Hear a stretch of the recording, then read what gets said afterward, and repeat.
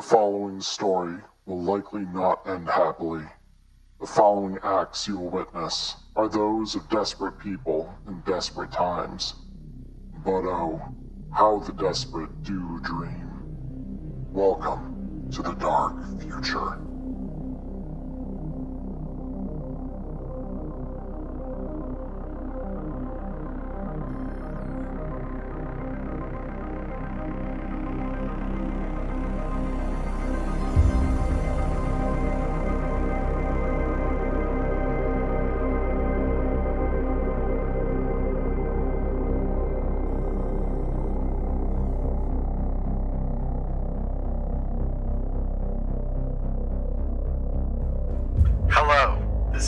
Johannesson for N54 News. Last week, an unknown force launched an assault on NCPD Precinct number 1 in the Glen. Drone footage shows that shortly before the attack commenced, a large crowd of people gathered near the front of the station at the behest of a group known as Asymmetry, who played an unannounced show just outside the front of the building. Riot forces were dispatched to protect the building, but once the band started to play, Max-Tac AVs were seen closing in on the precinct, and an explosion was heard near the back of the building. A short time later, power was knocked out for several blocks surrounding the precinct. Several convicts have escaped, but due to a computer issue at the precinct and damage to the server room inside, their identities remain a mystery at this time. At time of reporting, it is unknown what role or relationship Asymmetry has to the attack on the building, but NCPD Police Chief Harold Lejeune has released a statement that an investigation is ongoing and that they will not spare any expense ensuring the capture and prosecution of those responsible. In other news, food shortages in South Night City continue due to supply chain issues for agribusiness magnate Continental Brands. In a statement made last week, Face Olivia Forsyth said, "The recent surge in violence among the booster gangs of the district have made shipments to our bodegas impossible. We ask for your continued support and patience while we look to rectify these issues." We will keep you updated on this story as it develops. Stay safe, Night City.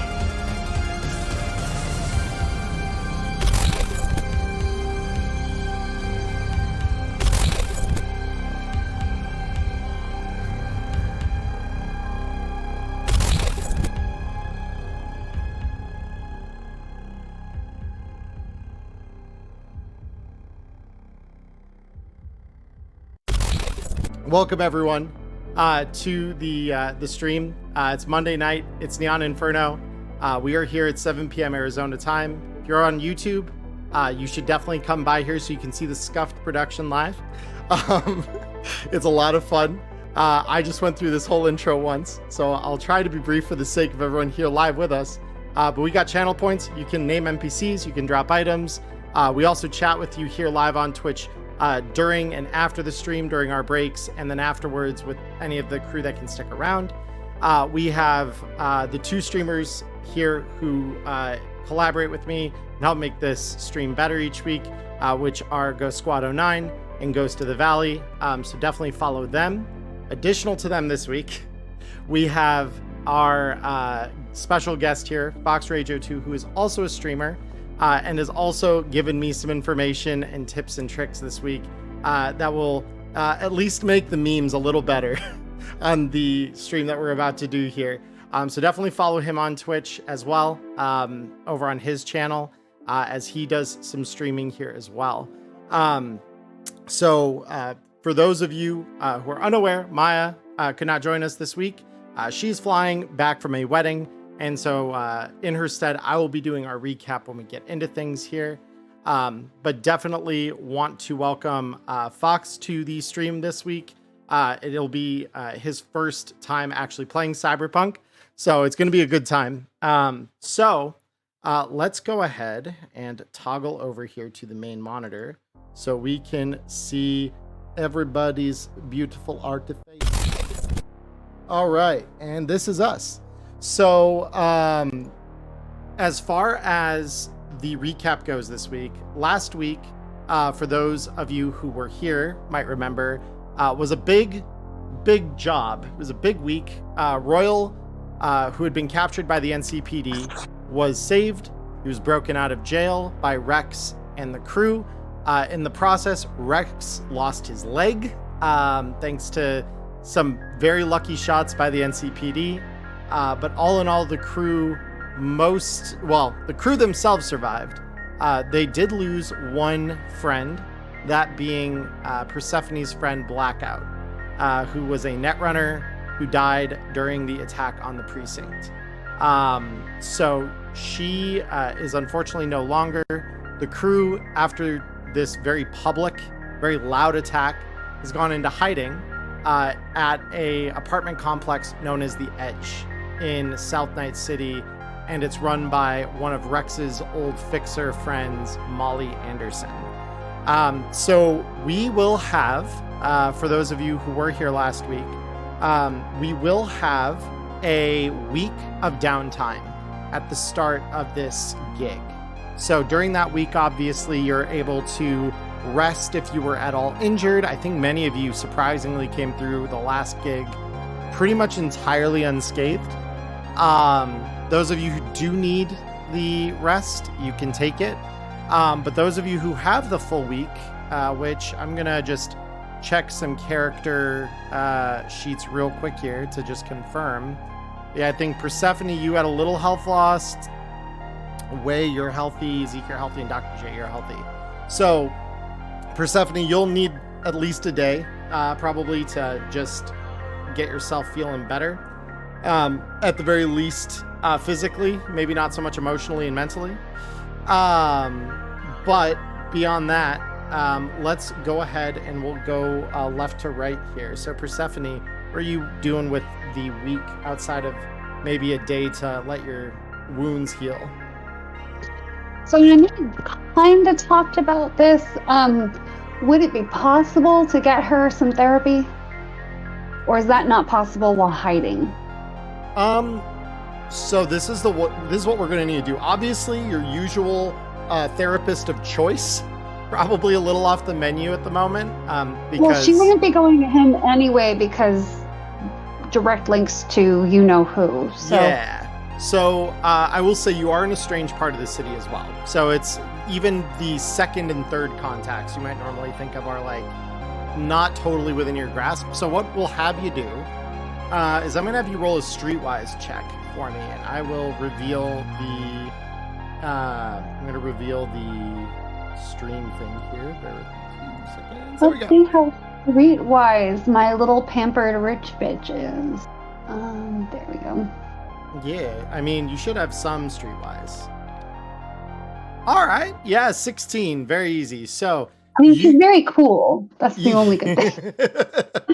So, you're able to kind of figure out through the grapevine and maybe talking with some of the Andersons, Molly's gang.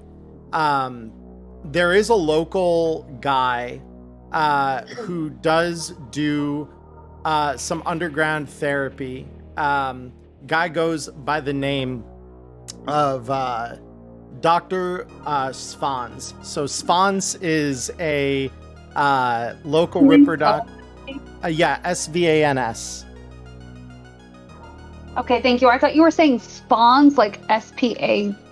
Yeah, no. Yeah, Svans, as in like this dude has a thick German accent that you can barely understand.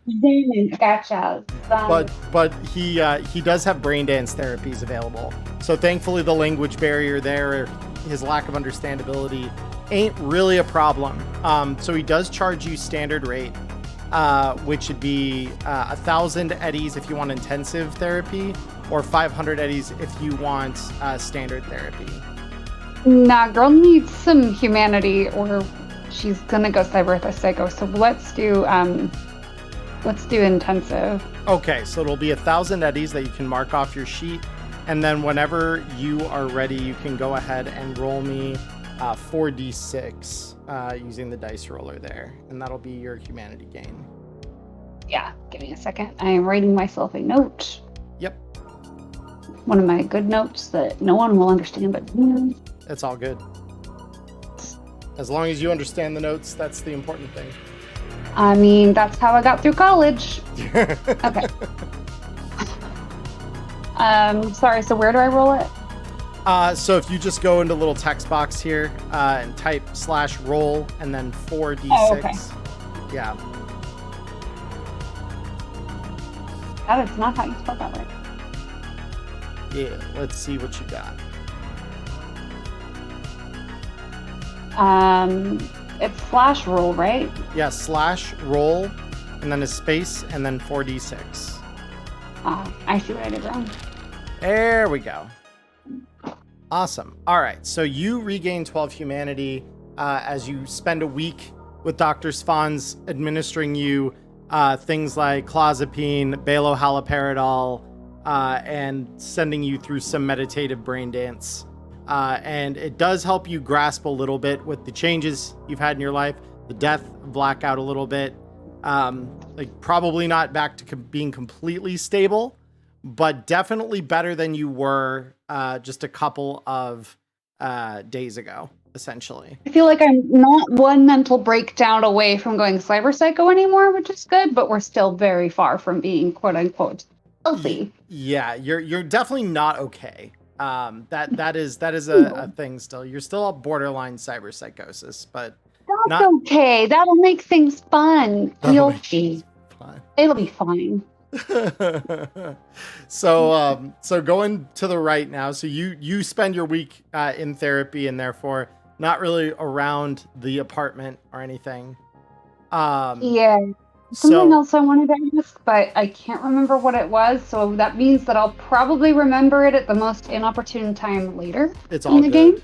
Yep. Yeah. So the next one, as we go left to right with the faces on screen here, is Dr. J.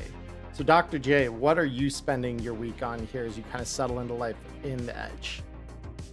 So, I mean, I'd probably be trying to check in with Rex whatever way I can. And in the process, remind him that I used my last speed heal, saving his life. And that any kind of reagents or any kind of hookup he could possibly give me in this part of town to find those would be ideal. Gotcha. So you reach out to Rex, and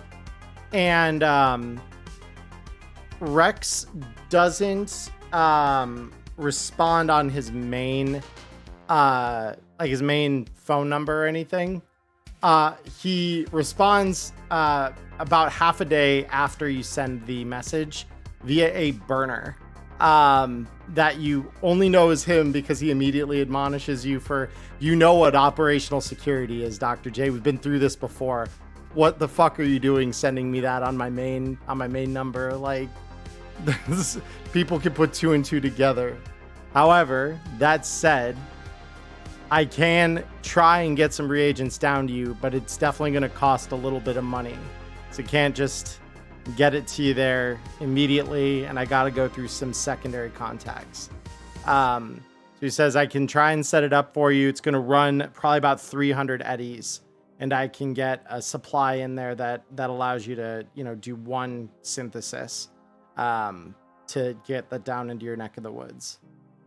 I mean, yeah, if whatever you can get at this point. That works. Yep. And so he says it'll take a couple days, but you'll know when it arrives. And so he starts to get that in motion on his end of things. In the meantime, before that arrives, then did you have any other uses for downtime that you wanted to use? If I can, I wouldn't mind asking Molly downstairs if she's got any work I can do.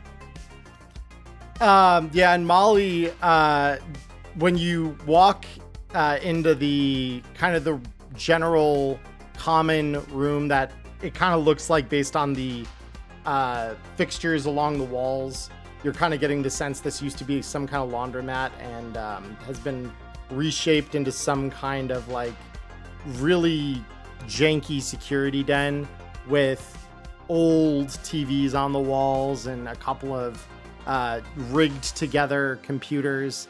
So you walk in on her and she's smoking on a cigarette when you walk in. And you just ask her kind of if she has any like spare work for you as like a med tech locally to kind of do stuff. Yeah, I mean, instead of just trying to walk around and ask every Ripper Doc in the general area, I figured I might as well ask the people that are, providing me housing. Sure. So why don't you do this? Go ahead and roll me a d6, and we'll roll it based on your medtech hustle. We'll see what kind of work she's got for you that way.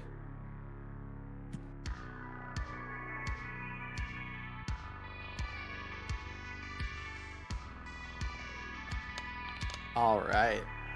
So with a 3, so she basically, at the time you go down to her, she says, nah, I haven't really heard anything. It's been pretty quiet. But it's maybe an hour or two later that she reaches out to you on your agent. Hey, still need some work. Apparently trauma team's knocking around the neighborhood. Some booster gangers got into some shit. And well, sounds like they need some extra docs on the scene. And so you get called in essentially to assist with some of their workload here in the basically in the wake of a building collapse a couple blocks down from the apartment.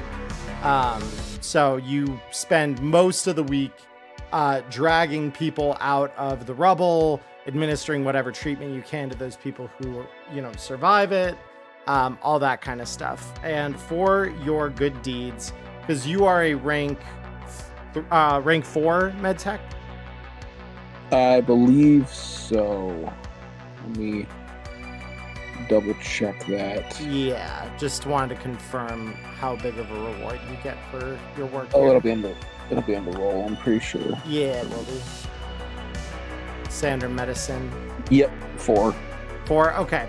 Yeah, so they end up paying you out 100 eddies directly from trauma team to kind of help them out. And as you get home on the kind of the last day of that, after kind of finishing up with them, you've got a couple hours at the end of your day there still. And as you walk through the front of the apartment building, Molly says, hey, Choom, got a shipment for you. And she basically taps her foot against the side of a small crate that just has it just says to Dr. J on it.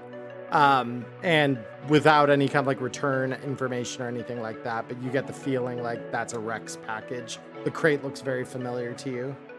Oh yeah, no, I'm gonna take that up to the room and get going if I've got the time. Yeah, so go ahead and roll me. So you are what rank in your pharmaceutical tech? I believe I'm just 1. Just 1, okay. Cool, just so that I get the DVs in front of me here. So to synthesize it, you've got to beat a DV 13 medical tech check to try and synthesize a dose of speed heal there.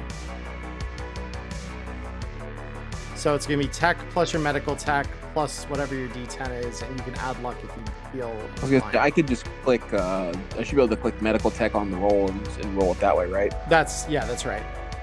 Okay. Cool. Yep. So you spend about an hour before passing out, getting a dose of speed heal ready to go. And within the package itself, Rex shipped you an air hypo as well, so you can administer that. Yep. So with that'll kind of cover your week of excitement there. So next to the right, skipping over our guest for the week here, we're going to go over to Wei. So Wei, what are you doing with the week of downtime that you got here? Well, first thing he's probably going to do is look for a couple of sets of batteries for that cool new sword he picked up. So he's going to, I imagine, since he's got nothing else, he'd probably rip up one of his cheap t-shirts and use that as a one-time strap. So it's just kind of hard strapped to his back, and if he pulls it off, the knot is too loose and it falls off, and he basically has to fully redo it. But it's strapped to him so that he can carry it. Fair enough. Yeah, so you just got a really sketchy strap built for the cleaver that you've got now. Yeah, that way he can kind of go wandering out and do his shopping to try and accommodate for it, which starts with getting batteries for it, so it's worth having on his back. Sure. So go ahead, roll me basic tech if you would, really quick, just to see kind of how well you put this together. Oh, this is gonna be great. Yeah, it's gonna be great. This is what I was waiting for. All right, it's a 9. So not awful, and the DV for this is pretty low. So like even someone like Wei, who isn't as technically inclined, pretty quick you're able to kind of figure it out and be like, okay, these are the knots I need. This is what I need to do. Da da da da da. You've got a t-shirt sling, but like you're saying, yeah, it's very shoddy, very difficult to like keep it tied. The moment you take anything, like move it on or off your body, it's kind of like you have to redo the knot each time. But you end up with the sling at the end of it all. But then, yeah, you go down to your local bodega, and you're noticing, because you might be looking for food as well, just snacks and things, but you're noticing like the section of the bodega concerned with food is actually pretty sparse. It's not super well stocked, but they do have, rechargeable batteries there. If only a couple of them.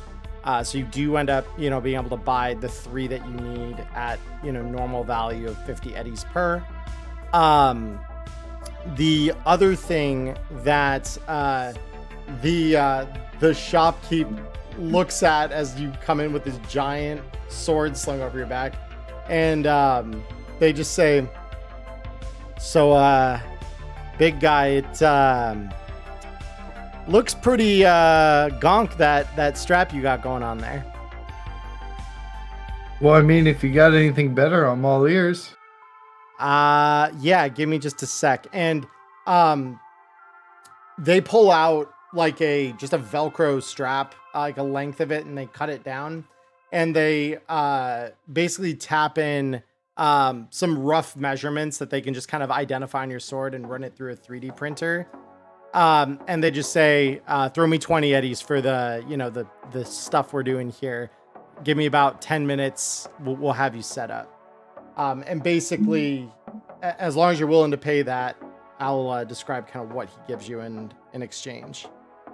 Oh yeah, easy. Way's got a huge smile on his face as he forks over the eddies. He can't wait to see what kind of actual strap he's gonna have. Yeah, so it's pretty much just like slightly more durable 3D printer filament plastic, but it's essentially gonna hold up a little better than your t-shirt rig. And it's just a single Velcro strap that he runs through the plastic brace he's essentially created. This thing can sit over your back sheathed, and not have your ripped t-shirt falling apart on you every couple minutes as you're trying to lug it around. Sweet. Yeah. That's awesome. Okay, Yeah. So cool. He's basically set then. He's skipping all the way home. Yeah. And you get a couple sideways glances as you do as well, because they're looking at this giant borged out dude skipping along with basically a wedge of metal strapped to his back with Velcro. So it's a sight, to say the least. It's fine. He's enjoying himself, and let them try and say something. You ain't gonna be the one. Yeah, exactly. And they ain't saying anything. They're just looking at you, and they're not gonna say anything. So that said, then what else are we doing with our downtime, if anything? He's probably, while he's feeling himself and all hyped up, he's probably going to try and get acclimated to his new sword, practice his martial arts. Because if I remember right, for the level 7 in martial arts, it's 280. It would be 7 times, 280. Cool. So then I will go improvement points modified by 280, subtract for the reason of martial arts. Bam, and then I can bump that up to 7. And I'm going to invest that point into my forms in Taekwondo. Yeah. Keep it all aligned, because he's going to practice what he knows along with trying to get acclimated to swinging around that big hefty ass sword. And Yeah. how much is it for a single point in something like a level 0 skill? 20, if it's not a X2. Yeah, I think his motor skills would probably also increase through that.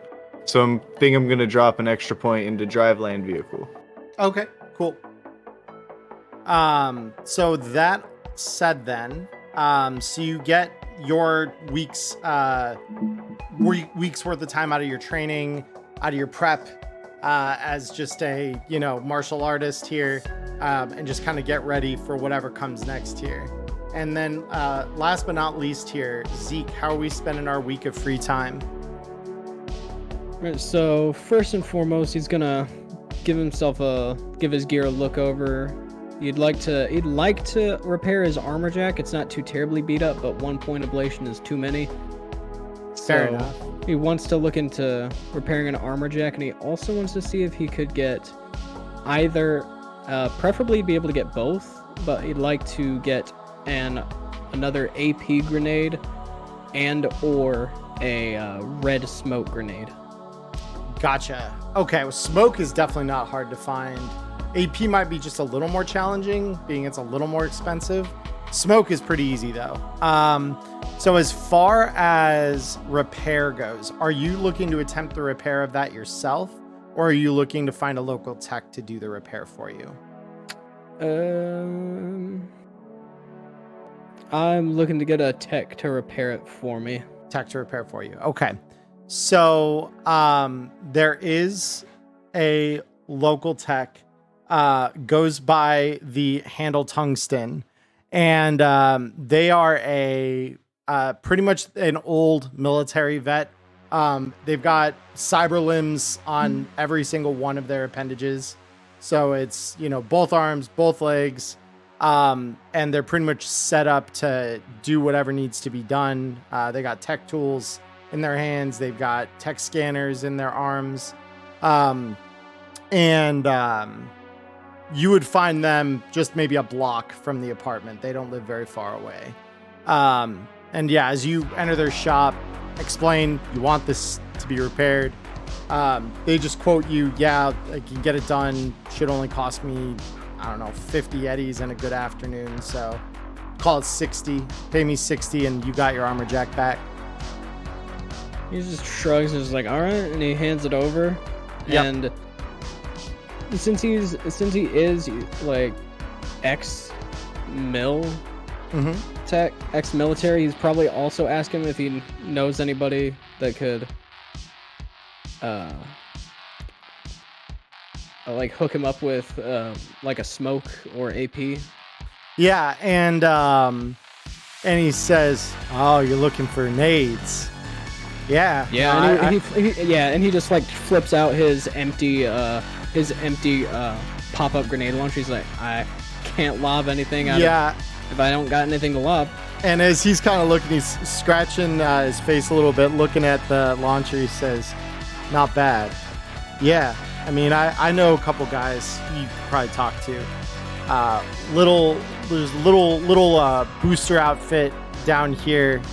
I think they go by some gonk ass shit. I don't know, Neon Panthers or some shit like that. But yeah, they got some explosives contacts. They probably got what you're looking for. And so he basically sends you down the street another block or two to a club known as Atrocity. And it is just a heavy metal. You would be shocked if fights don't break out here on the weekend. When you go, it's like middle of the day, so it's not nearly as lively as it probably gets on a Saturday night. But you show up, and there sure as shit are people in the club, many of them wearing this bright neon purple clothing of some type, or have a bright neon purple panther light tattoo. All of them have some variation of it. And as you kind of walk in, they're all casting you looks like this doesn't belong here.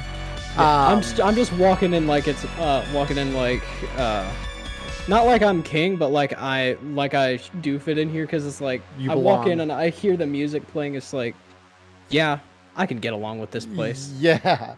So go ahead, roll me, because I know you're pretty well fit for this, but go ahead and roll me a wardrobe and style check, just as you kind of walk through to kind of judge that. And I will give you a +2 since your band does typically do this kind of music. So odds are pretty good that even if you're not wearing their gang colors, you're probably still not going to look totally out of place here. And you said a +2 mod? Yeah, I'll give you a conditional +2 to it since this is kind of your scene. There we go. Awesome. Yeah, so you walk in, they all kind of cast you that glance. But yeah, they soon as they see kind of stride in with the normal kind of look of someone who appreciates their kind of music. You stride up to the bar essentially, and the bartender comes over and through like a mono visor cyber eye, he looks at you, kind of gauges up and down. He says, "So, haven't seen you around here before. What the fuck can I do for you?" Well, I'm looking to get something to protect myself, if you know what I mean, and just quickly flash the pop-up grenade launcher and put it away. And he grins. He says, all right, you're one of those types. And says, now, normally we don't deal with outsiders here, but, you know, I get the feeling that you didn't just show up at my club and flash me some big, you know, bang ball spitter for absolutely no reason. Who the fuck told you about us? I've got Eddie's burning a hole in my pocket, and I just tell him who sent me on this way. I said I'm looking to get some arms after I, well, splattered a few gonks with it before, but yeah, I ain't got nothing left over, so I need to get a refill. And so you just tell him that like Tungsten was the one who gave their contact info to you, like. As far as that's concerned. Okay, cool. And he just kind of shakes his head when you mention Tungsten. And he says, fuck that gonk. I told him not to send his like every fucking client over to us. But yeah, no, we got what you need. And he says, how much we talking? We talking one of each? We talking a couple of each? What's your pick? Couple AP and a single red smoke. All right, so when you say couple, I'm gonna need like actual numbers here. Okay, cool. Yeah, two. Curtis, get him 2 fucking explosives and a smoke. And this one dude who was over at one of the tables playing cards against one of the other gang members stands up looking slightly annoyed, walks into the back room and comes out with basically a brown paper bag and just sets it on the counter in front of you. And he says, that'll run you $270. Call it new business fee. $270? Yeah. I'm gonna hand him $370 and say I threw in a little extra because the business here is so nice. And he looks at that and he grins. He says, "All right, I'm glad to see you understand common courtesy and manners. Be nice doing business with you again sometime soon." And then he pockets the cash and just makes sure that he slides the paper bag towards you on the bar, and then I assume you kind of get up and leave at that point. Yeah, I pick up the paper bag, just give him just that downward nod, just appreciate the courtesy in the environment, and just walk on back. Yep. So you get exactly what you asked for. You got 2 Militech AP grenades, and it looks like some kind of custom that they probably did in-house. But yeah, it's a red smoke grenade just like you asked for. It looks like it was kind of jerry-rigged out of an old paint can or something like that. I love that. So with that said, it would be just later in the evening that you find the armor jack gets shipped back essentially to Molly's office. And so she sends you a message, say, "Hey, Rocker Kid, think a package just showed for you." All right, and I message her back saying I'm on my way and I'll pick it up when I get back. Yeah, exactly. So when you do grab it, it's just your armor jack looking good as new. So you have that back at full SP. So beyond that, so that's kind of like a good day's worth of downtime. What are we doing with the rest of the time? The rest of it, I'll probably invest in some light therapy because you'd probably hear mention of it incessantly after having gotten all of his cyberware, because you got it all at once, so you'd probably hear it incessantly from the Ripper that installed it. Yeah, no, definitely. Yeah, so I mean, you could go see Spawns as well, and he would set you up. Are you looking just basic therapy, or are we talking Yeah, heavy? just basic. Okay, cool. So yeah, he gives it to you for 500 eddies, plugs you into a brain dance, and gives you just some mild synthetics, synthetic compounds that kind of help enhance your empathy for the duration of the brain dances. And that's how you'll spend the rest of the week. So go ahead and roll me 2d6, and we will see how much humanity you regain. Not bad. All right, cool. So yeah, you regain 5 humanity off of your remaining week of that therapy. All right. Yep. Very cool. All right. So with that all said, let's get into the action this week. So, what I needed to ask you about. Oh, what's up? Sorry, Persephone would like to find Cindy. Cindy. All right. Incendiary grenades. I get you. Yeah, she calls them Cindy's. I don't know. Yeah, no, fair enough. So for that, I will have you roll. I'll have you roll me a streetwise check again here. See how connected you are here. Let's see if I can remember where that was. Yeah. Should be under your social skills. Yeah, I'm looking at the wrong thing. There it is. Also, Weeb Panda, thank you for the follow. While I have a moment to thank you for that, I want to do so. Thank you. But yeah, 16 streetwise. You also are able to find your way over to Atrocity and the Neon Panthers to do some shopping with them. So when you walk More in, different things. I'm sorry. I'm sorry, I was cutting you off by accident. I was going to ask if I needed a wardrobe and style check. Yeah, so as you walk in, they give you the same look that they gave to Zeke earlier in the week. So I will have you go ahead and roll me that wardrobe and style. But again, you're a rocker boy who knows her way around clubs pretty well. So I'll give you that same. Oh yeah, you got no problem. So you walk in just with just enough attitude and sass in your demeanor that makes it not arrogant, but definitely confident. And as you walk in, they're checking you out. Like, that is full on what's happening. I'm not going to mask that. But as you that's the point. So yeah, it's exactly. So they look you over, and the bartender looks at you with his mono viz and says, "All right, so I ain't seen you around these parts before, but damn, that's kind of a shame. What can we do you for?" I'm looking for my friend Cindy, incendiary grenade. I heard you might have some. And this guy grins. He says, "Hot grenades for a hot chick? Yeah, we can do that." And so he says, "How many are you looking for? 1, 2, a dozen?" How many can you get? And again, this guy looks over. "Curtis, how many fucking flame spitters we got back there?" And Curtis, getting up, little less annoyed than with Zeke, but definitely still a little oh man, he's asking me to do this shit again. Walks into the back. He says, "Boss, I think we got about half dozen." And so the guy looks back at you expectantly after kind of hearing that get shouted out. So, and she's gonna lean forward when she says this.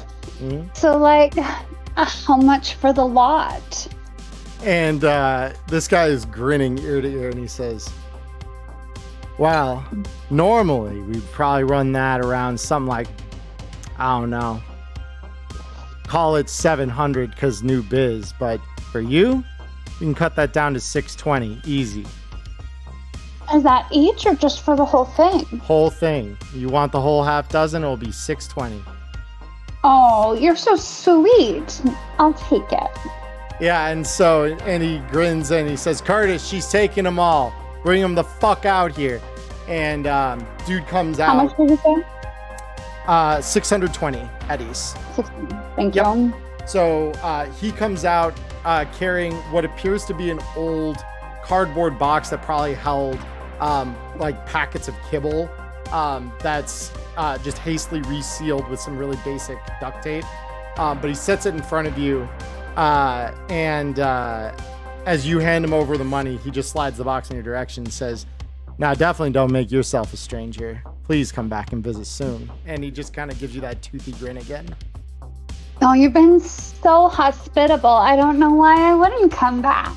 Yeah, and so you just lift it up, and again, on your way out, all the eyes in the room kind of follow you to the door. So as they should. Yeah. So with all of that,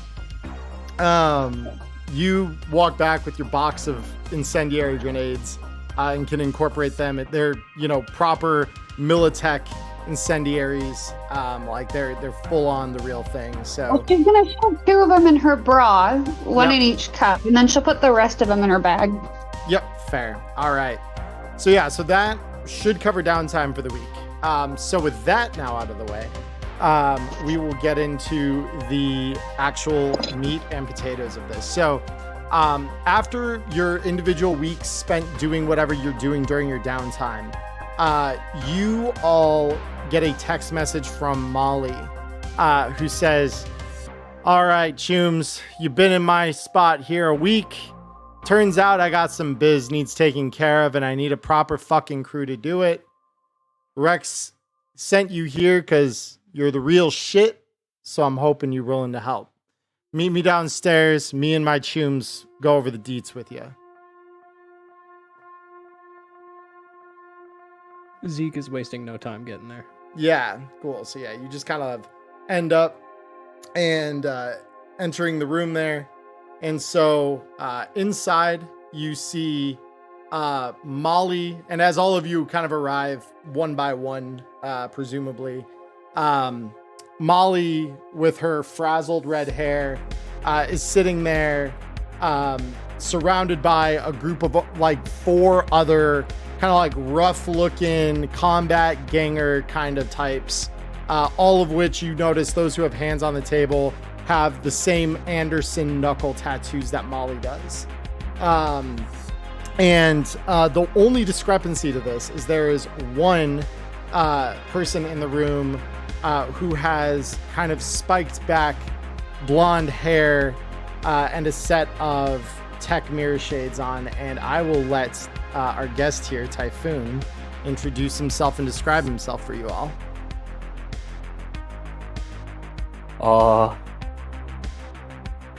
What you look okay. like. White guy. No. So, here, actually, because I have it on hand, is there someplace in your Discord I can drop it for the people in the, group here? Yeah, absolutely. And if you guys in chat are not part of my Discord, you should be. If you go channel? Neon Inferno Art, if you just put it in there, I'll drop the image for a good character reference. It's just the one I'm using on the tabletop, but bigger, so it's easier to see. In Bigify, I like that. Okay, cool. So pull this in front basically what he's wearing, except the only discrepancy is there's a hood. I smacked the mic out. There's a hood on that jacket, unlike in the image, and his skin is chem skin, but it's like the perfect human shade chem skin, so it's like uncanny. And then his hair is, what is it called, tech hair, and it's very pale blonde that slightly glows like white. I don't know what else to say. That's the character. He wears a big red jacket and has on his right hip, you can notice it occasionally, as you come downstairs, he turns to face all you. You can see it as the jacket moves, a holster that carries a massive blacked out revolver. And that's all I have really to say. Beautiful. Yeah, no. So you all walking in seeing this new face. And so Molly says, "Please everyone take a seat." And So she just kind of has you all sit down and says, so I've got a little fucking problem. South Night City, unlike where you guys come from, maybe you're not as familiar with exactly how rough some of these southern combat zones get, but let me tell you, right now I'm dealing with some fucking street punks who think just because they can, they should knock over every goddamn convoy that enters this part of the city. So, as a result, Continental Brands is breathing down my fucking neck because some assholes, gonk-ass kids calling themselves the goddamn Gators.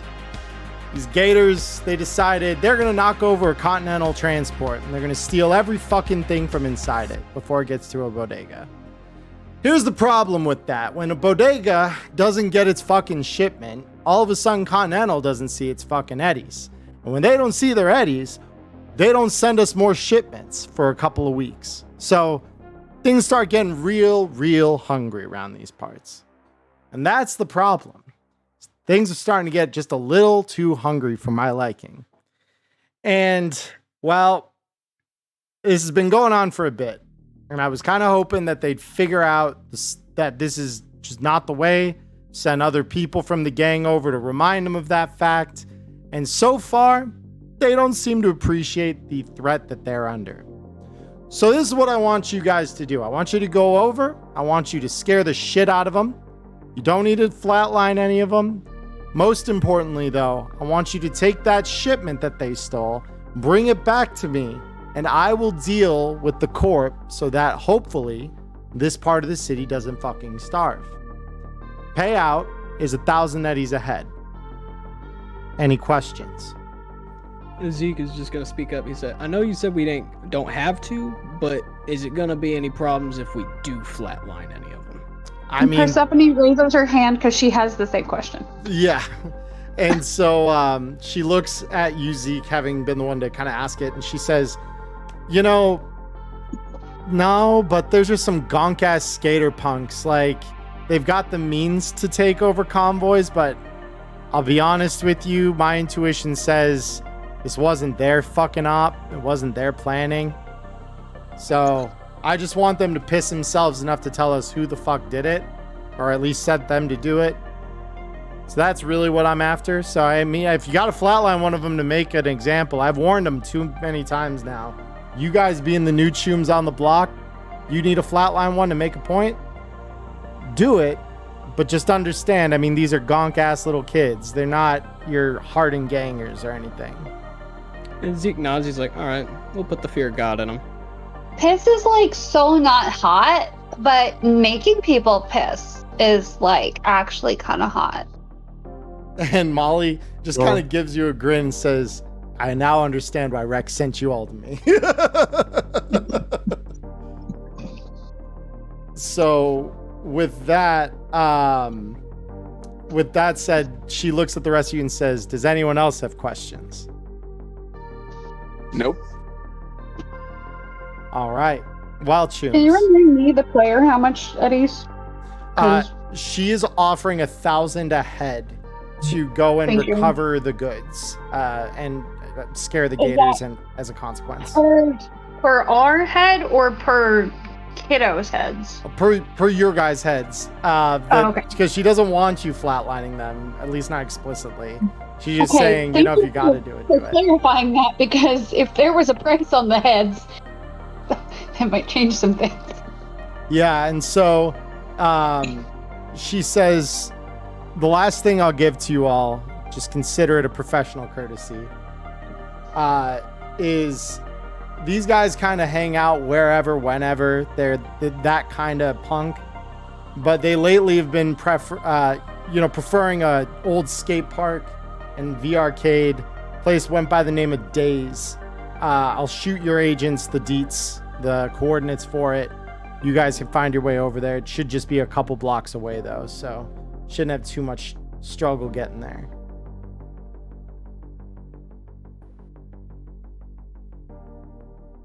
And so if that's it, good luck, Chooms. I'll be seeing you back here later today with hopefully a big ass haul of goods.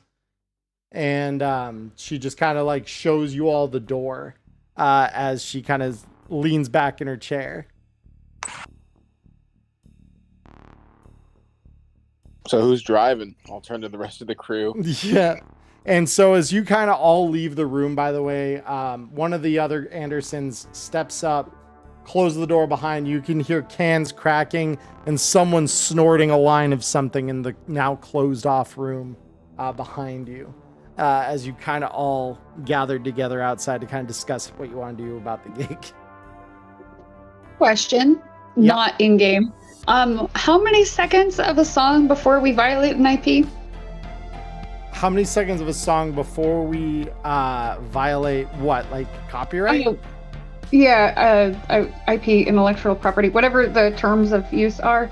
I need to know because you said something and now I have a song stuck in my head and I need it out. Oh, I mean, like 5 seconds or less isn't really a problem. Usually. Wherever, whenever, we're meant to be together. Okay, now I'm good. There you go. Yeah. Now when you're singing, it's Thank fine. you. Sorry.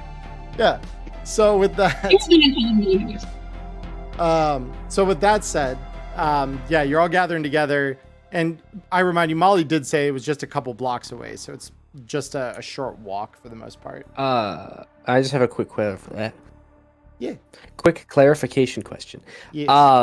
I did the 4 big guys with the tattoos you mentioned. They didn't follow us out. They stopped inside, or did they come out with us? No, they didn't come out with you. They stayed Okay, that's what I inside. thought. They're other Andersons, yeah.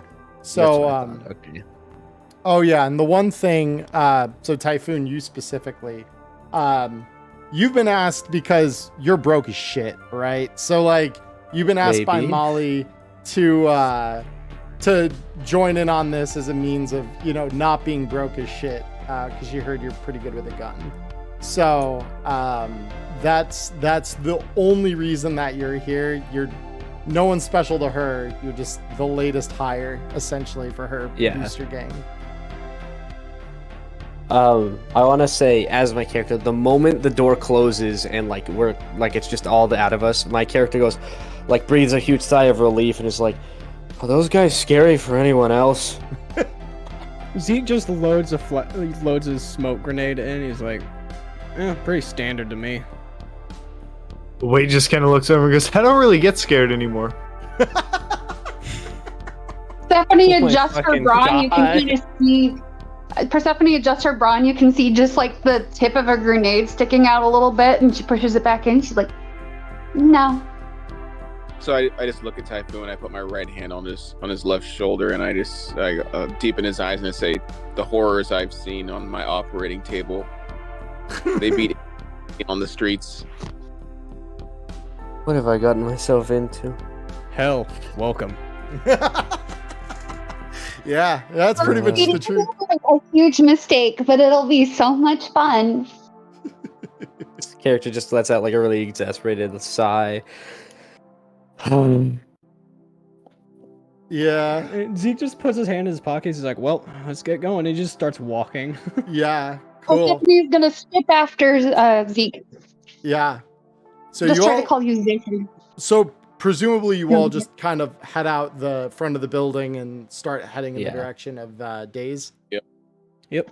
Yup. Perfect. Oh my gosh. I do want to read a chat real quick. The deep cynicism and violence has already numbed these half psycho chooms to death. Welcome to your new crew, Typhoon. Yeah, that's pretty much it right there. Yeah, thank you, Evan. Uh-oh. I'm like Appreciate one that. bad roll away Oh my from being God. cyber psycho. Welcome. I just have to meta real quick. I now realize why your character's name is Typhoon after adding 2 and 2. don't I say just got anything. it. Yeah, I'm glad you figured it out. Yeah. So with that, you all leave the edge and you start walking in the direction of Days. And as you walk through the city, you're noticing those of you who have lived in other parts of it, obviously most of the crew here. Typhoon, you might have been in and out of this part of the city before, especially if you're broke as hell. Like, this is where the discount housing kind of starts to kick in. But as you kind of walk, you're noticing it definitely looks rougher. There's a lot of graffiti on the walls and stuff, whereas around you guys, like, it's not like there's no graffiti, but usually people start losing hands and shit because the tiger claws start to make sure that no one's desecrating the buildings they control, and they control a lot of fucking buildings up in that neck of the woods. So around here, you see a lot more graffiti, definitely a lot more like homeless population, kind of begging on street corners and stuff. And something you're noticing is a pretty recurrent theme is the 6th Street gang members that you can easily identify from their mock military uniform dress that they wear as gang outfits, essentially. And they're all brazenly walking the streets, holding shoulder arm type rifles and shotguns, basically just like looking across everyone that kind of comes across their path with that look that just says, try it, I fucking dare you. But you all feel oddly safer because at least here you kind of know the score. It's just a gang that's providing protection. You don't see a single cop your whole way down. And something about that feels a lot better than what you've kind of got up near your neck of the woods or in the Glen. And after a couple of blocks walking, you do come to this dilapidated old building that has what appears to have once been a spray paint mural of a little 8-bit knight type character on the side of the building. And it's got just a basically a spot where the letters have been wiped away in terms of the paint, but the negative left behind reads very roughly days up on the side. And down on the side of it, kind of leading around to the back of the building, you see a small rusted gate that's kind of left ajar. And you can already hear the sounds of skateboard wheels kind of carving against concrete behind the arcade here as you all kind of walk up.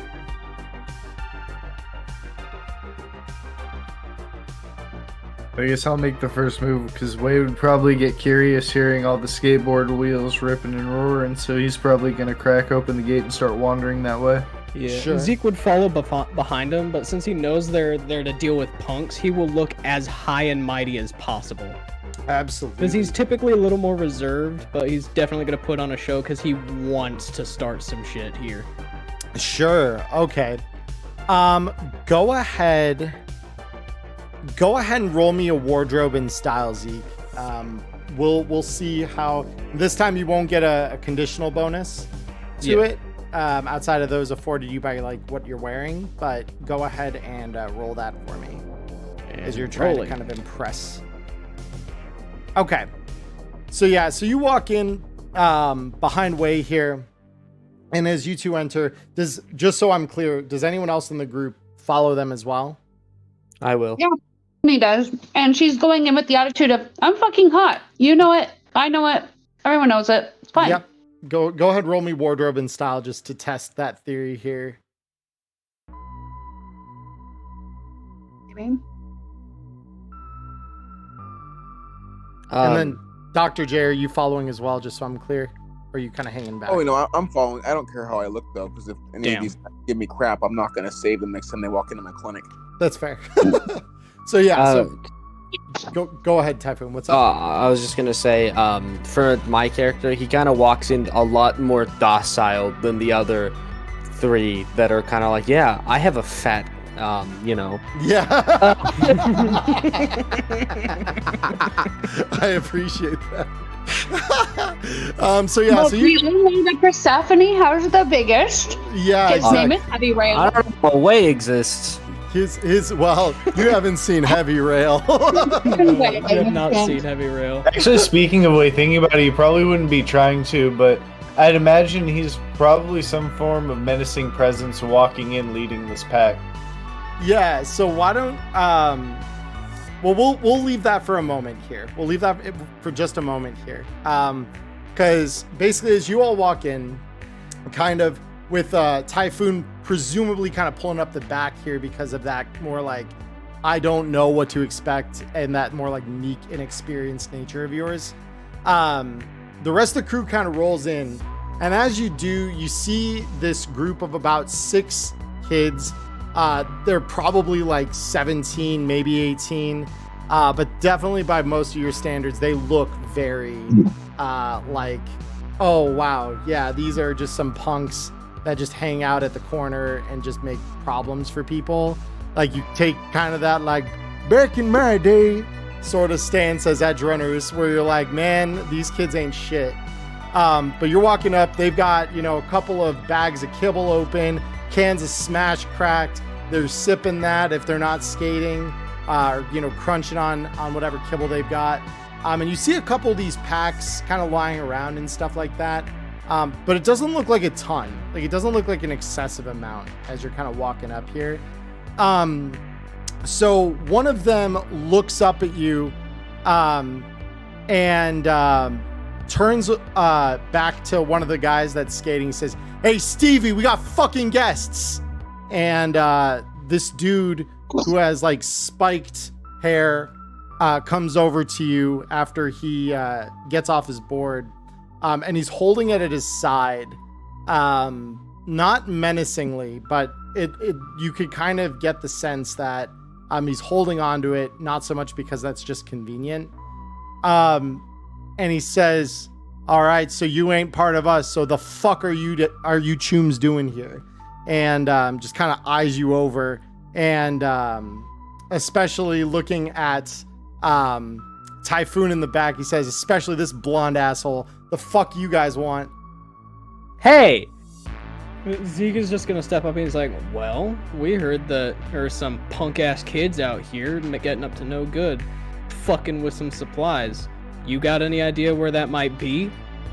And he's like, Zeke is just maintaining just that air of, "I am bigger and stronger than you." Mm-hmm. Go ahead. What I want you to do for me is I want you to roll me some. Let's roll a face off here real quick, because you're definitely trying to like tell him like I'm bigger and better than you. Yeah, trying to pull the "I'm an adult" card.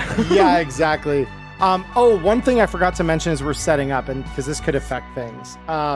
Your reputations have gone up. It may not affect you here as much, but all of your reputations, except for you, Typhoon, since you were not involved in the little heist last week. So your reputations, I believe, were 2 before. So your reputations are, some of your reputations are 2. So any of your reputations go up by 1, essentially, from what you did the last week here. So where's reputation here again? I cannot under find your it. life path. Under your Thank life you. path tab. Yeah. So all your reputations do go up by 1. So Zeke, this will probably affect your face down here. Yeah, because I had no reputation before. Yep.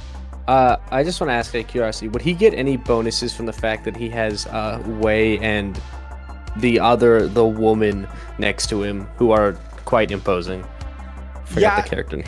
I mean, at this You point, forgot my name, really? it's, Oh my god. Like, I'm so very offended right now. Like, how can you forget my name? I am the Breaks most the like fourth important wall. person here. yeah, it's Persephone. It's Persephone. Yeah. Okay. Yeah. All right, it's in the bottom left. It is.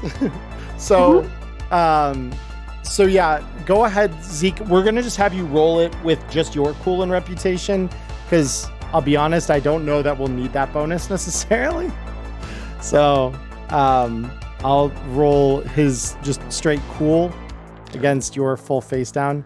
Oh yeah, no, like I don't think you're gonna have. That's spicy. maybe. Oh, maybe. Oh, maybe. Oh, yeah, my. wow. See, but then Damn. it's good I didn't dedicate to the +1 because Yeah. then I can kind of sidle in past him when I can see this punk kid really isn't responding well and he's trying to stare him down like a dog. Way's Yeah, just I gonna have a kind backup of plan. shrug past Yeah. him and broad shoulder like, no, I am the adult here. Yeah, exactly. And So so, for a second, I'm gonna push Zeke out of the way and be like, "Don't waste your breath, Zeke. Hi, little boy. Like, where's your daddy?" and so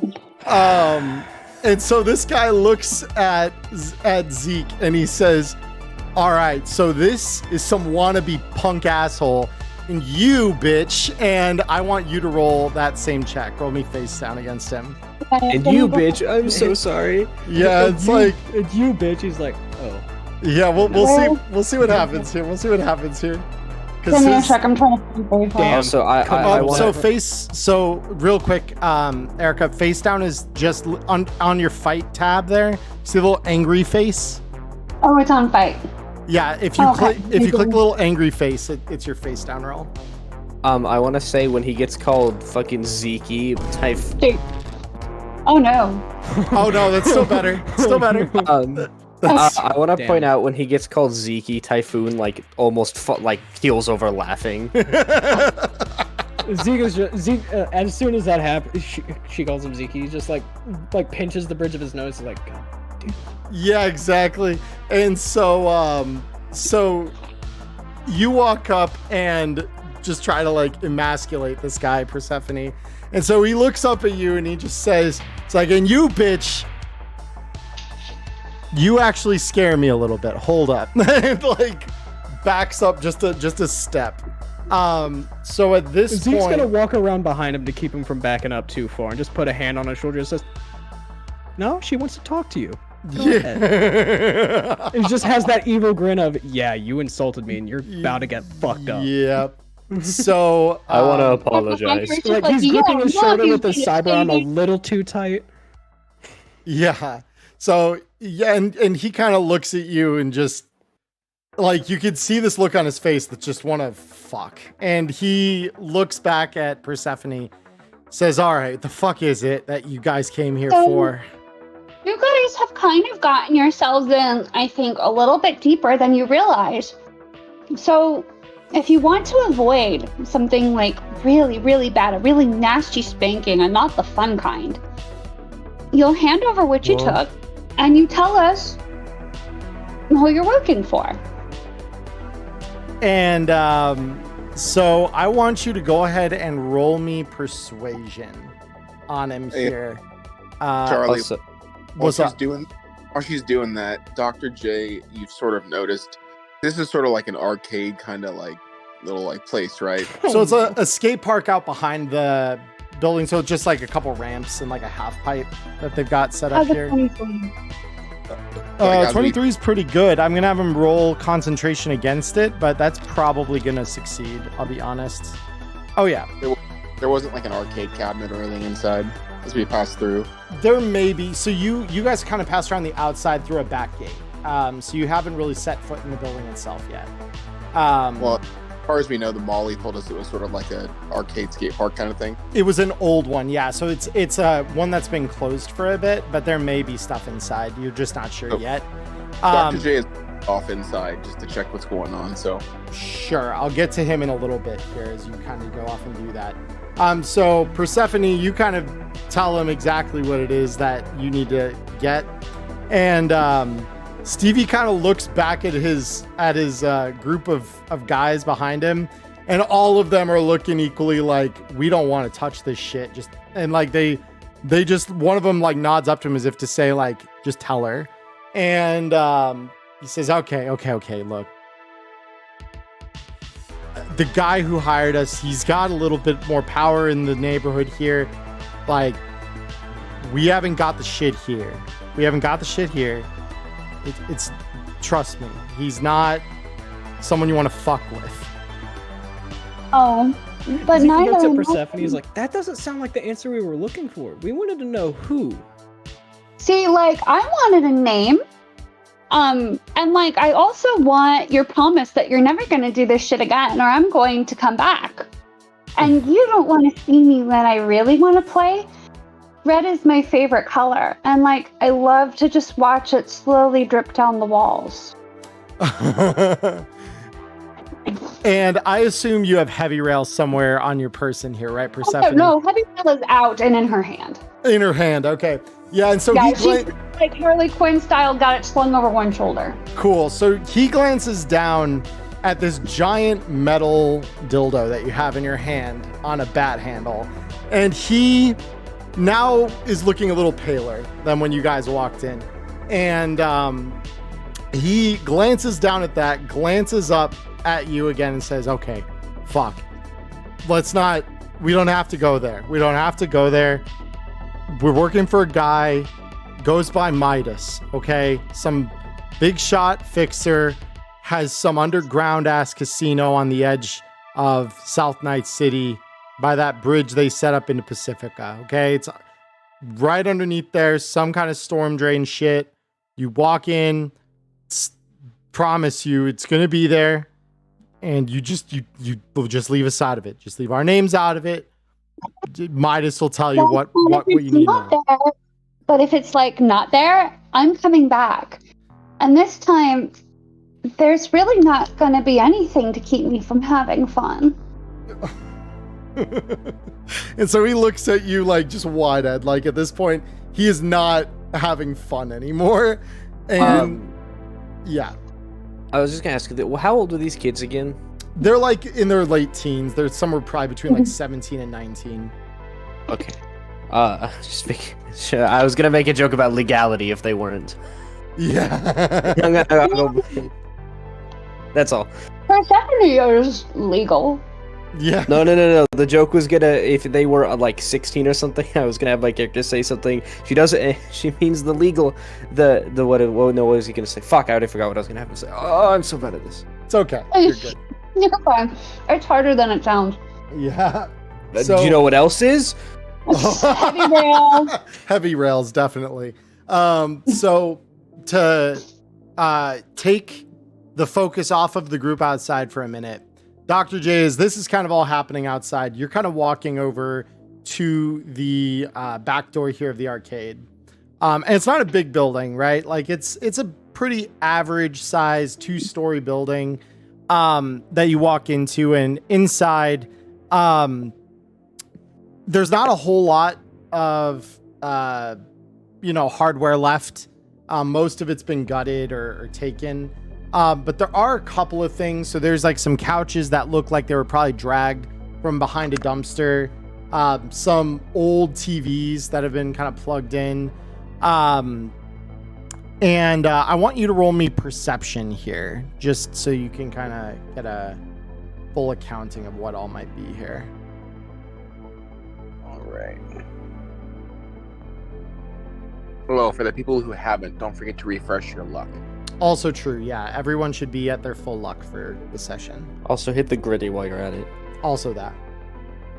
Don't forget to like and subscribe and ring that bell. That too, but don't forget to reload. Dang, this is my channel and I've got other people saying my shit for me. That's awesome. Yeah. Anyways, he does not miss any beats. Okay, can I try it? Don't forget to like and subscribe. That was beautiful. Like a million people unsubscribe. Yeah, I don't have anywhere near 1 million. When we get to 1 million, all 1 million of you, if you hear this, and some far-flung we'll go bullshit. They all unsubscribe. Neon Inferno is a non-profit fan-based parody.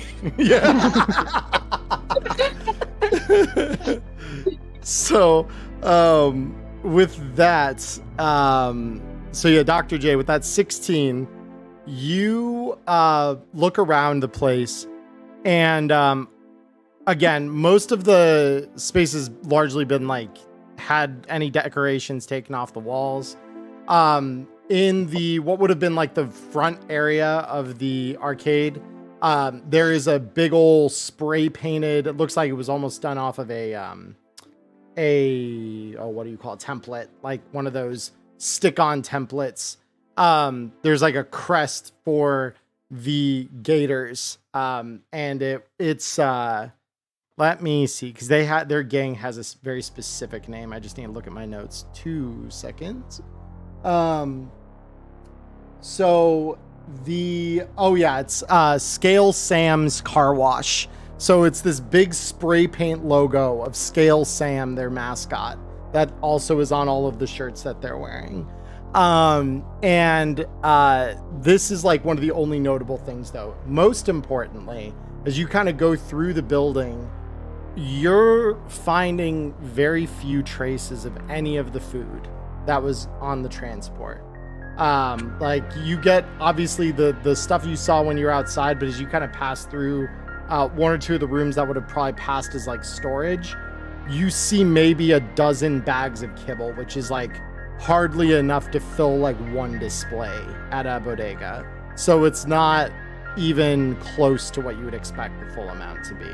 And there's like a couple of cases worth of smash that again would be probably only like a fraction of what would normally be delivered to a bodega. Yeah, but not a whole lot of like arcade cabinets or anything like that. Those have all pretty much been taken by whatever corporation or organization owned the building before. What is Smash, by the way? I don't know. Smash. Yeah, so lore time. Fun. Don't drink it. Yeah, Smash is the answer to beer of the dark future. It is also extremely addictive. But yeah, it makes you loose, dancy, and happy. And then when it wears off, if you're addicted to it, you quickly fly right down the road into depression. It's very bad.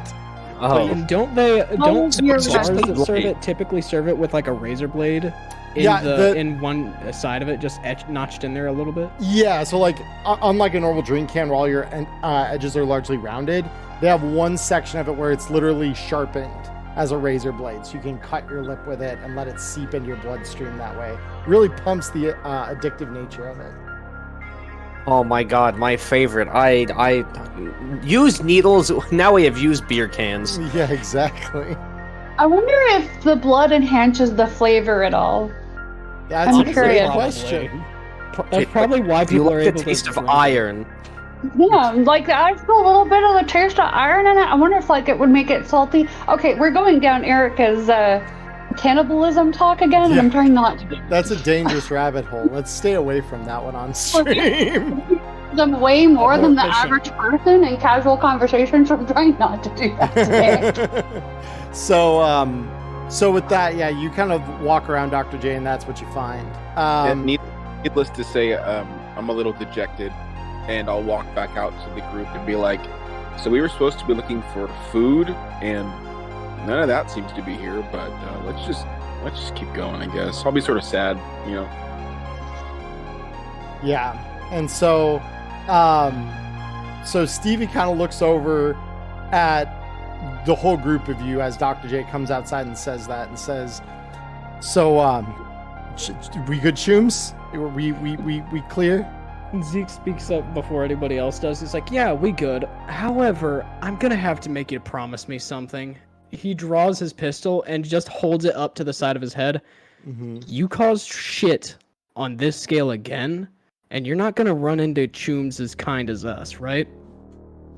And go ahead and let me just see here.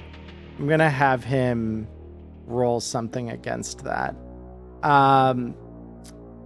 Go ahead and roll me an interrogation check, if you would. Interrogation. Yep. And here's where I regret not pumping anything into interrogation. It's okay. Oh, never mind. Regrets? What are those? That was such a turn of emotions. So with that, he looks at you wide-eyed as you draw the pistol on him, and he says, "Yeah, of course, Shoom, we're good, we understand." And he holsters a pistol and just gives him a light pat on the back. It's like, I'll go ahead and keep skating. yeah, and so he just kind of stands there petrified for a minute as you kind of all walk, presumably out of the gate. Wait. Yeah, I wanted to steal a skateboard. I've been waiting Everybody so who wants to scare the patiently. shit out of him. Somebody who actually wants to make him shit himself. Yeah, No, I thought the goal was to piss. yeah. So Persephone wants to tap him on the cheek and just say, "You better promise not to be naughty again, or Mommy's gonna come back and punish you." Yeah. Ghost, that gif I sent you. I That did. part. So, Wei, you said you had something you wanted to do. Yeah, I'm snatching his skateboard before we walk off. I'm just ripping it out of his hands and giving him a mean look before I turn around and walk back with the group. Go ahead and roll. Go ahead and roll me brawling. I'm gonna have him Piece of contest shit. brawling to hold on to it. That's meaner than anything I could have done, and I have a giant dildo on a stick. I want to ask while he does this quick roll, is any of the kibble they were eating like indecently close to us? He loves his skateboard. He's running. I'll answer that in just a second there, Typhoon. So, Okay. Wei, you go to grab the board, and he, even though he's petrified for just a moment there, as he sees you grab at the board, he yanks it back super protectively against his chest. He says, Choom, that's way too fucking far. The board is mine. You fucking go. You fucking go. He's just gonna give him a real mean look and turn and walk off. Yeah. Stephanie will turn around and be like, wait, I'll buy you one later. Yeah. And so Typhoon, what was your question? I'm sorry. Is any of the kibble like bags they had in decent like arm's reach of us? I mean, yeah, they're kind of scattered around the ground, like they've just kind of set them there while they went and boarded. As we go to walk away, I want to have Typhoon just kind of yoink one, just, yeah, and then keep walking. Yeah, and no one's gonna fight you for it either. Yeah, and he broke. You managed to pick up actually a half decent flavor. You've got kiwi flavored kibble you pick up. Ooh, I'm gonna like start snacking on it as we walk. Yeah, fair. Actually, if we're walking by their stockpile, would there happen to be a spare board just laying in their pile in the back? Nah, they're not that kind of well off. They've got their one board each, and they take good care of them. So with that, unless there's anything further any of you want to do here at the park, we're gonna head away from this at this point. So yeah, aside from that, just giving them a wave as they walk off. Yeah, exactly. I mean, it's been a great start so far. Yeah. So you guys walk out, and so the bridge that Stevie described is a bit further. Like it's probably a couple miles from where you are right now, on the south edge of this like central island of Night City. So with that said, how do we want to go about getting there? I guess would be the question I want to ask.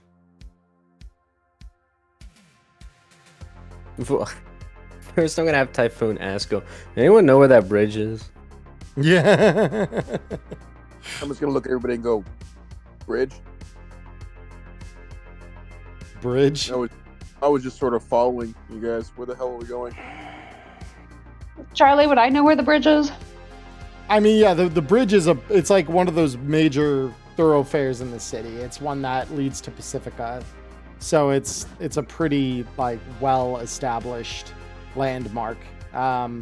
So you can, if you'd like, Persephone, roll me a local expert check.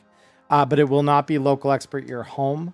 So you would just be taking believe if you have no local expert South Night City, which I doubt you will, go ahead and just roll me an intelligence check, and that will serve as the check that I need.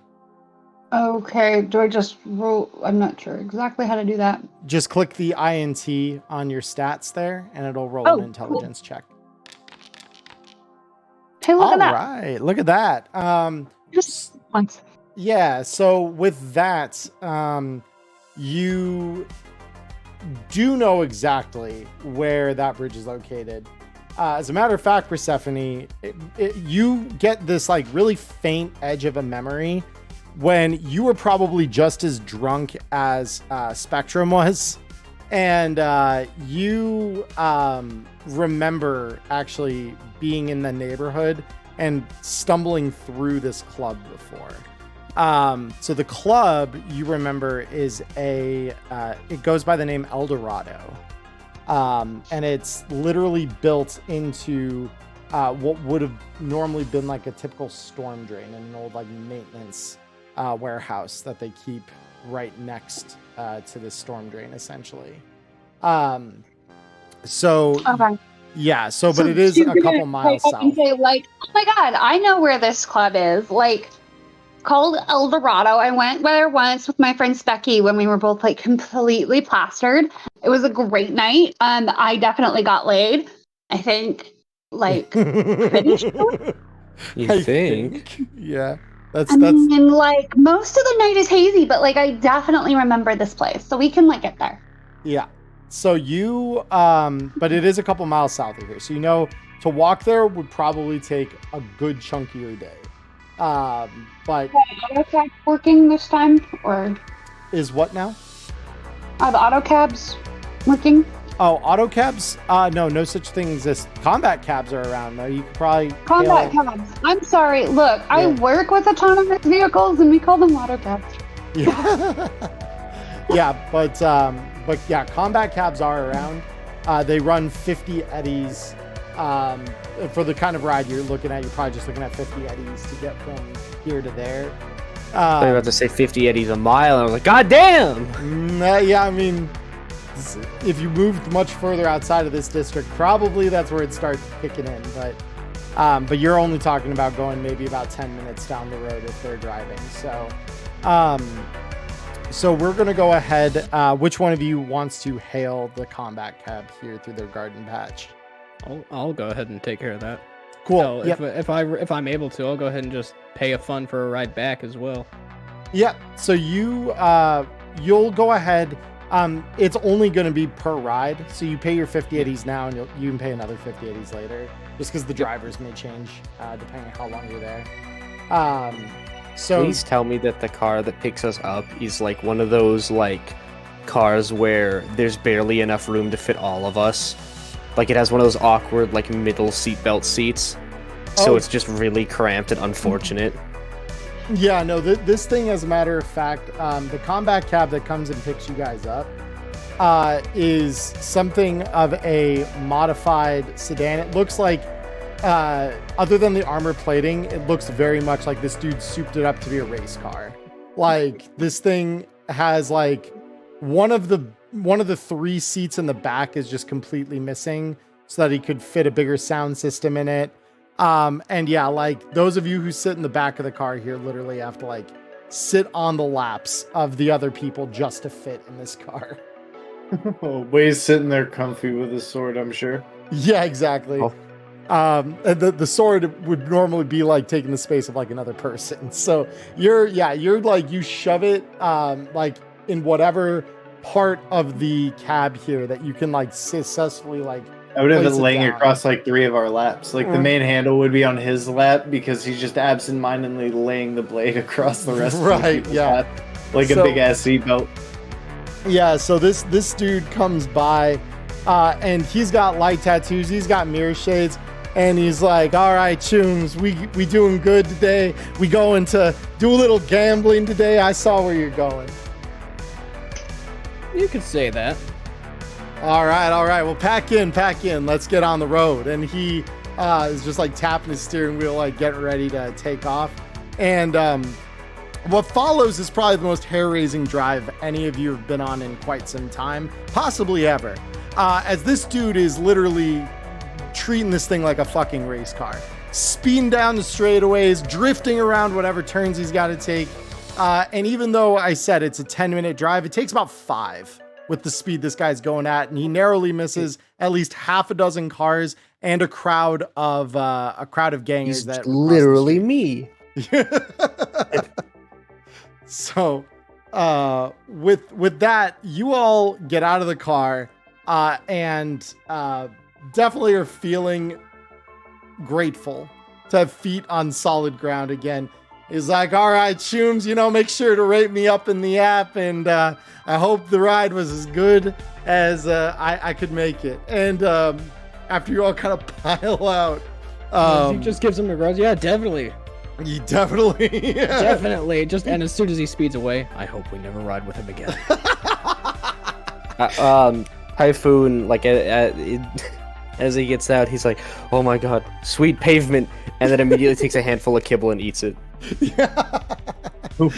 So he clambers out with a big old. Disgusted by how readily Typhoon will just eat kibble. He's like, is kiwi really that good? What's out some to him? Yeah. And as with most people who would normally be carsick from that kind of ride, Dr. J gets out and doesn't miss a fucking step because he's just having a VR headset strapped to his face. Yeah, exactly. So, you all. Persephone's very used to being drunk and out of step, and so she just gets out and she's fine. Yeah, exactly. Yeah, Persephone's used to going for wild rides, let's be honest. She is a wild ride. She's the wildest ride. Yeah. She's fun. Wade would clamber out of the box with a big old stretch because he would have been cramped as all hell in there. See this thing, kind of sigh and say, "I hope the next one's an SUV of some kind." Yeah. So you all. I hope it's the briefcase. I hope it's the briefcase. So yeah, you all pile out, and essentially the path in front of you here. You literally are like right next to the bridge, and there is a simple spray paint made sign essentially here that just says El Dorado with an arrow pointed down a gravel path that leads down towards the embankment on the edge of the San Moro Bay here. As you kind of all walk down and head towards this storm drain that you can see this gravel path very clearly leads towards. And so as you all get in, it smells awful, as one might expect.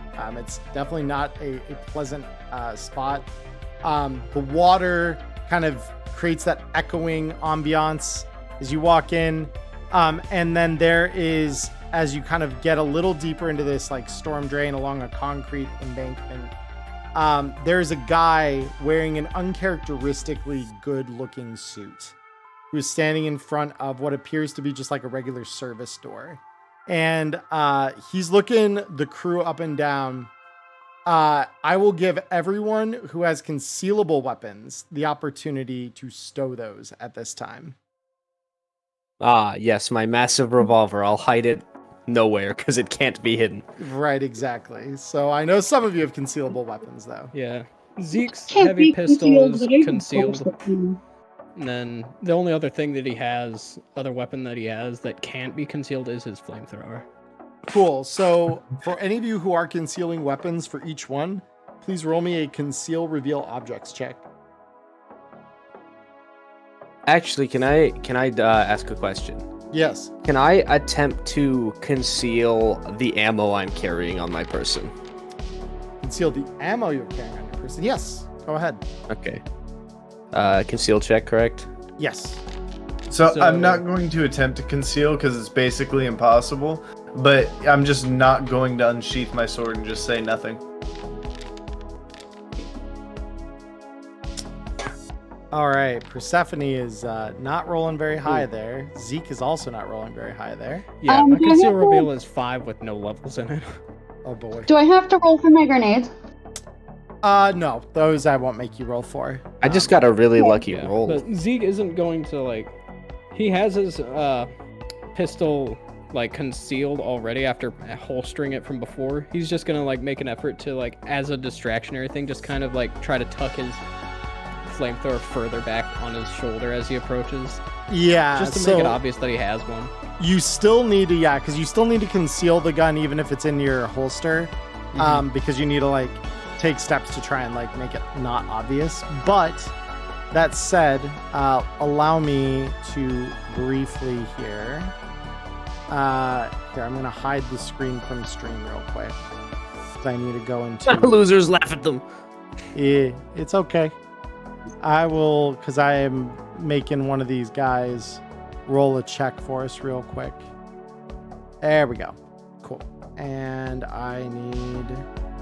There we go. So I need a perception check, which, all right. Literally all of you who concealed stuff get by this guy thank as he kind God. of takes a quick glance. Paying attention. But Zeke will hand over his flamethrower just to make him think that if they are requiring that we surrender him, he will willingly surrender his flamethrower. Yeah, Just act so like that's all he has. any of you have weapons you can't conceal just because they're not concealable, he's still going to tell you, all right, just inside, check it in. Any of the big weapons, lead spitters, any of that shit, I see it come out. Your heads are coming off. Is that clear, everybody? Clear as you can be. I'm just gonna stare at him and look at him and go, "You really think that I'm gonna outdraw this bow before one of your guys inside can put a bullet in my brain?" He looks you over and he says, yes, actually, I really do think your head's gonna go pop. Oh no, I wasn't questioning that. I was saying, you really think that it's necessary for me to relinquish this when I know that you could put a bullet in my brain twice as fast? Oh, go ahead and roll me persuasion on that then. I thought you were trying to act tough guy against him, but... Oh no, I'm just giving him the honest truth there. I'll just get down to persuasion. Yeah, here, let me expand, because this is the stat block I'm using, so we'll just have him do...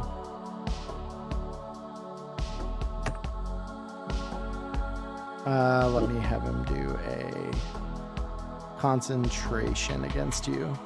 So yeah, whenever you get that persuasion out there. Yeah, just getting the luck put in here. Oh, cool. Yeah, so he looks at that and he says, fine, your medieval weaponry can stick on you. That's fine. I would like to have Typhoon go up to him immediately afterwards and grab his revolver with his non-dominant hand, his left hand, and like not in a drawing position, and pull it out and say something along the lines of like, hey, this weapon means a lot to me, and how about I just give you all the ammo I'm carrying? I don't got much. I'm broke. This weapon means a lot, and if it got hurt, it's basically all I own. You know how it is, right? Roll me persuasion. All right. We have a lot of emotional support weapons in this group. Me too. Indeed.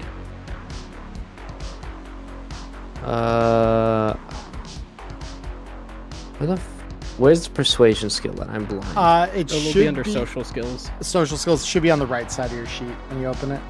Oh, I forgot this can scroll. It's not there. There's a lot more there than those. Yeah, there's a lot of skills. I'm gonna spend my 2 luck on this. All right, cool. Nice. And so yeah, he says, sure, just empty him into my hand here, and he literally just stretches his hand out and expects you to just drop. Yeah, so for the record, the revolver's a break action, so he breaks it, and the shells kind of eject out into his hand. And to make a show of it, I'm gonna give him all of my excess small game ammunition, not my actual ammunition that I concealed. So It looks like all of my ammo, because that's gonna be like 60 plus rounds, like 68 rounds I'm handing to him. Yeah, no, and so you hand it all over, and he's like, God damn, Chin, you have a squirrel problem in your neck of the woods? What the fuck is this? It's a good deterrent. It's all I can afford. But thanks, buddy. And then you want some kiwi? Fucking give. Just continues munching. Or you're getting him some of the kiwi, or? I was like, you want some? And he's like, and he looks at the bag and he just kind of gives this like expression of, oh no, I don't want any of that. And he just says, I'm trying to quit. All good, and takes like another handful and walks in eating it. After holstering the revolver, obviously. And you can feel his eyes on your back, and anyone looking back at this guy as Typhoon walks past, he's just got this most disgusted look on his face as he sees what you're munching on. Typhoon does not give a shit. Yeah, no. So, Attitude to have here. Yeah, so with that... This is the first food he'd had in weeks. Yeah. So with that, let me go ahead and again block the view here just so while I activate this. This is the story of desperate people. Yep, desperate people, desperate times. That's what we say in the intro, and goddamn is it true. So let me grab. Finally, I can say, because he's gonna turn over the rest of them, but he's just gonna thumb over his shoulder and say, "Does this count as medieval?" Pointing to his sword.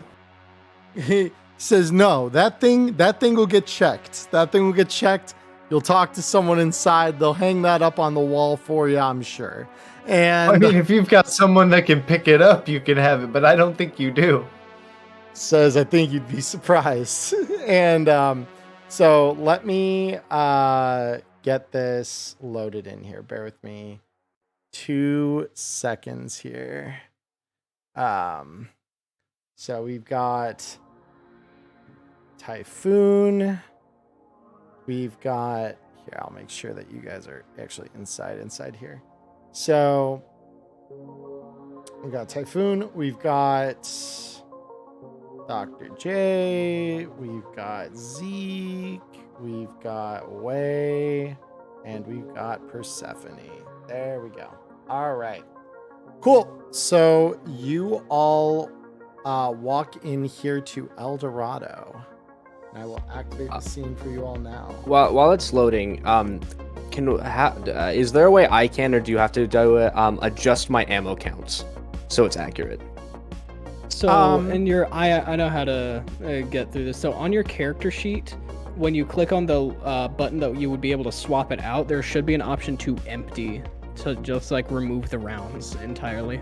Yeah, so if you click the little like double arrows that are pointed away from each other on your gun, it'll let you change the ammo type. Yeah, you can unload the weapon as an option for changing the ammo type. Okay, yeah, I unloaded the revolver. I meant to, hold on. So yeah, that's right. Okay, there we go. I found it in my inventory. I'm just changing my small game ammo to 0 for now. Yeah, that's fine. Because I don't have it. Yep. So you all walk There we in. go. You all walk into the club here, and I will unpause the game so you can start moving your tokens around. Enemy! I shoot! Yeah, exactly. I'm kidding. So this booster ganger right over here is, and I just did not give them unique tokens because you'll see when you enter here, it is a unique, getting a unique token for everyone in here would take a long time. So just a side note, I respect back over to Fumble Recovery. I realized that may have saved my skateboard snatch. Yeah, fair enough. So with that, you are greeted essentially by this booster ganger here. They are wearing something that again is like a very nice looking suit. And these racks here are just full of guns and weapons of all kinds. And they just gesture to the wall and say, please hang up your belongings. I'll tag them. You can retrieve them on your way out. He shrugs, he's like, all right, and he hangs up his flamethrower. Yep. And you got like various like bits of peg prongs that essentially you can just like jab into the spots on the wall here that are open and hang your stuff up. Yep. Wade's going to hang all of his stuff, but he's going to very gingerly and slowly kind of set the sword onto the hooks and kind of jerk his hands away and see if it actually holds. Yeah, and it does. Although you do hear just for a moment like really ominous creaking sound as the full weight of the blade is left to rest on the pegs that you set into the wall for it. As Zeke just leans over and just, you've been carrying that? Well, there's no other way to get it around. What are you made of? Sigma frame? Board Made plan? of Sigma. Good point. Crafted muscle and bone lace. Bro eats his Wheaties. Bro eats his Wheaties, yep. So so after you all hang up your non-concealed weapons, the booster ganger here that like kind of appraises everything and just says, all right, well, if that's everything, go through the doors. Welcome to El Dorado. Have a lucky night. Enjoy your stay. And you can approach the doors here and open them up at your leisure.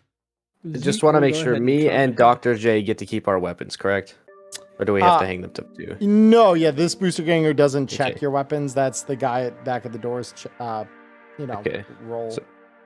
So the guy sitting there kind of, he's reading the magazine, not giving a shit. Yeah. Oh, Gotcha. I see why this is called El Dorado. Just Yeah. as he walks in. Yep. Question as we walk in, are the roulette wheels spinning? So the roulette wheels are indeed spinning. Like this is a full functioning casino. This is a full functioning casino. Well, I think everybody I- knows where this is going. Way is going to do his one-time trance because he saw shiny spinning colors. All right, cool. How much you putting down?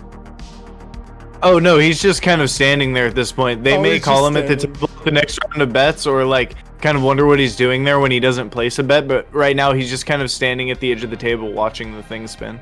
Yeah, I and very much enjoy Persephone coming through the door upside down. Yeah. Look, I have a hard time translating my skills from my work computer to my own computer on this thing sometimes. Sometimes it takes my brain a second. So, out of game, we may have a slight issue with this map. I'm not sure how animated it is. It's not really. There's some lighting, but other than that, Okay, then I'm having some actual PC issues. It's not keeping up with Foundry right now. in what way? I moved my character inside, got no error message, and nothing besides the mouse cursors of the crew here are moving on my screen. Huh. Interesting. No. You can try refreshing it. That might help. I Also, try telling your computer through Task Manager to dedicate more resources to Chrome. Yeah, set its priority to high or very high. Or real time if you really want to fuck everything over.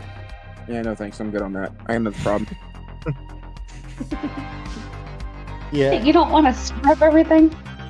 yeah. He is working Fox off of a potato that I gave him for this purpose because before that he did not have a computer at all. So Worst It's comes to potato. worst, the best stopgap we have might be he watches the stream. we've done it before, plenty. That was before he got the potato from me about a month ago. That was what we did. Fair enough. You know you have Task Manager says not responding. Ooh! Ooh, that's spicy. Okay. Fear Anyway. will keep them in line. We shall, I will theater of mind the heck out of this map. Yeah, it is all good. Also, for the record, as we walk through the door, I want to point out, like, Typhoon is still, like, on the fucking kibble as we're standing in this really nice casino. Yeah, and I mean, the casino does look pretty like shambled together. It's not like a super nice place. Like you could see here, the rugs are very much like the kind you just kind of roll out of storage every so often. The tables look like they've definitely they were dated. They definitely had stuff spilled on them, and they're a little frayed around the edges, a little bit crusty where something sticky has been set on them before. But they definitely, it's a casino. So that being the case here, as you all kind of walk in here, as you look out over the casino here, you do see in the back here a poker table around which there are 4 seemingly fairly well-armed people. And as they were checking you guys in at the door, that is not how this club typically operates. And at the Why head, head so long? At the head, I have no idea. That's AI art for you. But Mega Mind. yeah, exactly. So at the head of the table, though, you do recognize a man dressed in a very nice, it looks like a silk suit. And you could see from under the suit, he has a metal, super chromed cyber hand that he's holding a hand of cards. And he and the others at the table here are making bets and such around that table. But that is something that I will just make comment on there for you all. And Zeke's gonna just nudge Persephone and make a gesture over to that table. You think one of those chooms is who we're looking for? Playing over there, Charlie. What's up? What are they playing?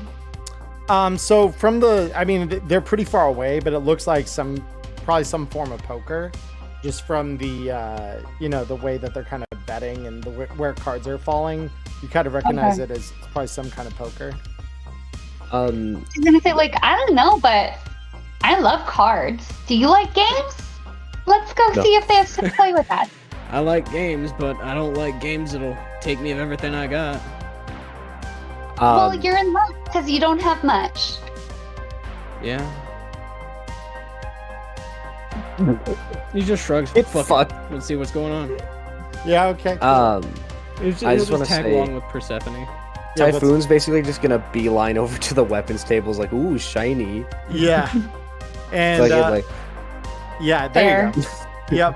And you can see some of these other guys here like looking at him, and they don't look like they're dressed up particularly nice. Many of them are just wearing gang colors that are emblematic of the gangs of the area. 6th Street's here. You see a couple of really borged out guys that might be Maelstrom. But yeah, that's kind of what you're seeing. And Dr. J, I know you're trying to regain access to the game here. But are you having any luck there? Do you need me to move your character for you in the meantime? I am loading back in currently, but yeah, if you want to move me, I can follow Zeke just because, I feel that he'd make smart decisions here. Smart decisions, okay. Oh no. Both squad 09, smart. In the same I've been sense. waiting for the point that they'd cross the line of like about here. It'd probably be in between one of the rounds of roulette, so the wheel would have stopped spinning. Way would have like snapped back to reality and realized the group was wandering off. So he'd kind of speed walk and catch back up. Yep.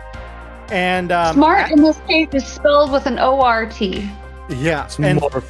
And so as you all walk up here, this gang member here,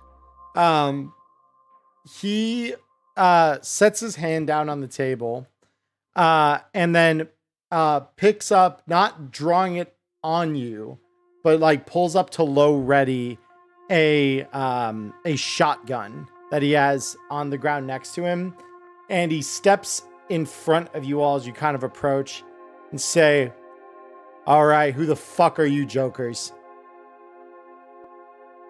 Society. He's gonna take out. Sorry, go ahead. No. Oh no, I was making a dumb joke. Please go on. He was memeing. We only do those around here, so you are welcome to interrupt at any point to make a stupid joke. Great. So Persephone is going to take out her concealed heavy pistol and be like, "We're like looking for Midas. You know him?" And so are you drawing this like pointing, or are you just pulling the low ready just like he was? Same as him. Same as him? All right. So it's like, okay, so we're all showing off our guns here. Okay. So he glances as you kind of pull the gun out, and he like raises his just slightly until he recognizes like you're not drawing. So he kind of goes back to like that low ready and just says, "Who the fuck sent you here for Midas? What the hell? What are you bringing? You got biz? You got goods?" Well, we heard that Midas has some goods that were taken from where they were supposed to be going. And this guy just kind of looks at you, grins, just says, "Taken? Really? Choom, this part of the city, you're talking about taking shit? If he took them, they belong to Midas. That's just it. That's the way it works down here." He also draws his heavy pistol to low ready. Is like, "We're here to get them back." I don't know if that got lost in translation or if you're just some dumb fucking gonk, but we're here to get them back. Now where's Midas? Yeah, so Can I ready an action while this is happening? sure, what are you readying? In case if he decides to pop off and he raises the high ready, Way's swinging on him. Yeah, okay. Oh, Very no. cool. I expect that. All right, sick. If he goes for action, we're having some action, man. I have to ready the If they want action. action, there will be action. Yeah, and so he just says, "Chumba, really, you want to pick today of all fucking days to be your funeral? Are you sure about that?" So I'm gonna interrupt. You want to go? I was gonna interrupt this conversation right now. There's no fucking way Dr. J is having this shit go down in the middle of a fucking casino, surrounded by gonks. No. So I'm gonna look at him, this long-haired fuck, and go, "All right, you want to play a quick game?" And he says, "I mean, this is a casino." And he says, "However, I'm not the one who deals the cards, so to speak." And so I do want you to roll me a conversation check just to see kind of how convincing those words were, Dr. J. Yeah. Let's see. Hold on. I just now got this thing to actually zoom out. Yeah. Is it autos? Thank can't get my character sheet quite open here. It's all good. You can toss me a conversation check. I Let can me do that. know. Yeah. Social skills conversation roll. Yeah, it's a 6 after a crit failure. So That's up. I'm Clear, so- gonna have him roll me basically a concentration. See. Yeah, so he says, yeah, but unfortunately, Chum, because I'm not the guy who deals, I'm not the guy you want to play. Like, we could kind of tell you don't look like your name would be Midas. And she's going to look him up and down and just kind of like shake her head to the side. Yep. And so, No gold. yeah, and so Actually, can you do a perception check to see if there's anyone who might be wearing gold at the table? yeah, go ahead and roll me perception.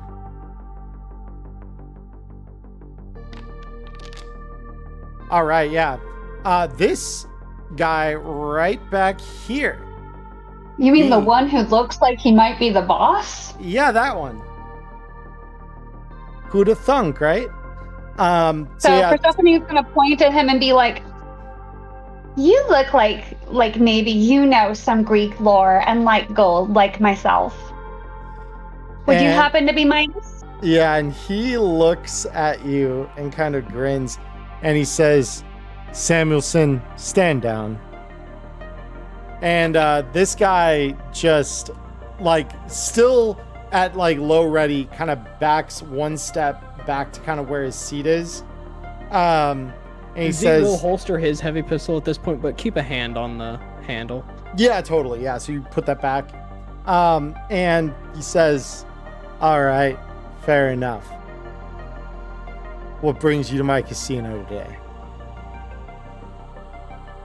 We got a complaint from like some locals that they're kind of starving and that you might be responsible. You wouldn't know anything about that, would you? Someone as with such fine taste as yourself wouldn't. Might have gotten some Yeah, goods from some skater punks who call themselves the Gators. And he looks at you, grins, and says, and how is that my problem? Well, like, because we're here, and so, like, now it's your problem. And this is my casino. I don't think you fully understand where you are. I don't think you, like, fully understand who we are. Go ahead and roll me face down against him here. Oh, right. This guy does actually have a bit of a reputation, which I'm quickly gonna add because he does have a rep around this area. Whoa. So confirming. Oh, shit. Oh yeah. Yeah, so cool. Persephone, you're gonna be Okay. taking a -2 against any further checks you make against Midas here as a Neat. result of this. Cool. I'm just gonna go sit down then. So he looks at you and say, so what I'm seeing is someone I've never seen before. I don't know you, so that tells me that you're not worth shit and could do even less. So again, how is a bunch of starving fucks in a part of the city that I don't even run my fucking problem? Because the fixers of said towns might send a few more chooms your way. And they're probably not going to be as, well, diplomatic as we're being right now. Okay. Go ahead and roll me persuasion on that. All right. And persuasion.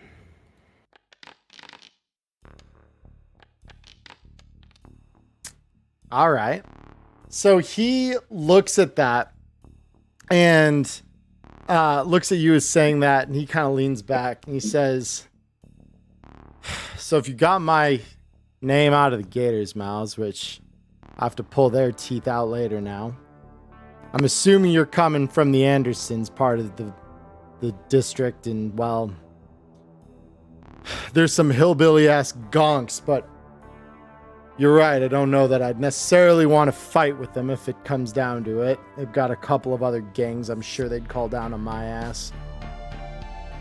Okay. Zeke just shrugs. He's like, it is what it is. And so Midas just kind of stands there, leaning back in his chair, and says, okay, so you've made your point. So what do we fucking do about it?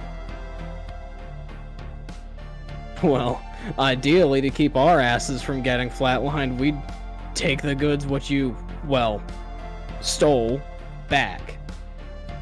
And then, from there, you wouldn't have to worry about any chooms being sent your way.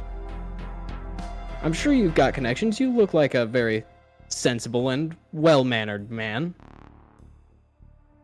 And go ahead and roll me conversation. Oh boy. This is slightly worse than my persuasion. Yeah, that's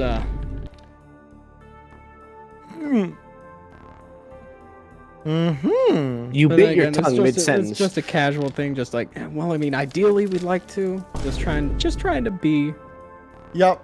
So he no. looks at what you're saying there, and he says, I think I already made it pretty fucking clear I don't plan on giving shit back to anyone. That's my shit now. So, what else can we fucking do so that I don't have to flatline your asses here and deal with Molly Anderson and her hillbillies later? This is the point where he's going to step up and he's going to say, look, like you said, this is your club. We don't want to make a mess of the whole thing. All we came for is a few crates. And yeah, right now they're your crates. But they don't have to be your crates for long. How much do you want for them? And he looks at that and he says, finally, someone who has the sense to bring Eddies into the conversation. Fuck. And so he looks at that and thinks for a sec. Says, well, I wish I had all those crates to offer you. Sadly, I'm not the only choom around here that deals in that kind of stuff. So, I'd be happy to tell you the names of the others for the right price. Call it, I don't know, 500 Eddies, and their names come off my lips. Zeke sighs and just slides the 500 eddies over. You know, surprisingly cheap for somebody called Midas. And he grins at that and says, you know, sometimes it's better to just take what you're given. Because, end of the day, I don't know these other fixers shit. But, again, I don't know you. And as far as I know, you ain't gonna do shit to them either. So, what's a couple of names hurt me? So, bottom line is, Zeke a is lot grinning as soon as he says we're not gonna hurt them either, and just says, well, we'll do what we have to. Yep. And so, says the shipments are a bit of a front. They've been carrying some drugs into the district. And while I'm certainly no stranger to the trade, I just find the food homes afterward. You know, find it to the more worthy. Not like Molly's people. And the drugs, sometimes I sell them. Sometimes I get another fixer to sell them. But there's three actually, more recently. 3 other chooms that have been doing some biz out of the district. Some gaudy ass fixer rides around on some train like a goddamn lunatic. The name's Hornet. We've got a dude by the name of Requiem, some homeless prick, and a scabber goes by the name Andre. That name was very mediocre compared to the others. Not for real. Hornet. The others are very dramatic. Requiem. Andrew. And Andre, but hey. Oh, that's what it was. You don't need a badass name if you could flatline anyone who comes to you. It doesn't really matter what you're called at that point. Probably the scariest of them all because he doesn't sound like a villain from the Matrix series. The Throngler. The Throngler.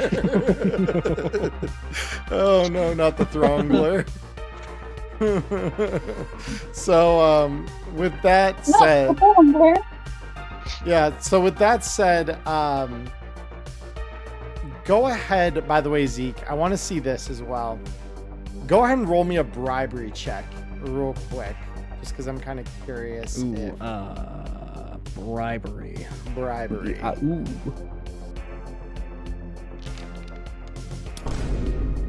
Ow. Ow, that fucking hurts. Oh, we are not rolling well tonight, you guys. Not at all. I said I was bringing the bad luck. Yeah. Yeah, how dare you, newbie? You're bringing us down. Get out of here. You'll never stop me. Yeah. So, I don't know. We could flatline you ourselves. Don't put it past us. yeah. So with those words exchanged, he says, "So, any other questions? Any other biz for me?"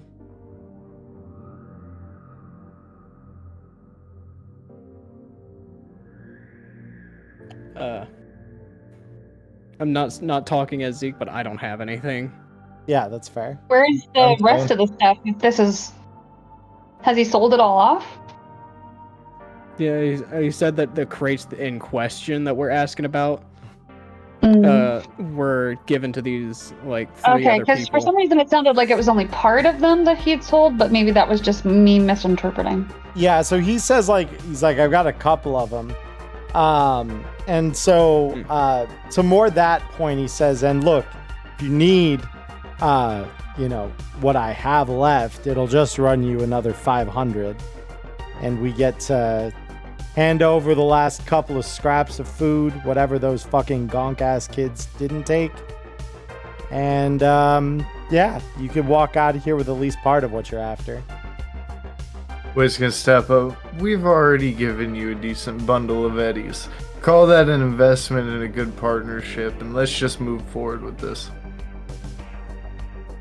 And he says, well, Even Zeke raises an eyebrow to Way stating this, but he doesn't say anything out loud. Way, Yeah. the intellectual? yeah, Way the intellectual. No, Yeah. Way does have 8 cool. He also is. kind of gotta look at him and be like, not saying anything, but yes, the same sort of vibe of he's the diplomatic one. What? Yeah. Way does have 8 cool. He does have like a decent amount of social skills. So you're trying to make it so like you guys don't have to give up any more eddies to like get what you want here. Is Yeah. that am I No, like understanding that right? he's trying to double dip and give us a second thing to pay for after we've paid for something, and Yeah. just no. Go ahead and roll me persuasion. Social skills, persuasion. Ooh. Damn. Way I told is you he's good at got some social. persuasion. All right, cool. So Midas looks at you like he's ready to tell you to go fuck yourself at first, and then thinks twice about it as he kind of like, you could see him cast a glance over just your build, and he starts to understand like why you're saying this, and he just holds his hand up. He says, fine, you guys can take the crates for what you paid me.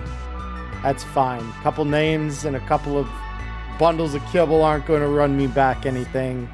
I'm sure I'll find a way to make plenty of eds something else. And so he just looks to his left at this person right here and just says, all right, Marissa, go grab the crates for these fine people. And so she goes off into the back this way, and goes to grab, what's needed here. And pretty quickly thereafter brings it back. So she moves away. She moves. While those are being hauled out, Way's just gonna kind of smile and nod and slide Midas's agent information. Like, if you need something, give me a call. Okay. And Midas says, Like, been doing business with you. yeah, and Midas just grins and says, all right, maybe I will call you. I'm sure, after all, I'll need someone to pull the teeth of those annoying little snapping children. At the perk of this, Zeke raises his hand. He's like, I've already put the fear of God in him. I'm more than happy to teach him another lesson. And he says, all right, maybe you're not all as stupid as you look. And with that, the woman has brought back a couple of small, think of them like the kind of cardboard boxes you get at like a Costco or something, where they're deep enough to hold a couple of boxes. She's got like 3 of those that are just full of bags of kibble and some cases of Smash. So Hold on. Somebody's gonna look at Zeke and be like, I'm sorry, who put the fear of God in them? Zeke boy? He looks her dead in the eyes. He's like, well, who's the one that had the balls to draw a gun on him? Like Who's it the one who wasn't got Zeke? It wasn't, but I did. You did pull a gun on some already terrified children. You're such a big man, Zeke boy. And then she's gonna walk off. He shrugs. He's like, well, doesn't change the fact that I did, in fact, put the fear of God in him. You did pull a gun on some scared children. That is true. You did do that. He never claimed to be smart. Yeah. In the meantime, they're arguing. She walks away. Dr. J's just gonna grab both the boxes stacked on each other and start walking towards the door. Yeah. Okay. Cool. So, so you grab those boxes. Who is gonna help Dr. J with the boxes? Just because there, like I said, were 3 of them. I will. Weighs the usual pack mule. Okay. So of course he's pitching in if he's needed. Plans, so. Yeah, that's Yeah, true. but Both Blaze's of you whole have frames. backstory, half of the reason that like his Sigma frame was so important was he would haul shit for shit. Yeah. So he literally is just the pack mule. Like that So is he part just of him. picks up the boxes and heads on out. All right. He cool. picks up Dr. J. Yeah. Yeah. He's done it He hasn't had before. to do that yet. Yeah, he hasn't. Yeah, like if Dr. J turned back and said, hey, could you give me a hand with these with like a full stack of boxes? That may actually be a solution for Way to just pick him up and start carrying him. I've got a pretty big body. I can handle 2 on my own. Yeah. So, you guys get the boxes, and at this point, are you all just leaving El Dorado, or is there anything else you guys want to do here? Can I do a perception check just to see if there's anything like fun or shiny? Sure. Go ahead. I'm gonna point Or out anything- Typhoon has missed this entire conversation because he's distracted with the shiny weapons. Yeah, that's totally fair. Yeah, so Persephone, you look around, like there's some guns on some of these tables, like back here and over here. But like none of these are and like some body armor. None of these are super appealing to you. None of them look like they're much better than Hyde would be. There is, let me look at one note here real quick. Just bear with me 2 seconds, guys. Because I know Zeke, you're kind of looking around too now. So let me just check something here real quick.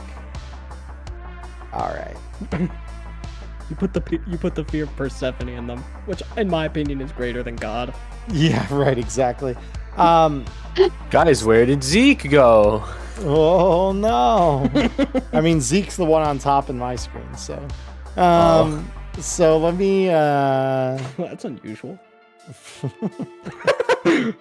Being a top is surprising. Good lord. All right.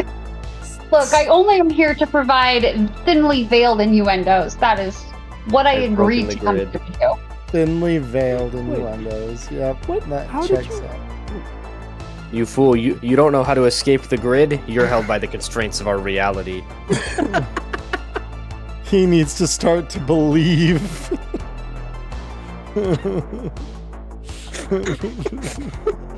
So with that very distracting thing said, yeah, there's not a whole lot of shiny stuff here that would look super appealing to you. Okay, there's no one of note or anything in here either. Not really. A lot of booster gangers that look like they're underdressed for the kind of place this is.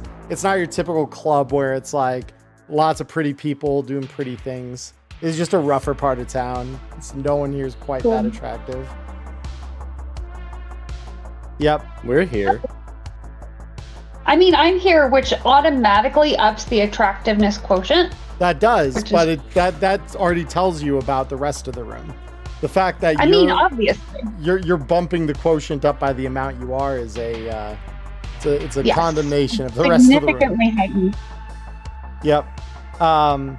So with that said, is there anything else that we're doing in El Dorado here before we leave?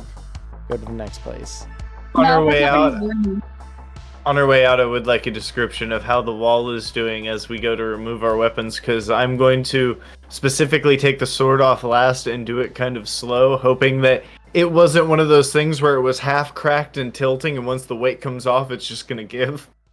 Yeah, so no, like you come back out to the entryway here, and as you do, the wall is doing fine, and as you lift that the sword up, you do recognize that the brackets that were holding it have bent ever so slightly forward during just the little bit of time you guys were here talking with Midas. So it definitely does not look like it was built to support it, but it did fine in that goal here. So It survived. Well, he's just Yeah. gonna kind of smile. He's not gonna mention it to the staff or anything. He's just gonna resheath the sword, pick back up the box, and just kind of chuckle to himself as he leaves. yeah. So so you guys get your gear together. I'm gonna shift us back to the home screen here. I want to say, like, as they all start leaving, Typhoon's sitting there looking at the weapons, goes, "Oh shit!" and then like chases after them. Yeah. He's like, "Oh, you're leaving already?" Yeah. While still eating the kiwi fucking kibble. Yeah, you're Bro's starting gonna to run empty that low. whole bag. You're starting to run low. I do want to Luckily, mention, we just got more kibble. Typhoon, roll me a perception check real quick, actually. Got it. Oh no. I almost rolled persuasion instead. I'm very smart. It's I'm okay. diamond one. So we're all hoping. All right, so you rolled an 11. Very cool. I'm scared. So yeah, I'm You just should. yeah. I mean, that's always the right call with me. Should always be afraid. Whenever it's he makes me- you do a roll, just be scared. Yep. He pretty doesn't much. explain it further. Yep. Yeah. So with that, you probably wouldn't notice what I'm doing here. So that's fine. That's fine. So yeah, you just kind of continue munching that kiwi kibble. So you guys wind out toward the drain again. And to you, Typhoon, he gives back the rounds that he took from you there. And again is just looking at you with disgust as he sees you chomping down the kiwi kibble. Thank you. Thanks, bro. Yeah. Like taking it, put the ammo back in my pockets. Yeah. And Oh, he I can do just that better. and he just kind of like shakes his head, and you hear just very quietly behind you as you're walking away, how the hell is he eating that shit? Like, so with that, you all leave the club, you head back to street level, and Zeke, are you the one calling that return combat cab back to the edge? Duh. Okay. I hope it's the same guy. Yep. So you spend your 50 eddies. This time around, it's a far less flashy looking car. Oh.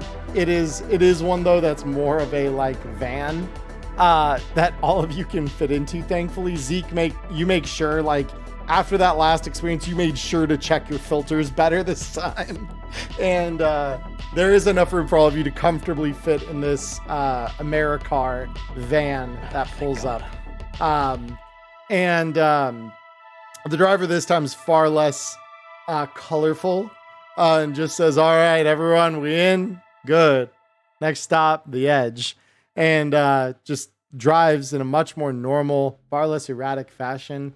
At this point in the day, it's worth noting, the sun is starting to fall below the horizon.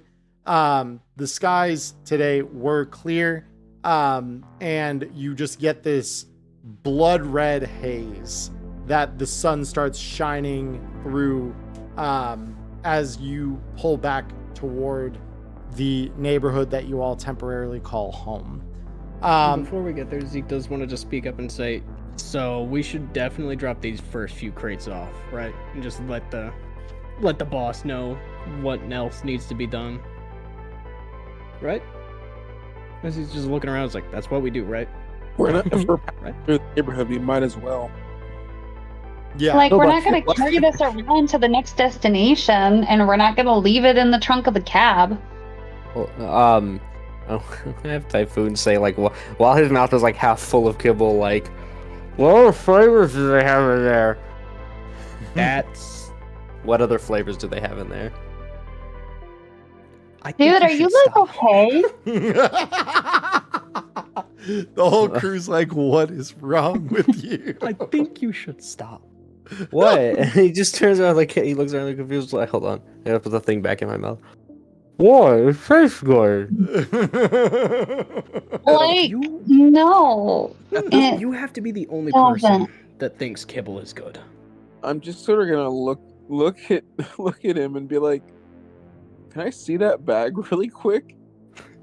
Oh. No. Hands it off to him. Yeah. Can I look at the bag and see what Yeah. the fuck he's actually eating at this point? Yeah. Oh go my ahead. god, like, don't enable him. Go ahead and roll me perception there, Dr. J. Yeah. Yeah. Oh no.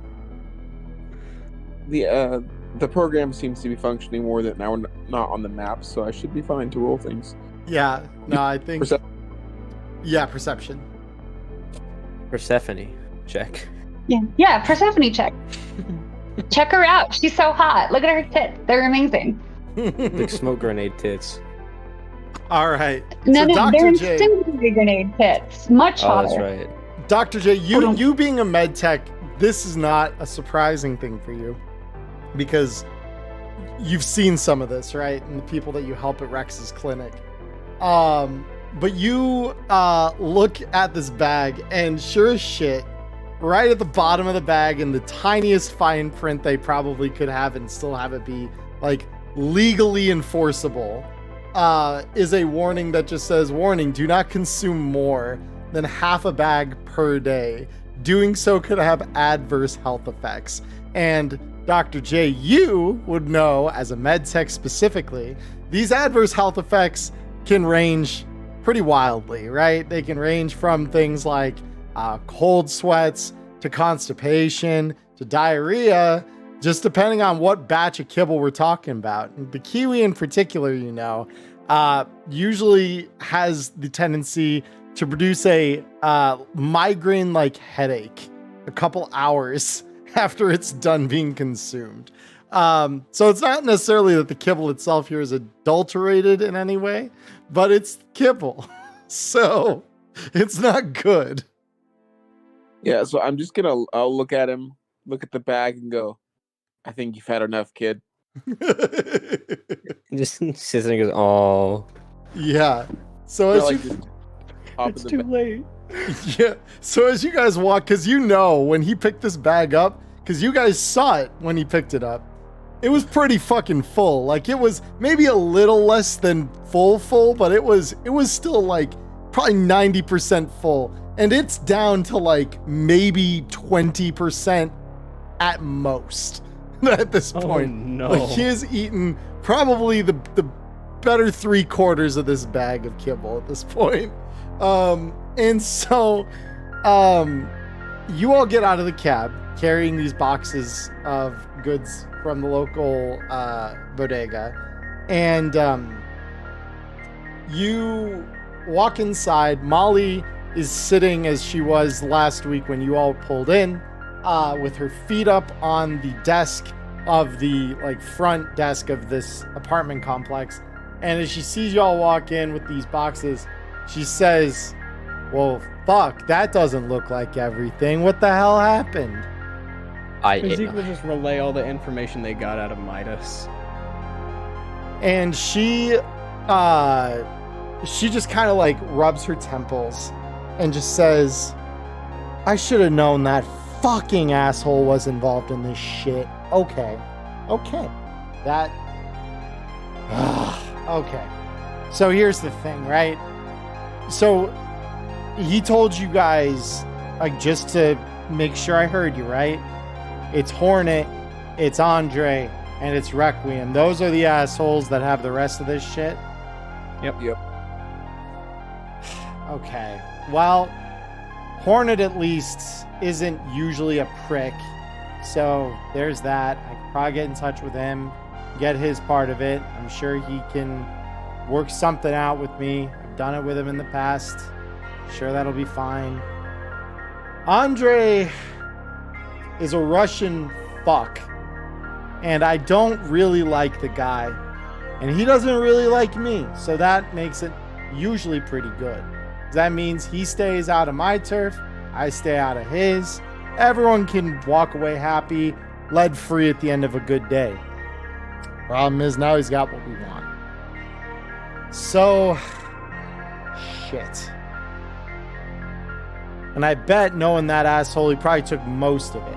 Because that's just his way of doing things. Because Requiem, I mean, he's a bit odd. But he's with the Reckoners. The Reckoners, well, they're all kind of crackpot apocalypse conspiracy theorists. And mostly they're homeless. So, you know, it feels kind of like shitty taking food from the poor. But we might need to take at least some of it. I'm not going to say we need to take all of it. I'll see what I can find from Requiem.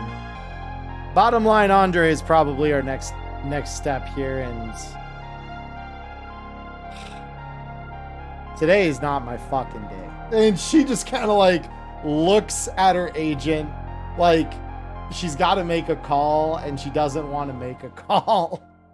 And so I will leave her part of that there. Typhoon, I do want you to roll me a resist drugs torture check, please. Oh boy. Oh boy. Here we go. Oh boy. So that wasn't Lovely. gonna be good enough. Typhoon, you start feeling not so great. And by that more specifically, I mean, you feel your stomach kind of clench up on you. And thankfully there's a lobby bathroom pretty close at hand here. And your brain instinctively has you start sprinting in that direction. Okay. Zeke just starts laughing. and it's not pretty. It's really not. So to not break any TOS or give anyone any bad trauma here that's watching, Porcelain cracking. we'll just chalk it up to he is having. Molly's not having a good day, and neither is The Typhoon. temptation to use my soundboard. Yeah, don't. Just don't.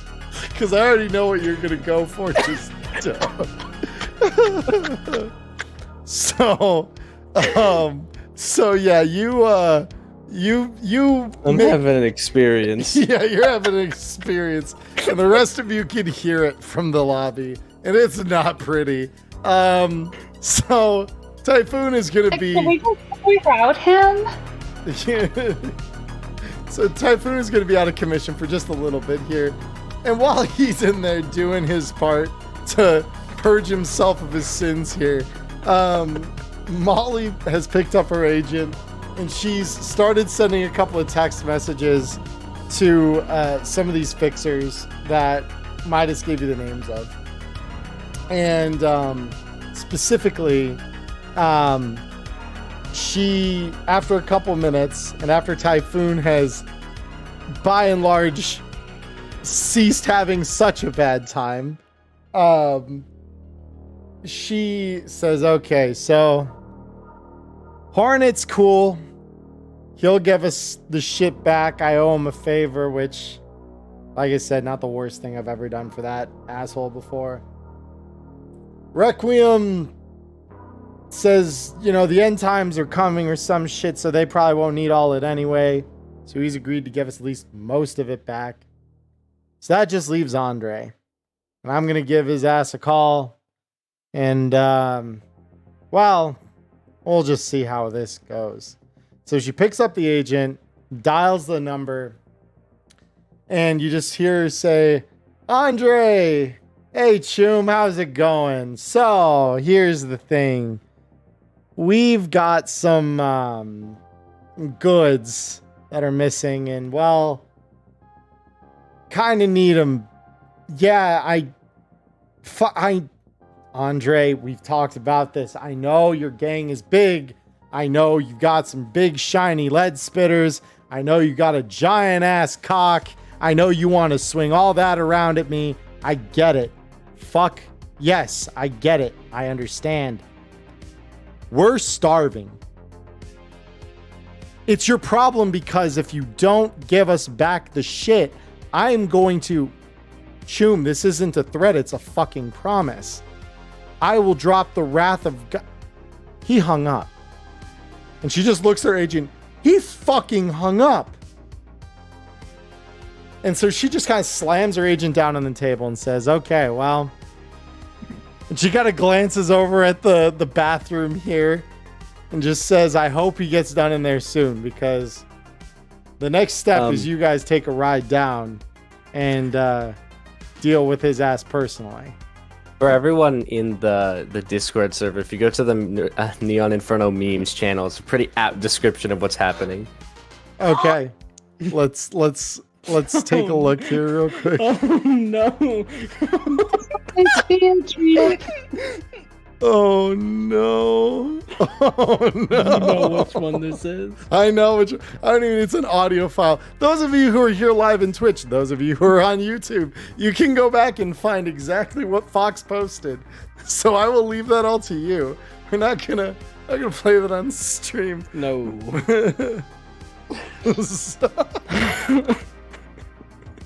Chad is. You're all nasty. You're nasty. So, I have an audio file for every occasion. I know. I'm aware. Before you invited us on stream, so no one was surprised or complaining. Yeah. So with that said, so Typhoon, eventually you're feeling a little better. It's not 100%, but you're better than you were a little bit ago. After the rapture is largely past. The rapture? Yeah. Wait, hold on. What was the? You can't just whip some shit out like the rapture, man. No, hold on. What was the event that the Johnny Silverhands nuking event called? Oh It's no! the Night City Holocaust. Yeah. As Typhoon comes out, he's gonna say, like, is worse than the Night City Holocaust in there, and then like find the nearest seat and just like flop down, like, oh. Like, That's why we don't eat kibble like that. It tastes good. and Molly looks over at him and she sees still like because I think Dr. J was you that was holding the bag of kiwi kibble. So she looks at him, looks back at the bag of kibble in his hand and says, "Oh, he didn't eat all that, did he?" He did. Yep. Oh, Choom. You gotta know better than that. Yeah, that shit'll have you fucked up for a couple days at least. God damn. I commend you. You're brave, but shit. And the kiwi, of all the flavors, you had to take the kiwi. is like brave really the word? Is brave. Yeah, bravery and stupidity have a very thin line between them. So there's a very thin line between being a hero and being a memory. I'm sorry. I need to read this one off from chat. Make a demolitions check. Makes a demolition. Sage nod.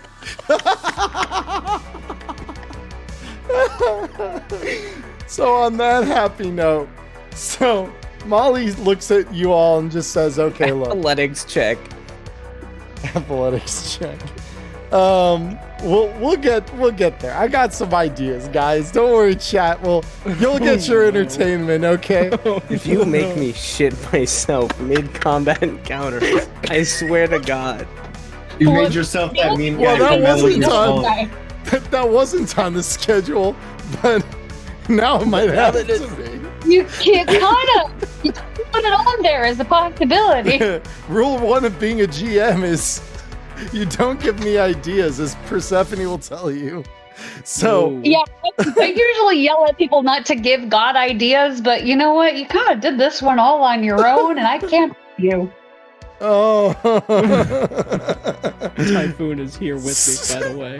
That's why that happened. Oh my gosh. So, so with that said, Molly turns to you all and says, well, and now that this poor soul's out of the bathroom, I'd like to inform you all that you've just been inducted into a small-scale turf war. Congratulations. Andre is being an ass. Apparently, it's not any better a day for him than it is for me. So, from across the room, when she says that, Typhoon just goes, huh? Yeah. Small scale turf war. You're good with guns. That's why you're here. In case you've forgotten, Typhoon, because I haven't. Am I? I've heard some shit, and not what you just did in my fucking bathroom, which I will expect you to clean up later. So you better not have left anything behind. So, bottom line, yeah, I'm sending you guys in. You don't need a flatline, Andre, but you know, if you do it, it'd be doing me a favor. Bottom line, I'm sure him and his crew, they've got plenty of shit that I need. Lots of that kibble. Don't need any more of it for your own sake. Zeke promptly swaps the grenade from the smoke to AP. To AP. All right. And she just... Yeah, what's up? Typhoon's gonna ask, can I have a glass of water? And True, I don't think you need any. And she turns and like grabs a bottle of real water and just throws it at you. Just says, catch. Oh god, do I have to make a check to catch it? No, you're able to catch it, but it's like definitely one of those things where it's like you're barely able to kind of like get it. I want to say, just for character reasons, he catches it, but it makes him fall out of the chair. Yeah, exactly. It's not pretty. You definitely, it's not your best catch. Finest hour. Pretty clumsy and not so good. So yeah, but you've got a thing of real water at least, so you're good there. I as much as I want to say he chugs it, I'm gonna be smart and say he starts sipping on it very gingerly. Yep, and it does feel a little better as you take the sips. But so she says, look, I'll arrange one of my guys to give you guys a ride down to the place they usually hang out. It's a little set of slums down an alleyway. They're mainly centered around a place goes by the name of St. Judith's Home for the Poor. It's old tenement housing. I promise you, these assholes are not like the Reckoners where they're a little nutty. They will kill you. They'll salvage the chrome from your corpses. So, you know, be careful.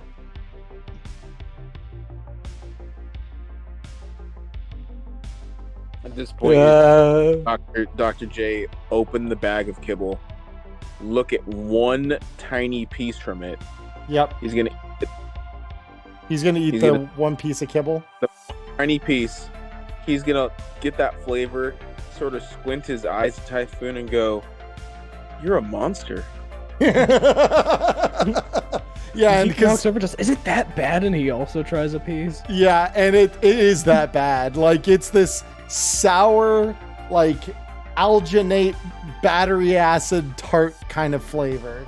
Like, he just has this absolute look of disgust. Like, as soon as it touches his tongue, his mouth is just a little open as he's staring at fucking a Typhoon. He's just, what is wrong with you? Like, I'm not even trying it. I know it's bad, and I don't need to taste it to confirm. Like, you're just a weird person. Yeah. So, with that said, before we get Joke's on you. Free food is free food. Yeah, it's true. You're not wrong, but you're gonna pay the price.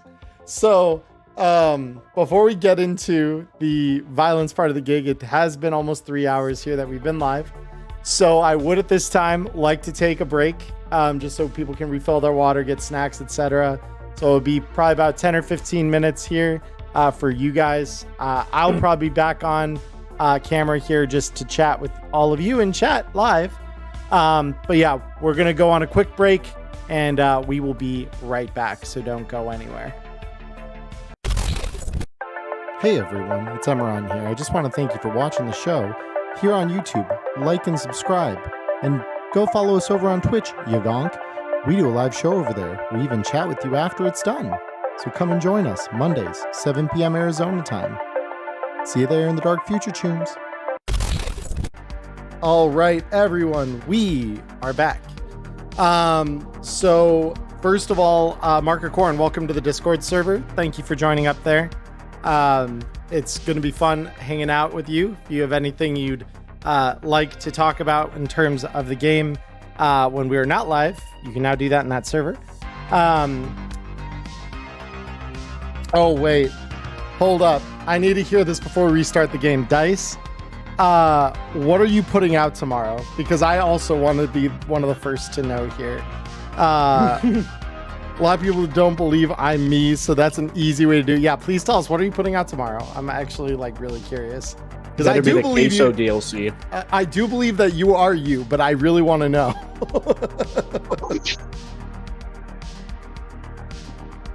But I will let him type that in, and we will come back to that here in just a second. But overall here, Hila Gundam. Yeah, overall here. So you guys and the crew here have basically gathered together. The Typhoon, you're feeling better every minute that you're not consuming kiwi kibble here. Good. It'll be for the first Blade Runner RPG short about Skimmer, one of the archetypes. That with luck, video on unique melee situation. May still be a day or two out because tomorrow is a day I play Star Wars with friends. Okay, that's cool, Dice. No, thanks for the heads up on the content. That's always cool to hear. But so with you guys getting together at the lobby here, so Molly calls on one of the other Andersons who has a similarly armored Americar Econovan, like the one you guys rode back to for a combat cab. And again, the sun is starting to set. It's getting a little darker outside now. And Molly just says, remember, you go in there, you flatline him, suddenly this payment might get a little thicker for you. I do not like Andre. I do not want him to stick around living if we can help it. If, however, you just get the shit back, I can deal with him another day. But that's the bottom line, guys. So good luck. Have fun. Try not to die. And with that, she kind of closes the van door behind whomever is last in.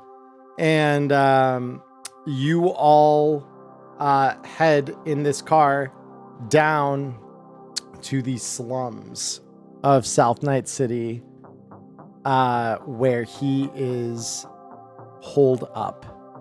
And so with that said, let me place this little placard over it.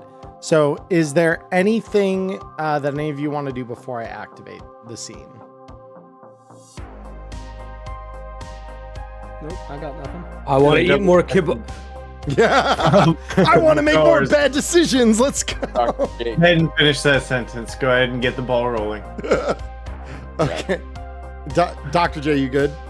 I was just saying, he said that in game. I'm gonna look at him with the bag and smack him over the head with No, he doesn't say that in game. He's not that stupid. No.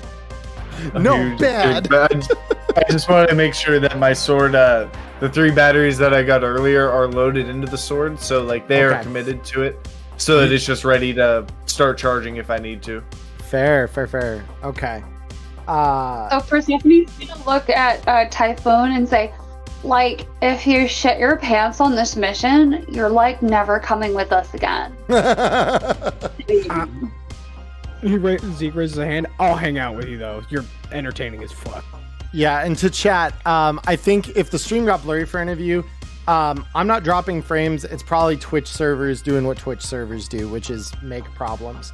So, I apologize if that's happening for anyone. Yeah. Auto quality does exist. Double check your cog settings, and if you're still set to auto quality, if it is a Twitch problem, you may be able to focus stream that way to at least a more bearable quality if it's dropping you too low to watch. Yeah. As those two say things, Typhoon's like, I don't know to be insulted or complimented. Yeah. So with that, I'm going to drag us over into the South Night City slums here. So let me load you all in. So who will be, because the driver pulls you up to the mouth of one of the alleys there, essentially. That leads back into a block of this tenement housing. So as you all get out of the car and start to enter the alleyway, who is leading the group here? Like, give me a marching The volunteer way is Pink. Yep. I also volunteer way. Yep, I am the big brute. I get in last because they need to make sure I can fit in the car, and I get out first because I am the big one that can probably block enough like area to actually protect the car if somebody started firing on it. Well, Zeke would probably be with Way just making small talk. They've been getting along recently. Yeah. Yeah. So Yeah, you Dr. J will take up the back because he doesn't like being the first one in places anyway. take back, okay? And so Zeke, The middle would of the group for me, by the way. Cool. And Zeke, would you be like up in front next to Way or just behind him? Like, just behind him. Just maybe behind off to him. one of the sides. Cool. And then yeah, we'll put Typhoon, you're in the middle, and then Persephone, where are you at? Persephone, are you there? No, Oh, there I'm she not is. here. Okay. I'm nowhere. I am nothing. I am the void. Oh, good. Where are you at in the marching order here? Are you going to be near the front or the back or? Well, I would like to tell you that, except I am at 98%, and so I can't see. Well, the map hasn't. The thing is, I'm loading everyone kind of onto the map with their tokens here. Oh, okay, my bad. Yeah, I was just like, well, I would love to tell you that, but I don't know. Yeah, she'll kind of be towards like the back. Toward the back. Okay. Cool. Just so that I have kind of what everyone's doing here. Ooh, that's pretty. Yep. So I'm going to now unmask it for Twitch here. All right. So say hello, everyone, to the slums of South Night City. They are disgusting. Hello, they are beautiful. They are beautifully disgusting. Welcome. Hello. So you guys enter in through this alleyway that kind of forks in, and that's where you end up kind of as you start walking through the alley. So yeah, I do see some people still loading in from the other page. So I will give it a couple minutes here. And chat, you get a rare mid-stream interaction here while we kind of wait for everyone to load in. So speaking of chat, I like the idea. If he does shit himself on the job for a minus reputation. Minus reputation. I mean, that would kind of be the thing that minuses your reputation. No. He becomes known as the hired goon who shat himself on his first real gig. Yeah. I didn't know you could get negative reputation, but that The would do brown it. typhoon. The brown. The brown typhoon. Oh no. Oh no. Shit, you may have gotten that after you left the bathroom the way you did. Yeah, but it is possible to get negative reputation, though. Yeah. I mean, this may work out as a one-shot character just because he may never be invited back by this crew. Oh my gosh, that's so funny. So I'm looking at chat real quick here while. Or no, is everyone on the page, or are any of you still loading? I just looked up and I'm noticed. still loading somehow. I'm on the page. Let me go tell Google to work faster. It's okay. Yeah. It looks like you're probably borderline loaded. But yeah. Oh yeah, I'm at 98. Yeah. It just sometimes takes a minute. Because this is an animated map, so you'll see when you get in here. Giving a whole new meaning to Edge Runner. Okay, I'm good. Yeah, you're there. You good? Okay. Yeah. Dr. J, how you looking on your end there? You loaded? No, I'm clear. Good. You're good. Oh god damn it! He loaded in before me. Potato worked. Let's go. So you guys are all here, and as you walk in, you're seeing, the eyes of these people off in the alleys here, just kind of looking at you. It's not a comfy feeling, but Anyways, I started blasting. So yeah, as you kind of all walk in here, the people around you, it's got that kind of like tension to it that you're not really sure kind of how to manage it. But you guys can kind of start walking in if you would like to. We are not in combat as of yet. Yeah. Way is oblivious to this fact, and he just kind of walks in with his usual, just kind of scanning around, shoulders broad, head held high. Just kind of walking in until somebody says otherwise. Yeah. I follow. Okay.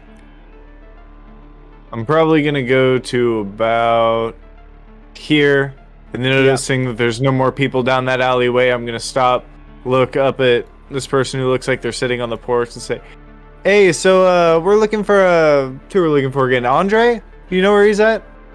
And she looks down at you scowling, and she just points one like crooked, bony, malnourished finger at the alley here, right behind you.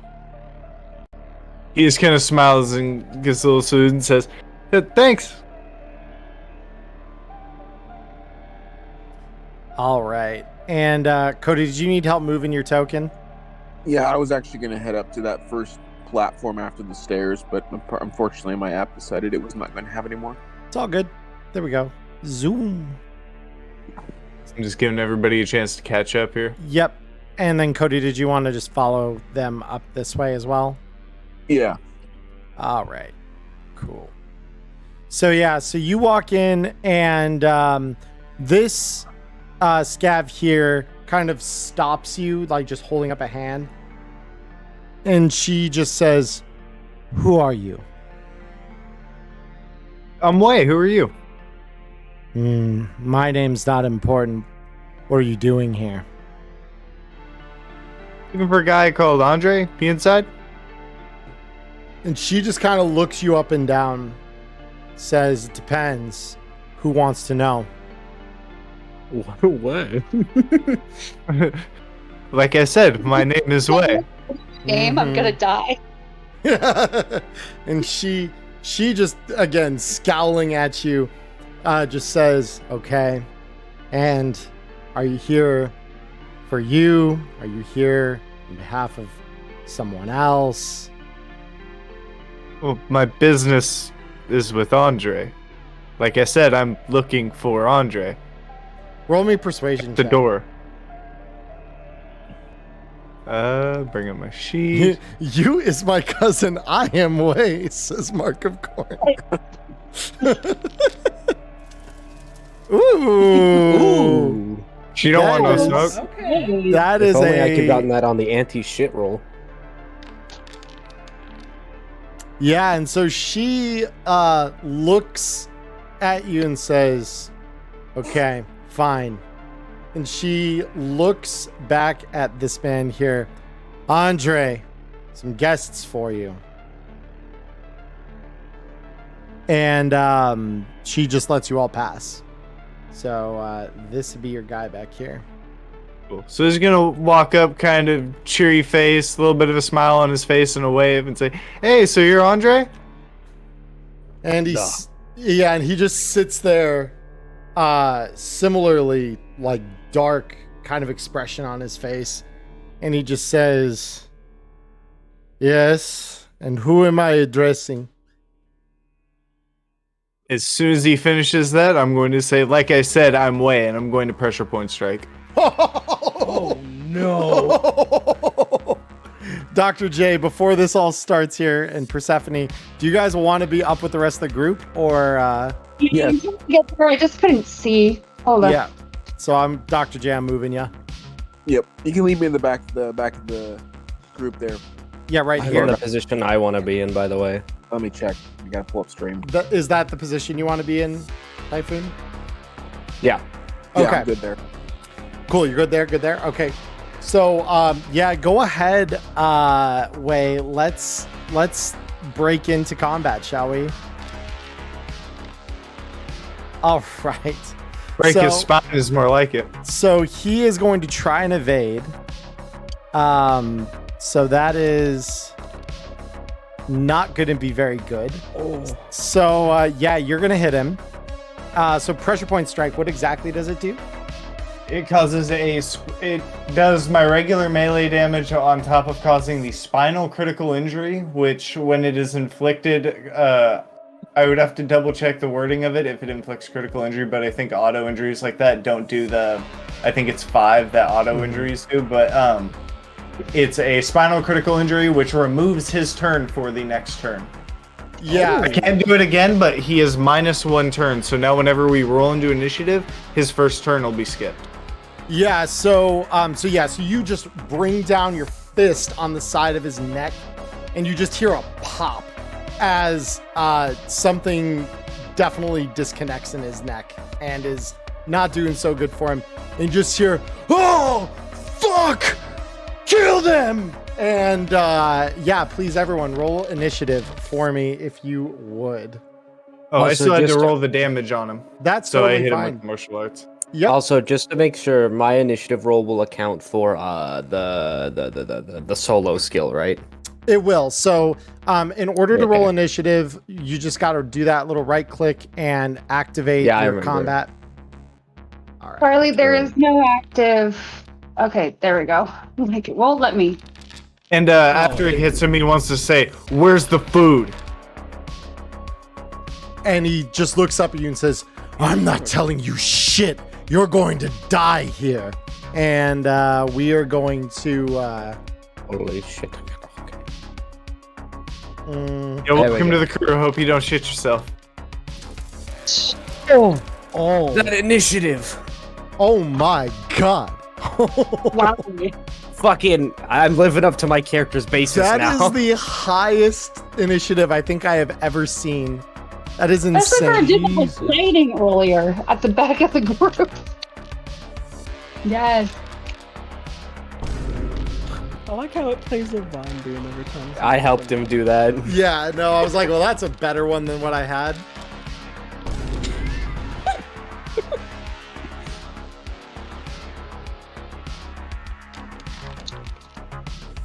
All right.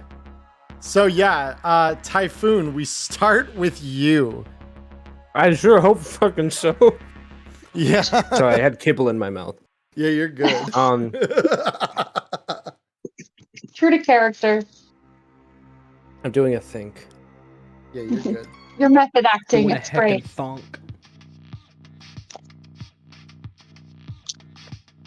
Okay, I'm actually going to. I know. Let's see. I have to move something so I can actually move my mouse. I have too much shit on my desk.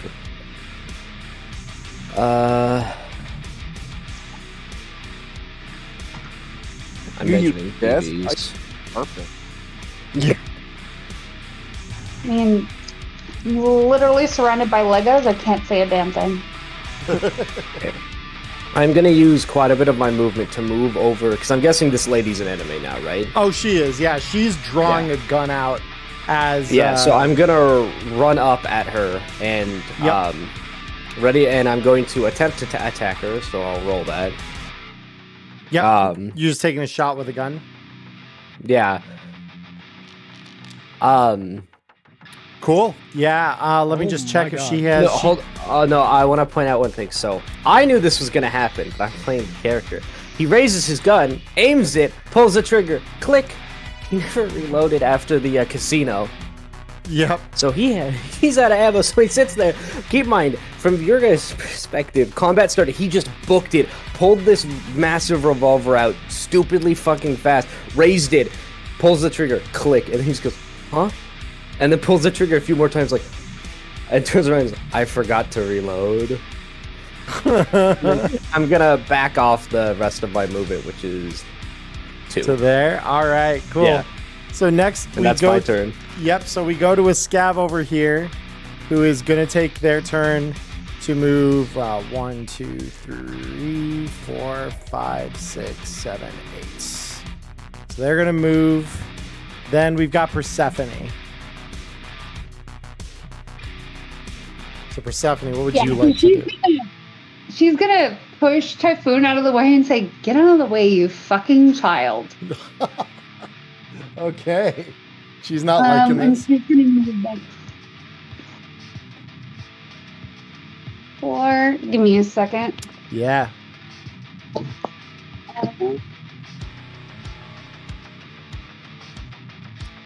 I also want to check something here on my end. Oh. She's gonna take a shot at him with hide. Okay.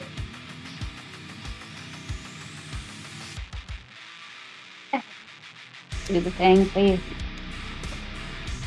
All right. So I believe that is gonna miss just because of that. It was showing me 14. Let me Is that check. incorrect? That's probably how far you are from her. But yeah, it's a DV 16. Oh, my coaster was on top of the 15. My bad. Yeah. Oh, were you aiming at Andre? Yeah. Oh, yeah. It's still a DV 15. Yep. So that's Yeah. not gonna hit. All Yeah, right. no worries. I'm just like, wait. So next we go to the scav that Typhoon just clicked at, and she says, "Okay, pretty boy, you want to see how a fight really happens?" And she walks up, draws her very heavy pistol, and will actually aim at your head. Yeah, I will attempt to dodge. Wait, no, I won't. If she's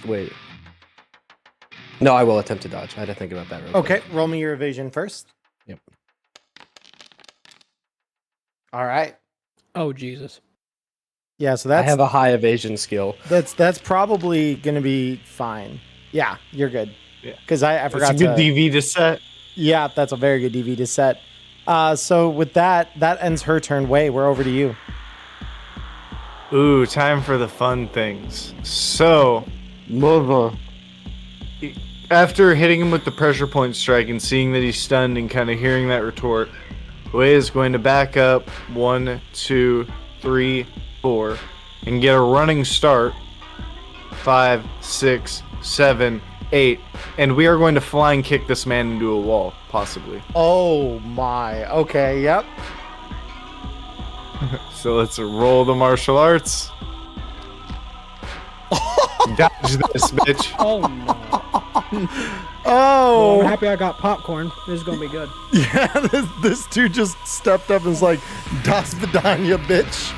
Oh my. Das Vidanya. Oh, what?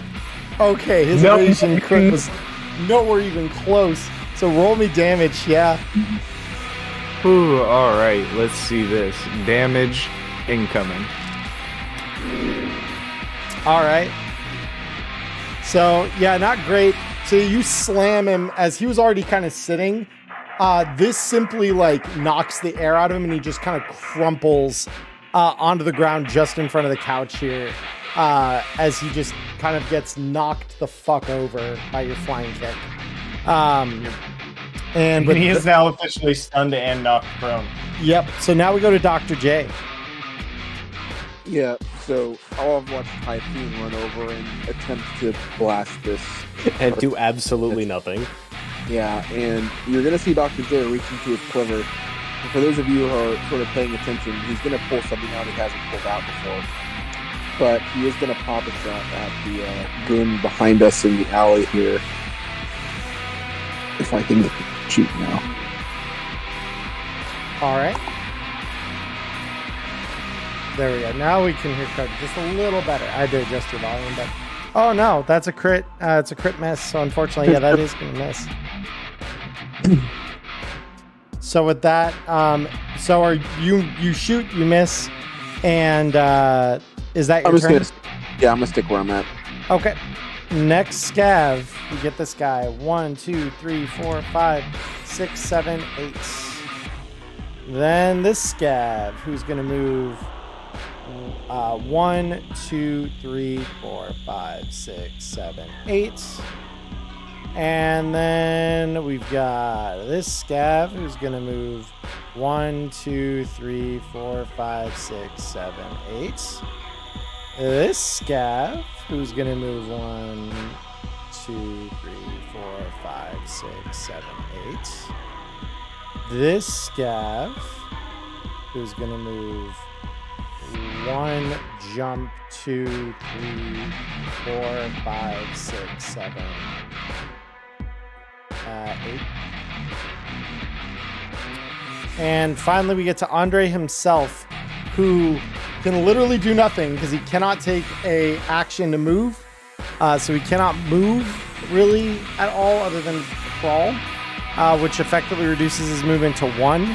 So he's going to try and start moving past you, Way, but that's all he's going to be able to do this turn. Now we go to Zeke.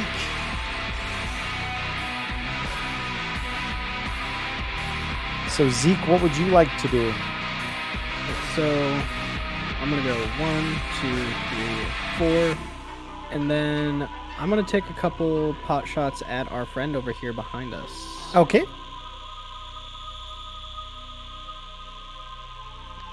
And first one coming through. All right. So that is a hit. Yep. Go ahead and roll me damage. Perfect. Okay. Yep. We're off to a good start. Very good. So yeah, that deals some damage. Go ahead and roll me that second shot that I know you got waiting in the rear there. It is right here in the chamber. Oh, yep. Oh, yeah. Blaster. Go ahead. Oh, yes. Oh, yes. That is pretty good. Okay, cool. So with that, you've dealt some damage. She's still pretty healthy. So we now go to the final scav here. We'll go 1, 2, 3, 4, 5, 6, 7, 8. All right, back to top combat. Typhoon, we're back to you now that you've had a chance to click. I will let you reload the gun after that realization as a kind of a free action, because that's technically the action you should have taken last turn. All right, I appreciate it. I would have taken the penalty either way. I'm a man. It was all for the joke. So, for aesthetic purposes, let's say like after he clicks, he immediately like break actions the revolver without a speed loader, just takes 6 rounds, goes into the gun, and then takes aim at the original scab lady and is going to shoot her. Okay. Roll it. Yes. Up on it. All right, that's a hit. Yep, go ahead and roll me damage. All right, that's pretty good. That might actually, describe flatlining her. That's her dead. So, quick reloads. Immediately he raises the gun, braces his right arm, aims on the sights, and just with one swift motion puts the bullet straight through her head and out the back, and it hits the wall like over here. Oh yeah, no, and she just lands with a wet thump on the ground as blood starts pooling around her. That is her gone. All right. So now, do you want to move at all during your turn, Typhoon? I will stay where I am. Yeah, I'm good. Stay where you are? Okay. Cool. So next we got 1, 2, 3, 4, 5, 6, 7, 8. And we've got Persephone. So Persephone, what would you like to do? I'm here. I'm gonna go ahead and take a shot at him. Okay. Go ahead and roll me. I a don't shot. think he's on me. Yeah, and he will attempt to dodge this just because he knows. And he will. And he will. So are you moving? Yeah, just moving there. Okay, cool. Wait. Well, I think we all knew where this was going, as this guy is now broken and crumpled and trying to crawl past me. Wei is going to punch down as usual. Okay, yep. Go ahead and roll me your attack here. Ooh. All right, this is what we respect back into crit failure, so he still has to dodge. It'd be I think it's a 16. 13. It'd be a 16. Nice. Because it'd be plus the 4. That Oh, yeah. 'cause it just counts the 1. So that evasion is enough still to dodge it. So go ahead and make your second one if you'd like. Yup. Just gonna roll a second evasion real quick. Oh, from failure to oh my god! It's good though. He really don't want to die, but it really don't matter. Oh yeah, no, jeez. Okay, yeah, go and roll me damage on that. That connects. Double 10. Okay, very cool. So yeah, this guy takes that hit, and he coughs some blood up onto the pavement here as that second hit severely wounds him here. We now go to Dr. J. So, all I've heard Way just thumping into this guy behind me. Realize the other one's dead, and I don't know if he'll let me, but if not, I would like to sling the bow back on my shoulder and pull out the katana, because this guy's trying to crawl back down the alley. That ain't happening. Yeah, so I mean, you'd have to drop the bow. Stowing it would be an action, because it's a little more. That's cool. complex. Stow it and get ready to try to move up. If Way can't take care of him, he's gonna meet the sword instead. Okay, cool. So you're gonna stow. So you're gonna properly stow your bow away, draw the katana, and that's gonna be your turn. Yep. Okay, cool. Scav time. Scabby scabs. Let's go. 1, 2, 3, 4, 5, 6, 7, 8. Next scav. 1, 2, 3, 4, 5, 6, 7, 8. Next scav. 1, 2, 3, 4. And we'll get line of sight on Persephone at that. So he will be taking a very heavy pistol shot at you, Persephone. Would you like to evade, or would you like the DV chart?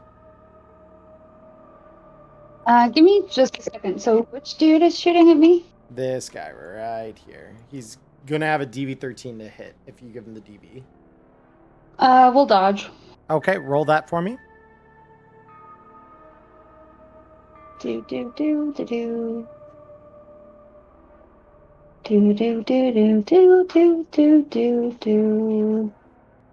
That's the wrong button. Do.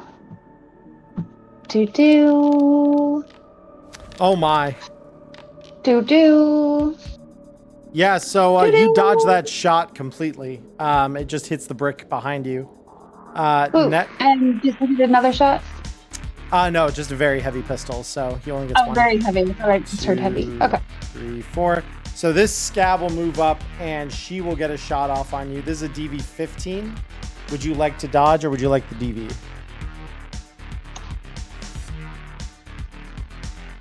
We'll dodge. Okay, roll it. 16 this time. All right. Still higher DV. She will hit you this time. So you are going to take a critical injury. So go ahead and roll me on the critical injury chart for you there, Persephone. So if you open your sheet, lower left of your fight, you'll see a section labeled crit injuries, 2 dice. Click the dice. Broken arm. Okay, so one of your arms is now broken. We'll say again. Because why is she matching me? Like, why is she matching me real life? Because the higher dice is on the right here this time, I will say it's your right arm that got broken. So you cannot use that arm. Now me and my character have both broken both of our arms. That's great. Yeah. So next we go to the next scav here, who is 1, 2, 3, 4. She will get right up in your face and take a shot on you again. Would you like to try and dodge? I'm assuming it's a low DV, so. DV13, yep.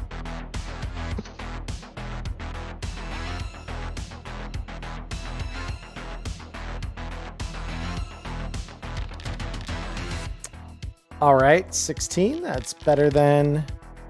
And she will miss that one as a result. So you do successfully dodge it. Andre this time, being that he is now able to take an action, he will take the action to stand up from being prone. And this time will use his movement to go 1, 2, 3, 4, 5, 6. And just try to push past all of you and run. Zeke, we're on to you. So I'm gonna go 1, 2, 3, 4, and then split my fire shooting at this gun and Andre. Okay, cool. I'll take the first shot at Andre. Sure, go ahead and roll it. Oh. Yeah, so with that, you will miss. All right. Well, second shot at the fool that ran up. Yep. And that will miss. One will hit. No, that will hit. Oh, ha! Because it's a DV13 for you there. So you are good. That's not the right weapon. Oh, yeah. What? That's not. That was the pop-up grenade launcher. Let's delete that. Yeah, let's... Oh, here's the right damage. Make sure Still you... a crit, though. Jeez. Make sure you adjust the ammo in your pop-up grenade launcher because you got rid of an armor-piercing grenade when you did that. Whoops. Yeah, no, but that's good. 14 with a crit injury. So let's see. So yeah, she isn't dead, but critical injury is a dismembered hand. You shoot the hand that's holding the pistol clean off. So all of a sudden, her hand is outstretched after shooting Persephone, and then it's gone. And so she just looks at the stump and just screams as that hand just vanishes. So Zeke, is that it for you? Yep. Cool. On to the scav. 1, 2, 3. Oh wait, hold on. I just gotta go this way. 1, 2, 3, 4, 5, 6, 7, 8, because he is running. And then we go back to top initiative. Typhoon, it's your turn. All right. Because the motherfucker is right next to me, I'm going to shoot at Andre as he tries to run past me. So he is going to try and evade this shot, so I will roll that for him. Sounds good. His roll is a 15 to evade, and you beat it. Go ahead and roll me damage on that. Will do, boss. Oh, I thought that was a tarot for a sec. Oh my god. Whew. That's spicy. 2 less About than max. as you can get. Oh, that's pretty much. Oh my god. So Andre, are you intending to kill Andre with this shot? Yes, if You are. possible. Yes, and it will. So I'm just gonna roll the crit injury to see exactly how bad it gets. Oh yeah. So you aim at him and you literally shoot like dead ass in his groin as he tries to evade and fails. So he dodges just to literally get his nuts shot off here. And just immediately starts to die as the blood loss like pools. And you just hear him say, fuck. Collapse, splash, blood everywhere. Very sad. I want to say for after shooting him and like he dies, right? Oh, he's dead. Yeah. Yeah. So as he goes down, as I shoot him, Typhoon like raises his pistol, looks at the other scavs like that are right in line of sight, kind of hollers like, "The name's Typhoon. Don't fuck with me." All right. Very cool. So we do have some scavs here that did not see this yet. So yeah. So this scav is this one. This one. This one. Okay. 1, 2, 3, 4. We'll round the corner and we'll see the body of his dead boss here. And he'll just scream, "What the fuck did you do?" And he's gonna draw his gun up and shoot at Zeke. So Zeke, I will evade. go ahead, roll it. I will attempt to evade is what I should say. 17. Hey, that's better than DV for it. So Oh. That hurt. Oh no. And that's why we no. say attempt to evade. All right. So Zeke, this is gonna be 4d6 coming your way, bud. Ouch. Oh, well, only Spicy- 4 of it's getting through. Yeah. So 4 damage goes through your armor jack. That's going to complete that scav's turn. Persephone, we're on to you. Backwards. 1, 2, 3, 4, 5. So this is what pain So feels bear in Okay. mind, you cannot use your assault rifle because your one arm is broken. She's not going to use her assault rifle. She's going to throw an incendiary. Oh baby. All right. Uh-oh. Where are you centering that within your field of vision there? She wants it to kind of be like, before I move too far, like right in the middle of all the gonks. You know, just a nice even smattering. All right. So this is your 10-meter circle. Right now, Zeke is getting caught by that. I was going to suggest that Zeke move, but, you know, he's the captain of his own ship. And I will die with my ship. Good. That might happen. Can I make that evasion check? You can. Yeah, she's got to make her athletics first. Yeah. So the Give me a second because Okay, I got Okay, cool. Well, your evasion's 20, so let's see. So you want her to roll well, but not too well. Because, yeah, the DV for you to get... So where are you right now? Right here. Oh, I think underneath the dead guy here. That's probably where you are. Yeah, there you are. No, Persephone's dead. Oh, wait, hold on. Hold on. That was a mistake. Uh-oh. Oh no. She fucked up that bad? I'm trying to check DVs here. I haven't rolled yet, so. I know. Yeah. What was the DV? Oh, it's a DV 15 athletics. Okay. I'll move. I won't move that far then. Is that any better? It's still DV 15. Yeah, DV 15 is as good as grenades ever get. Oh, okay, cool. Yep. Give me just a second here. Yep. Throwing a grenade in VR be a DV-72 for God's sake. Oh, yeah, that's beautiful. So, yeah, Zeke, you get to shuffle right out of the way. None of these guys have the ability to dodge grenades, however. So, Persephone, go ahead and roll me that damage. Oh, baby. All right. Oh, baby, a triple. Yeah, so that's 25 to her. That's 24 to her. That's 24 to him. That's probably also 24 to him. Yep. So this incendiary explodes, phosphoric fire going everywhere. And these guys are literally just torn apart and just lit aflame. It happens so fast they can't even scream. All 4 of these guys die. This is gonna go 1, 2, 3, 4. Goodbye. So yeah, grenade goes off and lots of people flatline. So that's 1, 2, 3, and 4, and then Andre himself is no longer part of the combat. God damn, you guys made That quick list got work. a lot shorter. Yeah. Look, that's why she always relies on her best friend Cindy. Oh my I god. enjoy Cindy. Cindy Cin- should join us more often. Cindy is good. So now, Cindy will be happy to join you anytime. Way, we're on to you. Yeah, I'm guessing after hearing that giant incendiary explosion and kind of watching his prey run off and get finished off for him, he's gonna start trying to sprint to the front line. So 1, 2, 3, 4, 5, 6, 7, 8, 9, 10, 11, 12, and he's just gonna stop there, like on top of the body. Okay. Cool, Dr. J, we're over to you. So yeah, exactly the same thing Wei said. At that point, I had heard that. I'll whip around, see all the bodies on the ground at the end of the alleyway, and go, "Well, we're clear for now."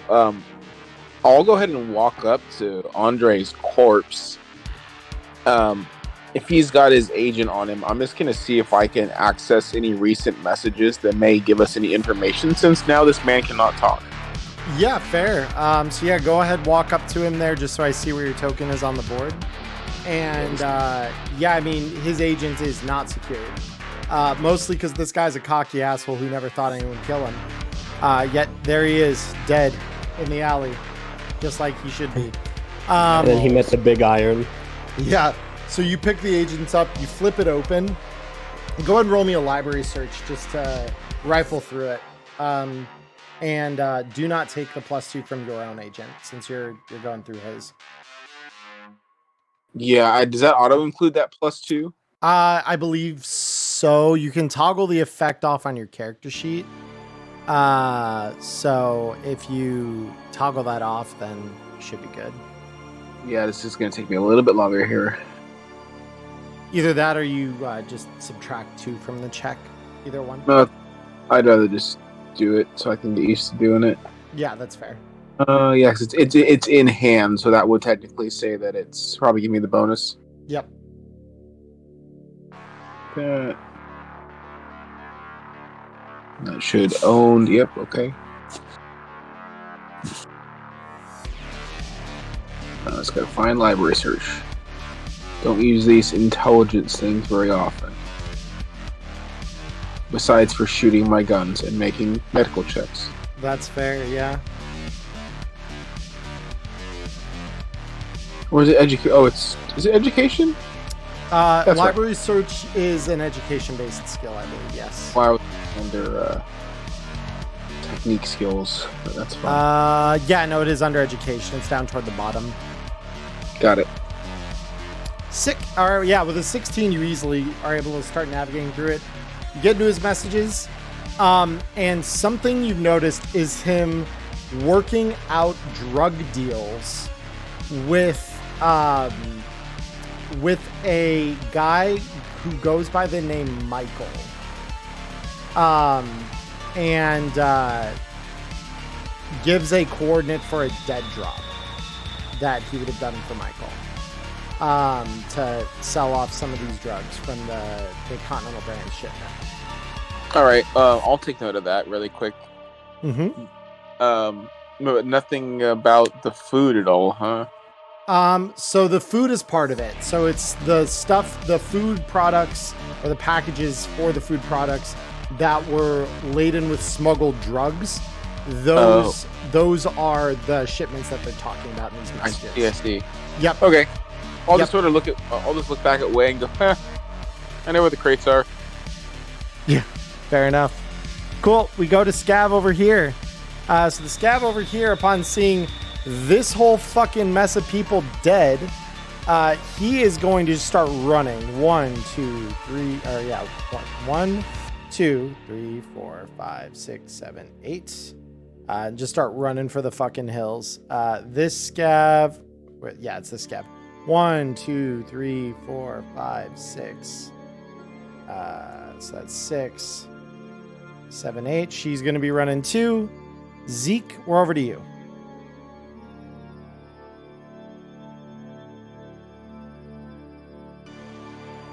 You're muted, by the way. You're muted, yeah. So he's gonna run up here and just take a look and just ask Way if there was anybody else that he saw. Yeah, 2 just took off running that way. Oh, and he's just making a good point. So 5, 6, 7, 8, 9, 10. Yep, and now he's gonna call back out to call back to Way. Yeah, they're still running down that way and just point in the direction. Yep, and then this one, having just witnessed Zeke pop out, you can go 1, 2, 3, 4. And is gonna try and line up. I can't see that one. Yeah, but he can see you. So he's gonna line up a shot on you. And it's going to be a DV 15 to try and have him hit. So would you like to dodge or would you like him to take the DV? I would like to evade. Go ahead and roll it. Evasion. Cool. Ouch.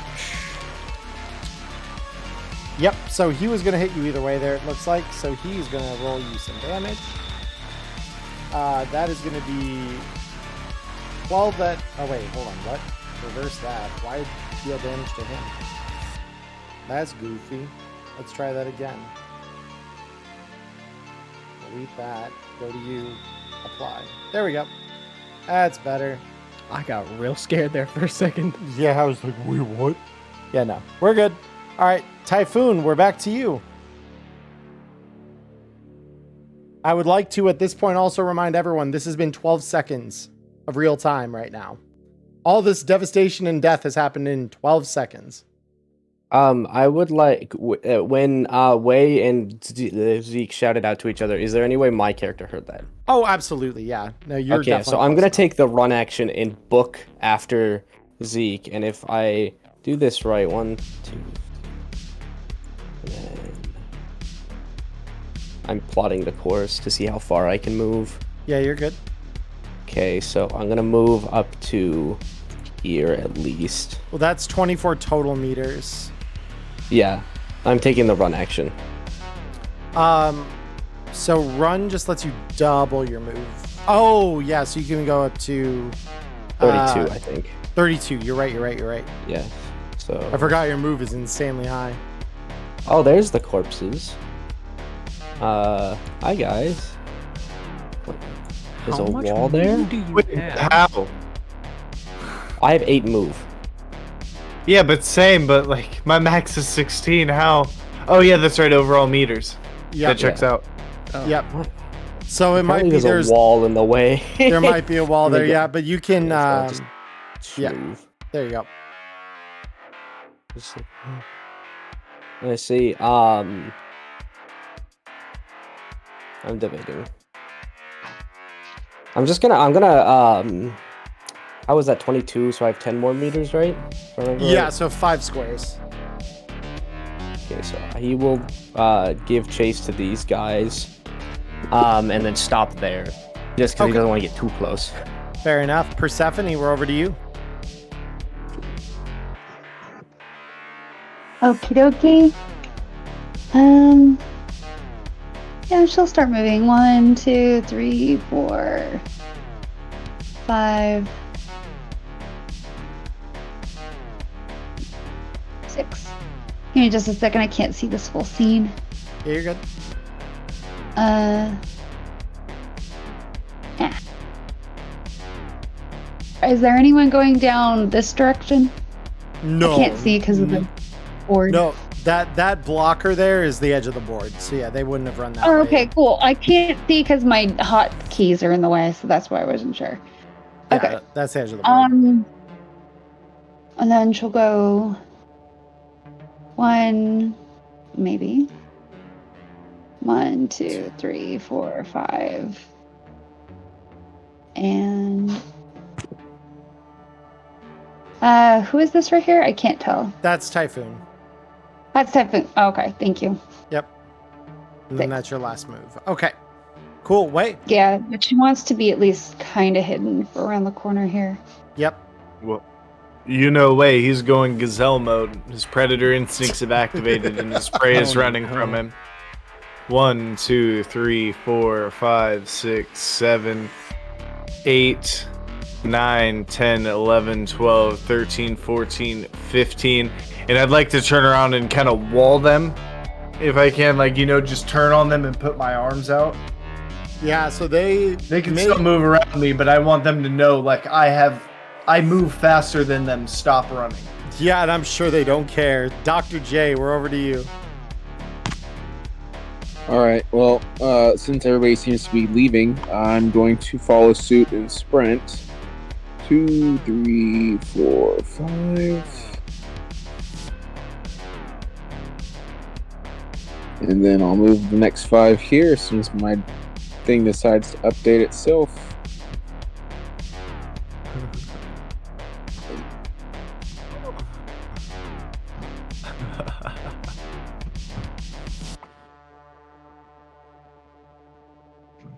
Oh, of course there's a wall there. Okay, 1 sec. 1, 2.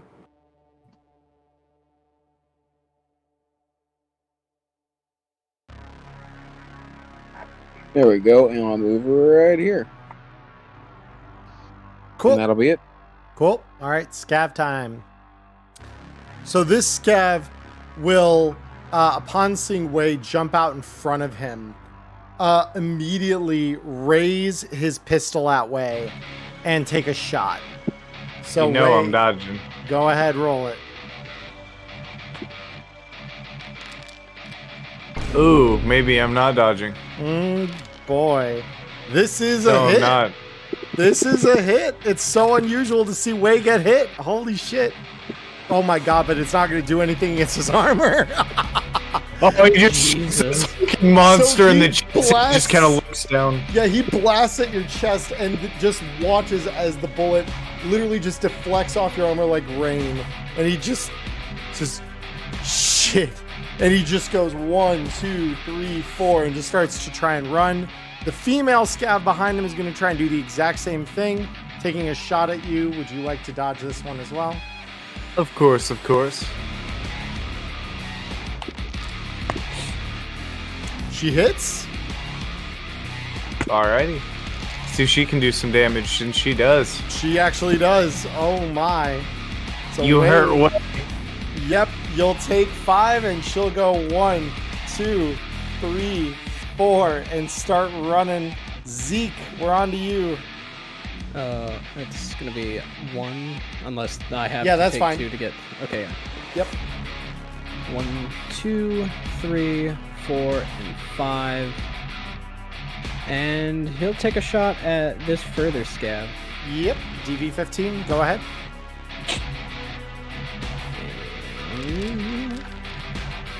Easy hit. Go ahead and roll me damage.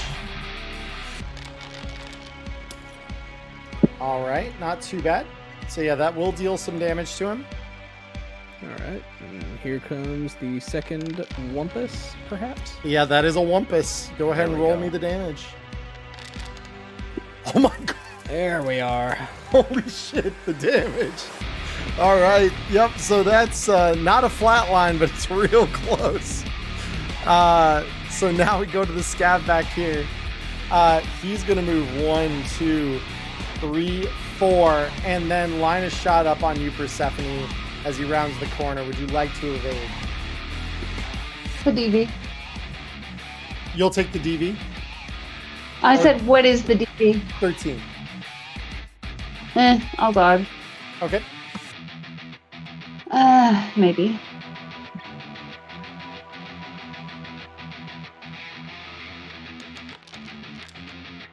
All right. Definitely makes your odds of getting hit lesser. However, he still does hit through it. This time, you'll be taking 11 damage that your armor will cover for the most part. Typhoon! All right, so after hearing the gunshot from behind me, he's gonna like whip a 180 and go back up the stairs two steps, and I would like to take an aimed shot at that thug that just shot Persephone. Okay. At his head specifically. Yep, so just make sure you check the little aim thing Yep. and roll me the attack.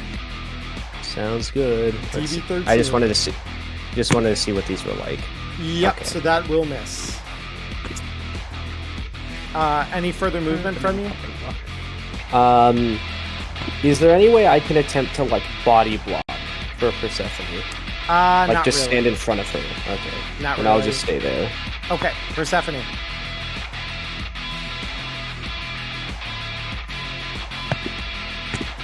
What would you like to do, Persephone? I go 1, 2, 3, 4, 5, 6.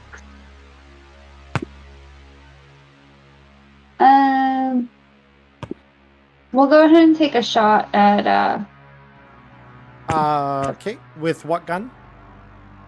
with my heavy pistol. Okay. Give me a second, I have to go through and switch everything. Yep, because I believe from here it's 12 meters, yeah, so that's going to be a DV15.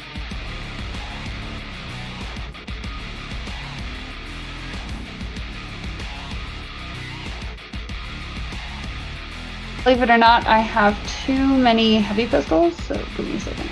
Okay, you're good. Pick the correct one. And then What's it from here? 13. Okay, we'll go ahead and shoot from here. Or no, you need to be one closer for it to be a 13. But yeah, I mean, you could have shot at any point in your movement, so that's... Yeah, yeah. Yeah, go ahead and make your shot. Sure. Yep. So, first shot.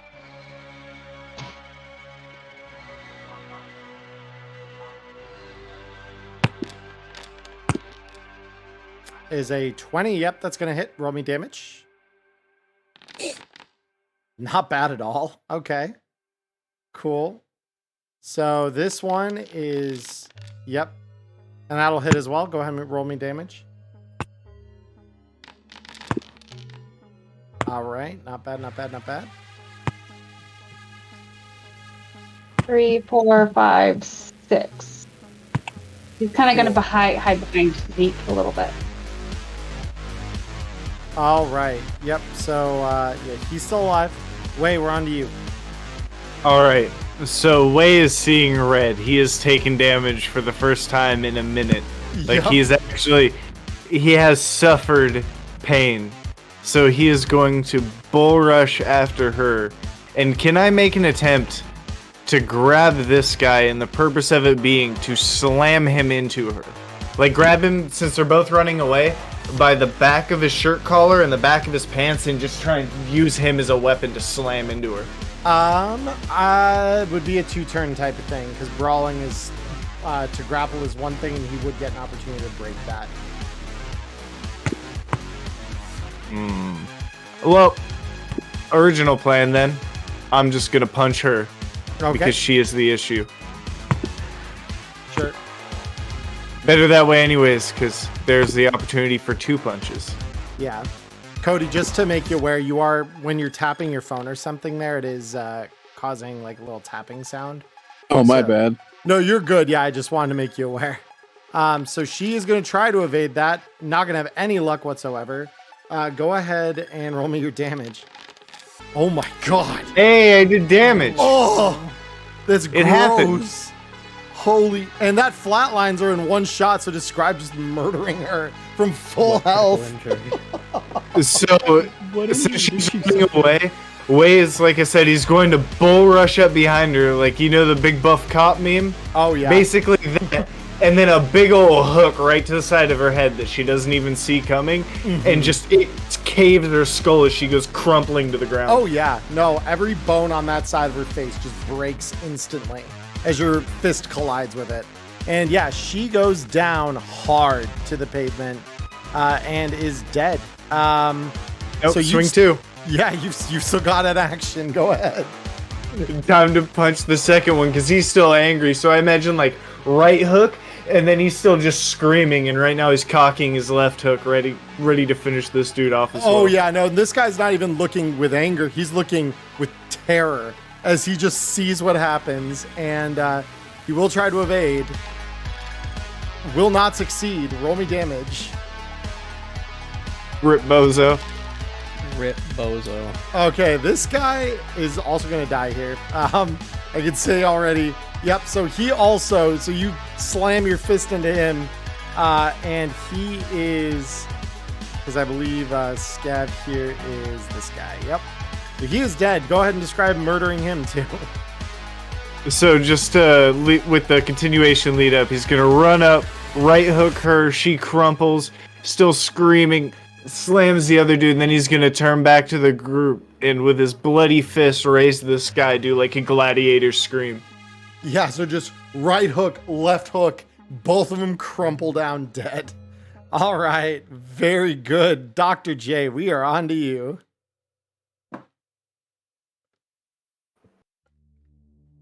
FYI, you might still be muted if you mute yourself. Oh, he's going. Yeah. There you go. Yeah, You're good. I'm going. I'm getting up here. He's zooming. All right, cool. And yeah, and you see the scav off to your left here as you come up. Oh, well, in that case, I can still move the same amount of squares and get within melee range. You could, yeah. And let's take a swing at this guy with the katana. Okay, we'll go ahead and roll me the attack. Yeah. He will try to evade, of course, but Okay. DV to beat Okay. is a 14. And there's only weapon. Oh yeah, I don't have to do that. I can just put the fist. I forget. Yeah, you click the fist. You good. So you just having to check everything. Still Yeah, no, it's good. ingrained in my brain at this point. I get it. Nah, we played like that for a long time. So I get it. Yep, you're gonna hit. Roll me damage.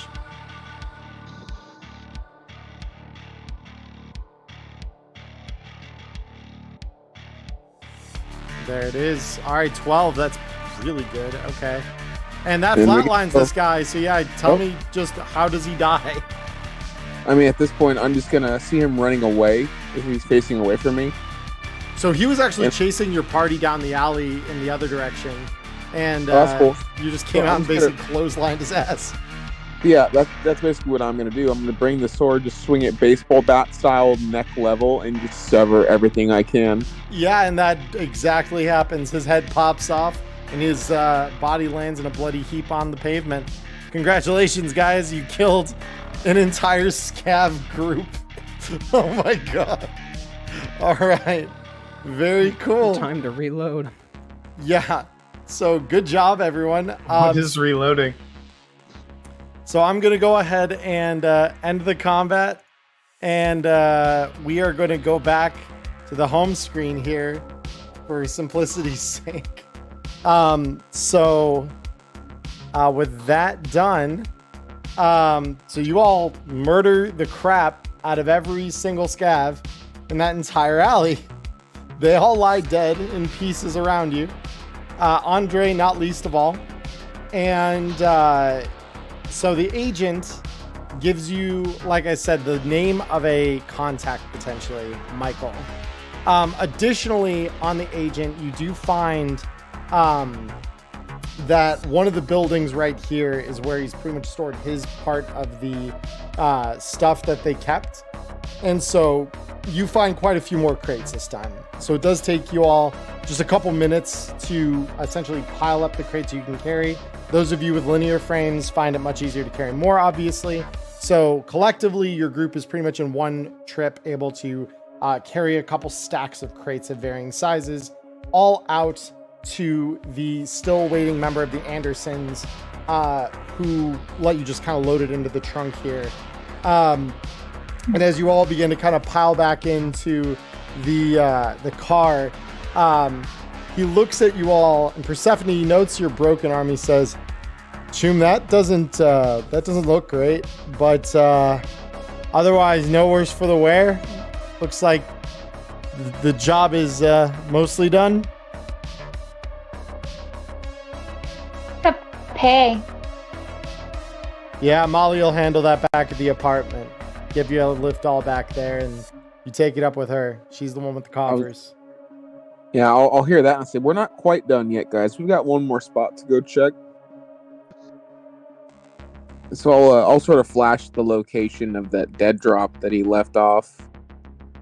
Sure. So the dead drop is a old city park. It's an abandoned city park parking garage off to the western part of the zone. So that would be the coordinates that would lead you to, essentially. At this point, Wei is sitting with his sword in his lap, still angry, like a fist clenched on the hilt of his sword. I'm still ready for a scrap. That one fight wasn't enough. I want to 'Cause say he's for Typhoon, angry. one quick thing. After this fight, I'm moving some of my combat awareness points just so you, as the DM, know that I'm doing that. But I want to say, like, after the fight ended and the entire like car ride and stuff, Typhoon has like just a slightly somber look on his face, like not sad, just like. Yeah. There's a lot of death back there.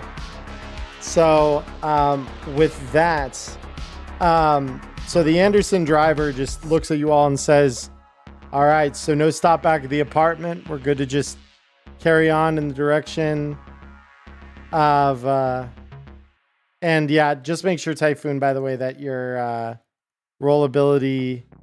Oh, I fixed it. Oh, you did. Okay, good. So he says, so no stopping back at the edge, just going straight to this dead drop.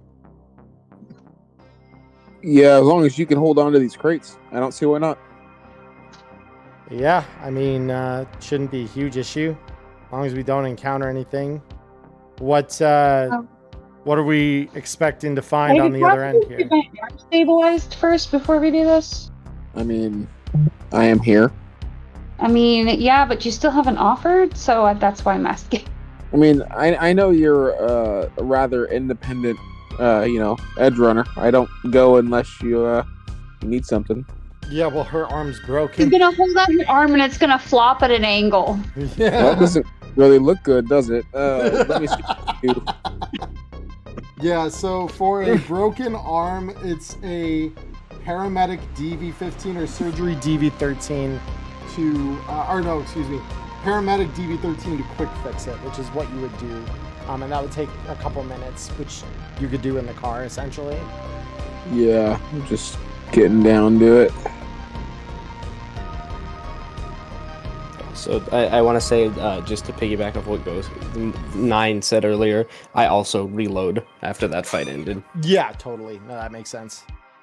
Not another click-clack incident in the next fight. Not a, what? What was that? Yeah. I enjoyed that. I know I you enjoyed would. that You joke. get the reference. So go ahead. Oh, the paramedic, there it is.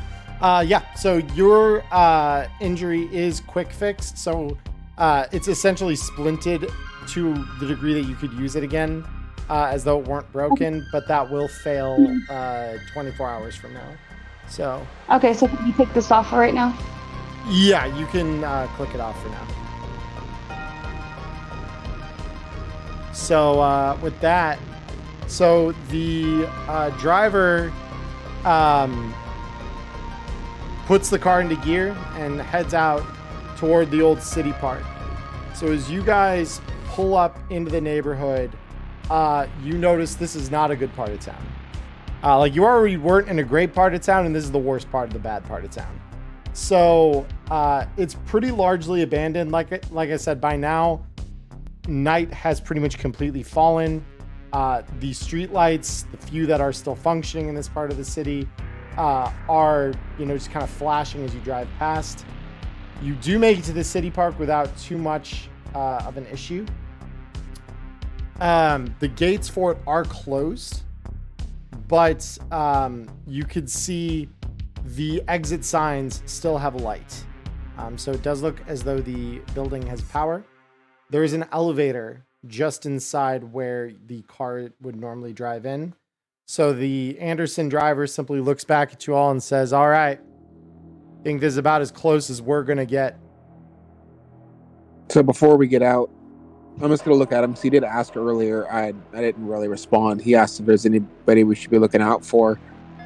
I'll just tell him, hey, you wouldn't happen to know any acquaintances or fixers or any buddies in particular named Michael around here, would you? Yeah, and so he's going to look off absent-mindedly for just a moment, like he's thinking of the answer, and he says, Michael, why does that? Oh, fuck.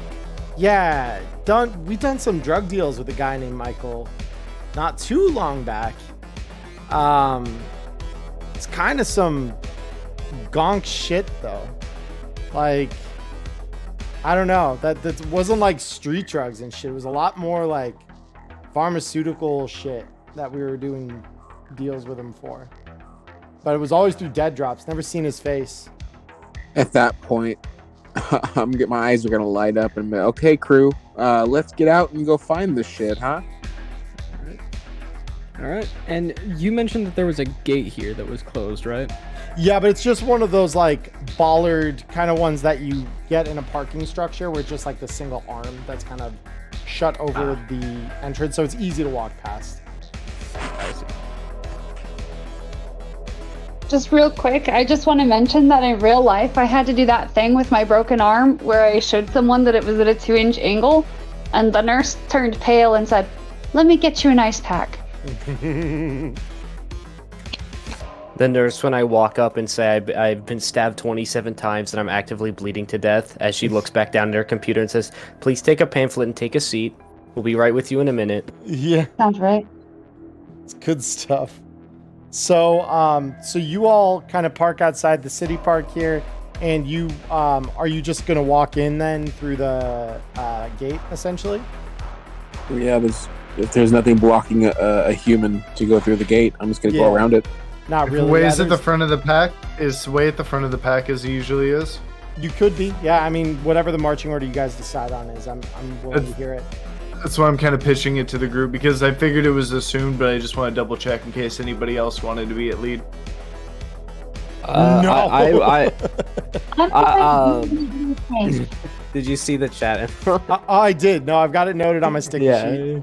Thank you for the channel point redemption. Batman and Wendy's will be an NPC in the future. No. Yeah. Nice Also, response. can I make a perception check as we like get out of the car and start moving for the building, just to see if we're like there's anyone watching us or just? I was gonna bring that up too. Is I just wanna, as we walk in, I just want to take a look around, see if there's any prying eyes. Yeah, both of you roll me perception. Let's see what you got. All right. Typhoon, not too bad. Zeke, not too bad. So you guys look around. You don't notice anyone or anything out of place or amiss. He's still just gonna keep his heavy pistol at the ready. Oh yeah, no, definitely makes sense. All right, anyone else? Okay, so Yeah, I was just gonna say, if we're just keeping an eye out, I might as well make a roll myself. Sure. I just don't even bother with perception rolls anymore. All right, Dr. J, 23. So you look around, and you actually do notice very family. Well, because you've got, or no, Dr. J doesn't have low light IR, right? No, I don't remember actually. It's been a while since I've had to worry about that. Let me check. Double check. Nope, you don't got it. Nope, not quite yet. Yep. So, so in that case, yeah, you're really not going to be able to notice anything. Okay, well, Way is still notably angry and looking for a fight. So he's like walking with his blade in hand, broad end kind of tipped against his shoulder to try and make the weight a little bit easier to carry. But he's just kicking through this gate. Like he's making no attempt to like check if it's locked. He's just bashing it out of the way. He is on a warpath today. Is it with the sword or just with his like feet or what? Yeah, he's like push kicking. Push kicking? 'Cause he's Okay. Yeah, Roll- he's just holding the sword. And Roll me just martial push arts kicking the doors. damage. This is where he rolls a tarot on a damn gate. I assumed it was unlocked. I didn't think this would happen. Are you complaining? The gate is like a bar in front of you, so it's not like actively like, oh, we gotta prevent you from going through as a human. It's more to prevent cars from entering. But yeah, this thing is pretty thin metal, so you literally push kick and the whole thing just bends forward and gets out of the party's way. Are you human? Way actually doesn't notice because he is like single track minded onto the next door. Because I'm assuming there's a door into the building that we're going into. So it's like a big concrete parking structure, the kind that like you drive in a circle up or down. So as you walk in, there is a elevator just to your right that does access the rest of the structure. Now, based on my coordinates, would I know if that was like an upper or a lower floor? You wouldn't, not based on coordinates alone, because either one of them would point down to this building, essentially. Then it'd probably be best to forego the elevator and just start searching the floors. Just walking up. Yeah, and you do see a sign pointing to stairs on the other side of the building, essentially. Way is going to start walking up the kind of road area of it, dead in the center, like along where the arrows are that guide the cars out. Like dead in the center of the road with that kind of fuck with me, I dare you attitude as he walks through this garage with his giant ass sword in hand. Yeah, no, And definitely. Zeke will follow behind tentatively. Yeah. So you guys do you guys start by going up or down? There is both directions when you do get to the stairs. I think Up would be safest to check first, but that's just me. I would think down, because if you're trying to be kind of concealed from things, you're not going to want to do your business on the roof, but you're going to want to be on the furthest level whichever way you go because you want the most layers. I suppose you're correct. I was saying more or less to try to avoid conflict first to check there, but then head down towards where I know probably people would be. Well, he's going to smile and say, who's trying to avoid conflict, and start walking down. All right. As he says that, Typhoon's gonna say, "Me." Hands up and go, I just want the damn pharmaceuticals, okay? That's all I care about here. I just want my money. So you guys go down. And on the first level, so you start on the ground level, which would be like level 1, according to the letters painted, or the numbers painted along the wall. And so when you go down, it's B1. You don't see or hear anything. When you hit B2, even without rolling perception, you hear the faint but very noticeable sound of a car engine idling. But it does not appear to be on the side of the building where you come out from the Can stairwell. I attempt to like peek around the corner sneakily, or like get a visual on it sneakily? Sure, roll me stealth. Yeah. There it is. All right. Yeah, you get real quiet. So you guys see Typhoon literally kind of like slowly push out from the doorway and just start creep forward through the abandoned parking structure. And it's at this time that I'm going to pull us into the map here. So Yes, I triggered an event. I hit the loading barrier. Pretty much. Let me let me get everyone kind of loaded up in here. So let me do first Typhoon. So you'll get to there. Because I'm the best. This will be open, and inside of here we've got Dr. J. We've got Way, presumably near the front here. We'll have Persephone, and we'll have Zeke. There we go. And then I will load you all in now. All right, I hope it loads faster than last time for me.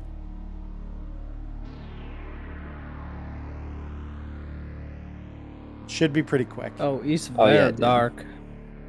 Oh, yes, he's very dark. I see fuck all.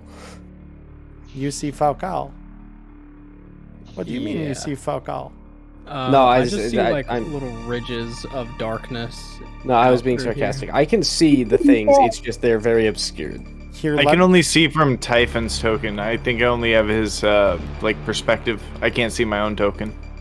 Let me add one little extra lighting source here for you guys, just to make it a little easier, because it wouldn't be entirely unfathomable that you would have one. Because I also, for the record, I can't see any of them either. Like my mates. No, yeah, you're further away from them. So you're a little further into the car park. So where you are, you should have some vision there, Typhoon. Oh, I do. I see some fellows, some hooligans, some unsavory individuals. Oh, I found me.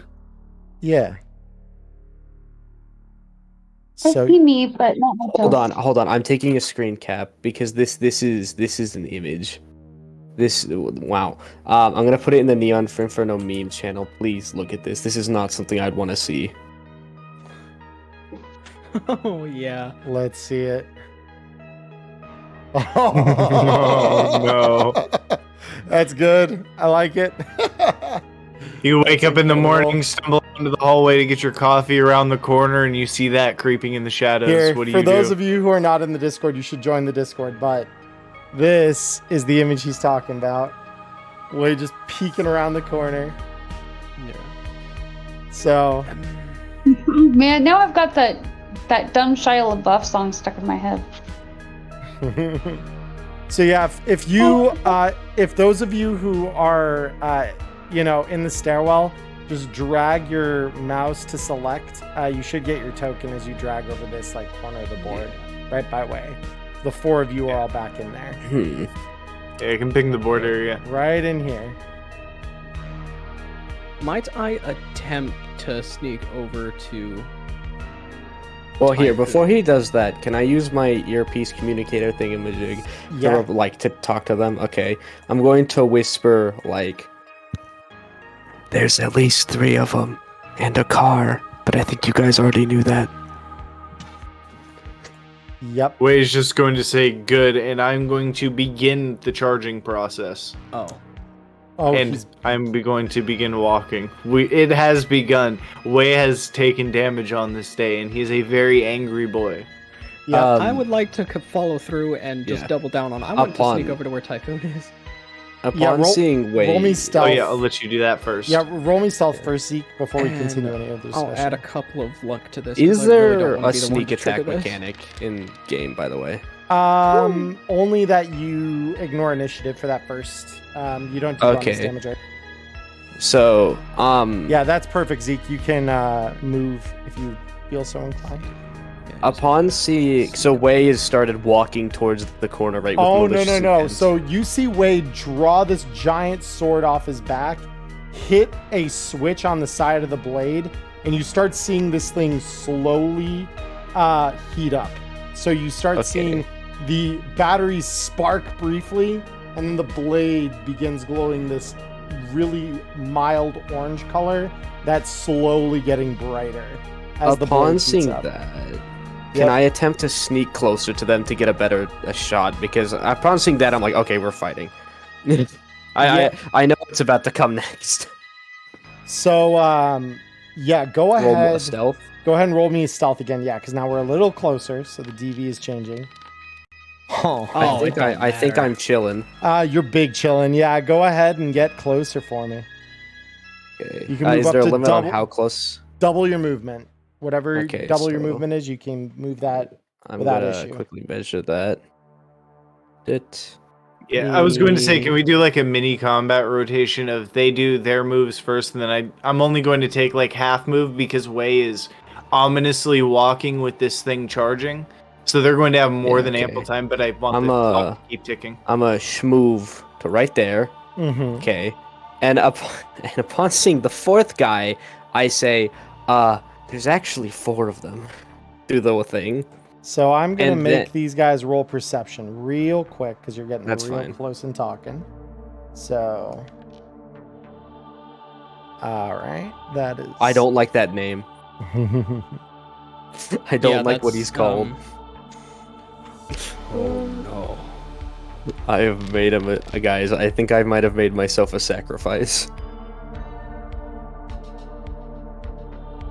Let me see. For some reason, I keep losing perception in the mix here. There we go.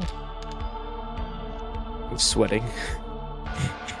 It's all good. Literally. That's what these moments in Cyberpunk are for. You're chilling. They ain't seeing you. Okay. Now, 30 is God's here, so like you were never really in too much Yeah. danger, but Those rolls were So- arbitrary, but seeing that 10 came down was scary. Yeah.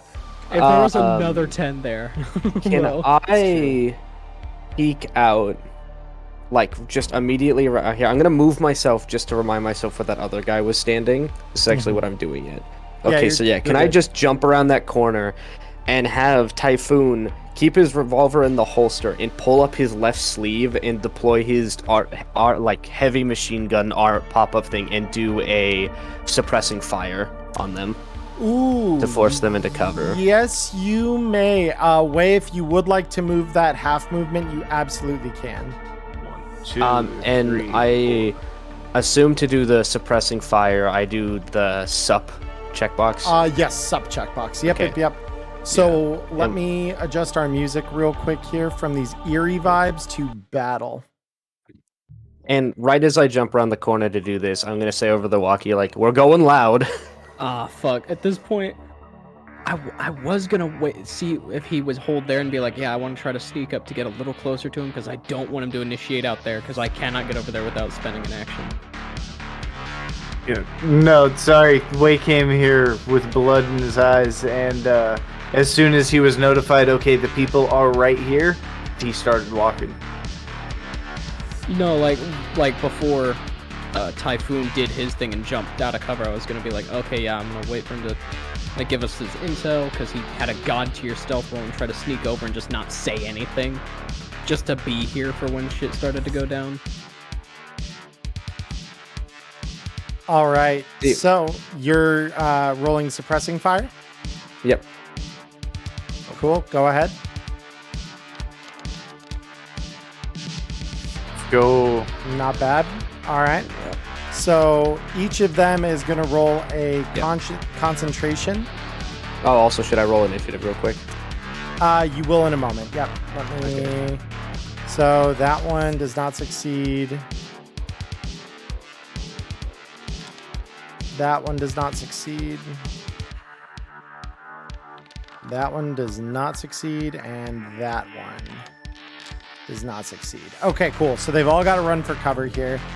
And so we are going to, yes, everyone roll me some initiative as we dive into this. So just for mental notes, how many turns do you think that it's been since he started charging as we were doing like the little sneak up maneuver? It's been about, because how many minutes does he end up needing?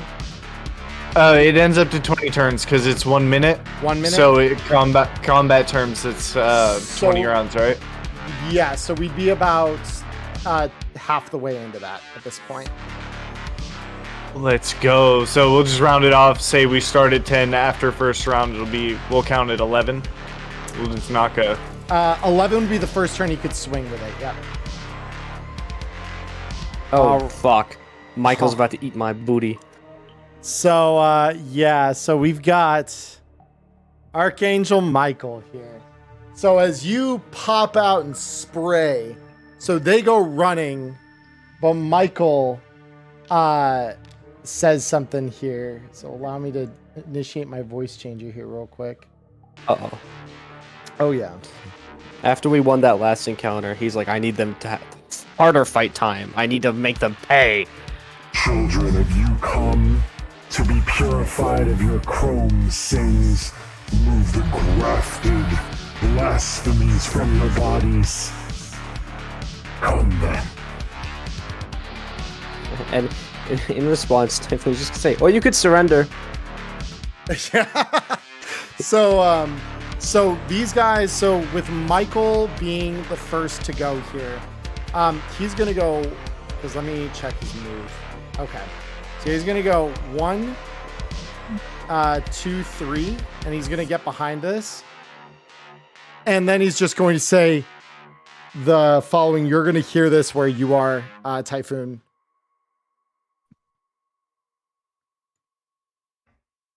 Give us the darkness. The And what? He said, "Give us the darkness." No, I heard him. That's what Typhoon said. And The what? What's going to happen is as follows. With that word, the lights in the garage are going to start going out all at once. Fuck.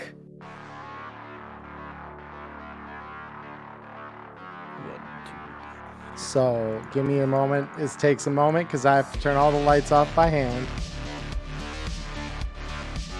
God damn.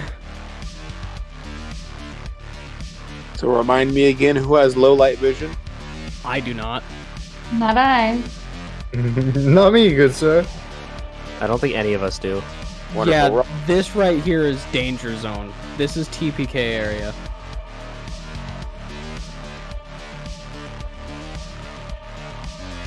And now that you're Yeah. all in the darkness. Yeah, this is TPK zone. This is where it happens. Flee! Flee, my boy, flee!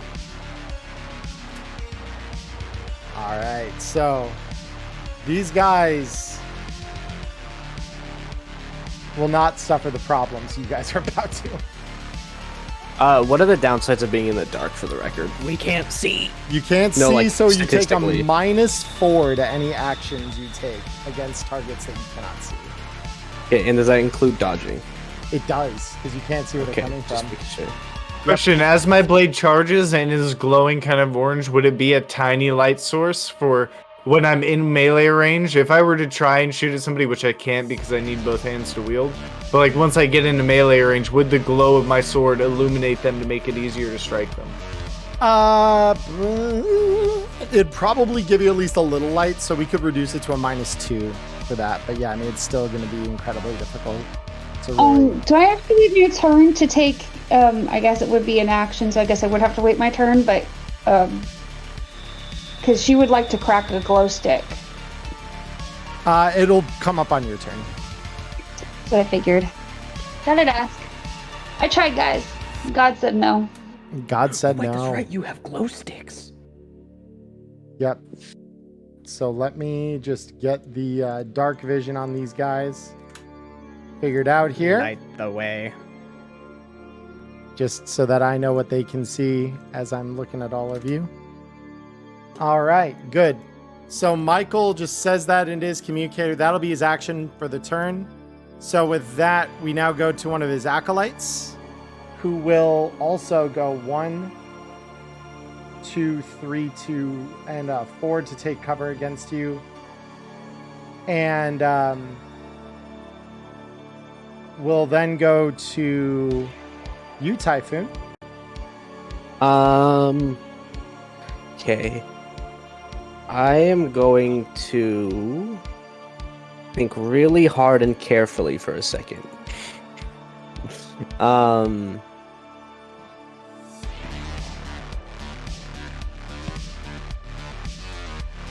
Okay, I'm going to attempt to take a shot at one of the people that was standing here. Like in this area, where they all were basically standing. I know Michael moved and I know one of the Inquisitor moved, but one of the ones that's still standing there. Okay. And then after that, so I'm going to quickly take that shot. A full attack.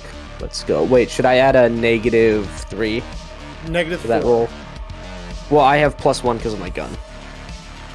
So the +1 from your gun is automatically calculated in, so you just enter the negative as you need to. So you just -4 and it'll auto-calculate the +1 off your gun.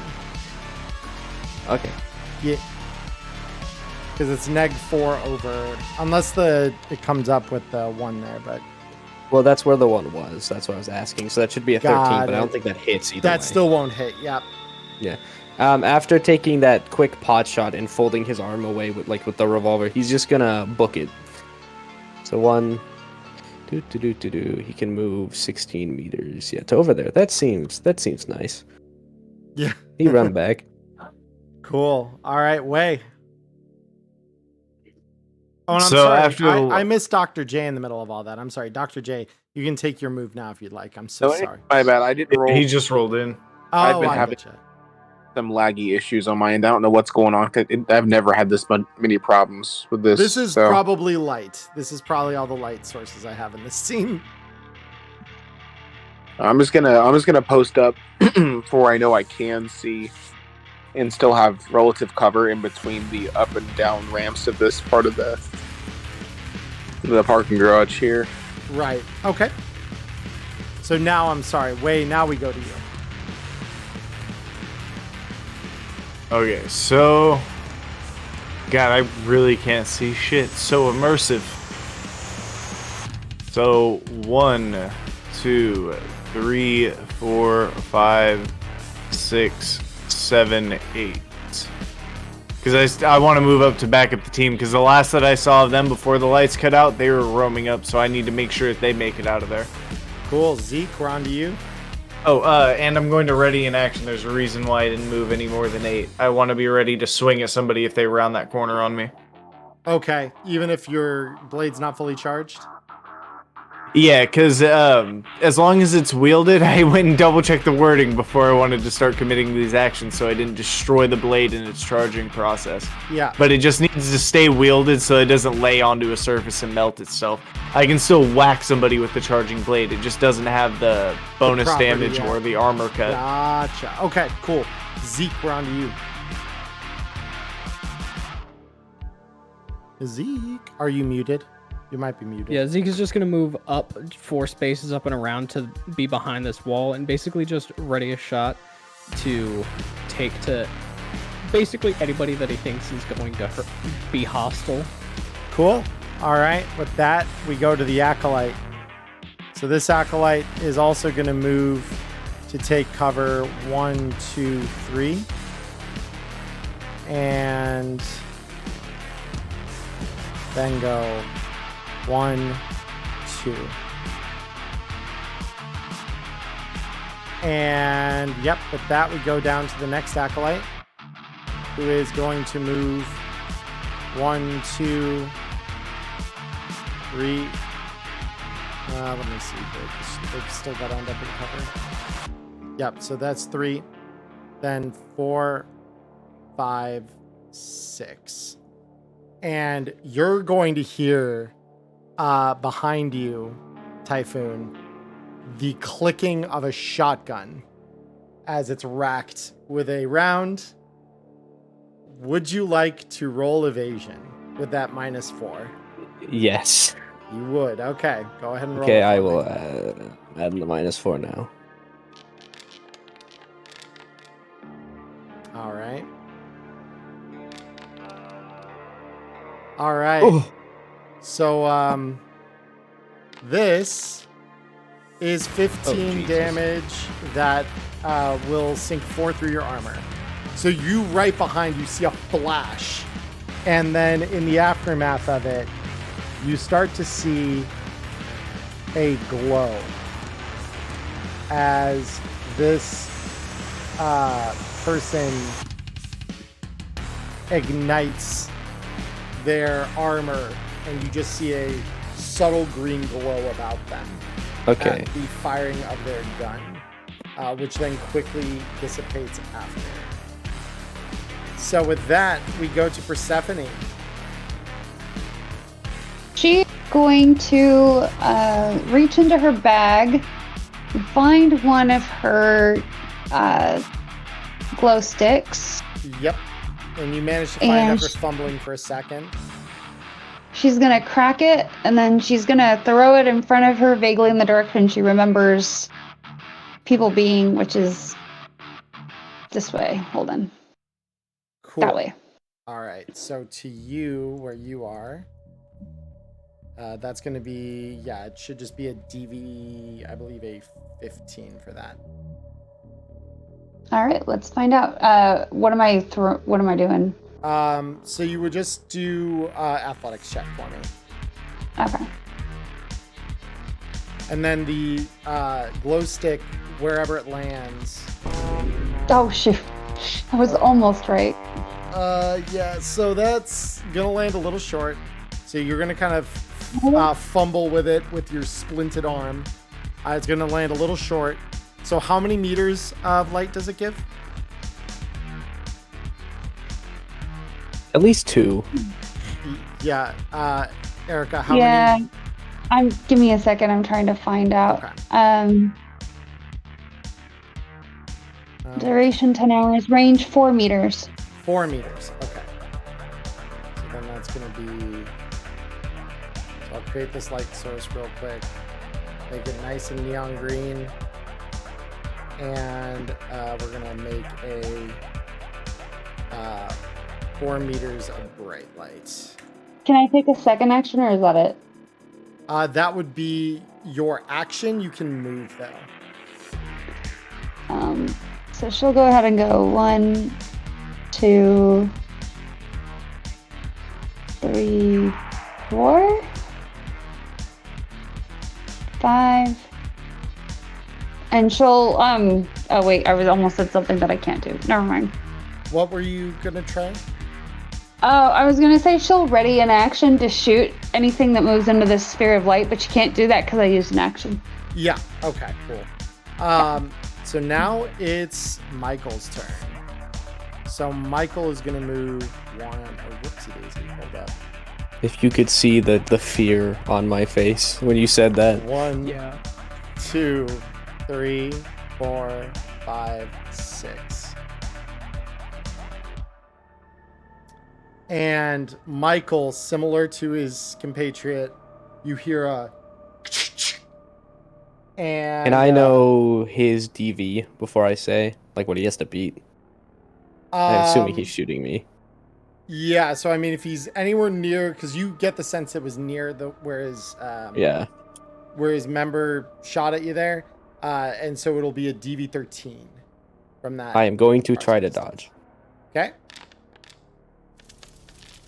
Oh, let's go. And that was with the -4 built in? Yep. Very cool. That's very good. All right. Oh, boy. Yeah, and he misses completely. All right. Cool. Dr. J, we're on to you. So you see, similarly, Michael briefly light up here with some dim lighting as he glows blue against the darkness just briefly and then fades away. Dr. J.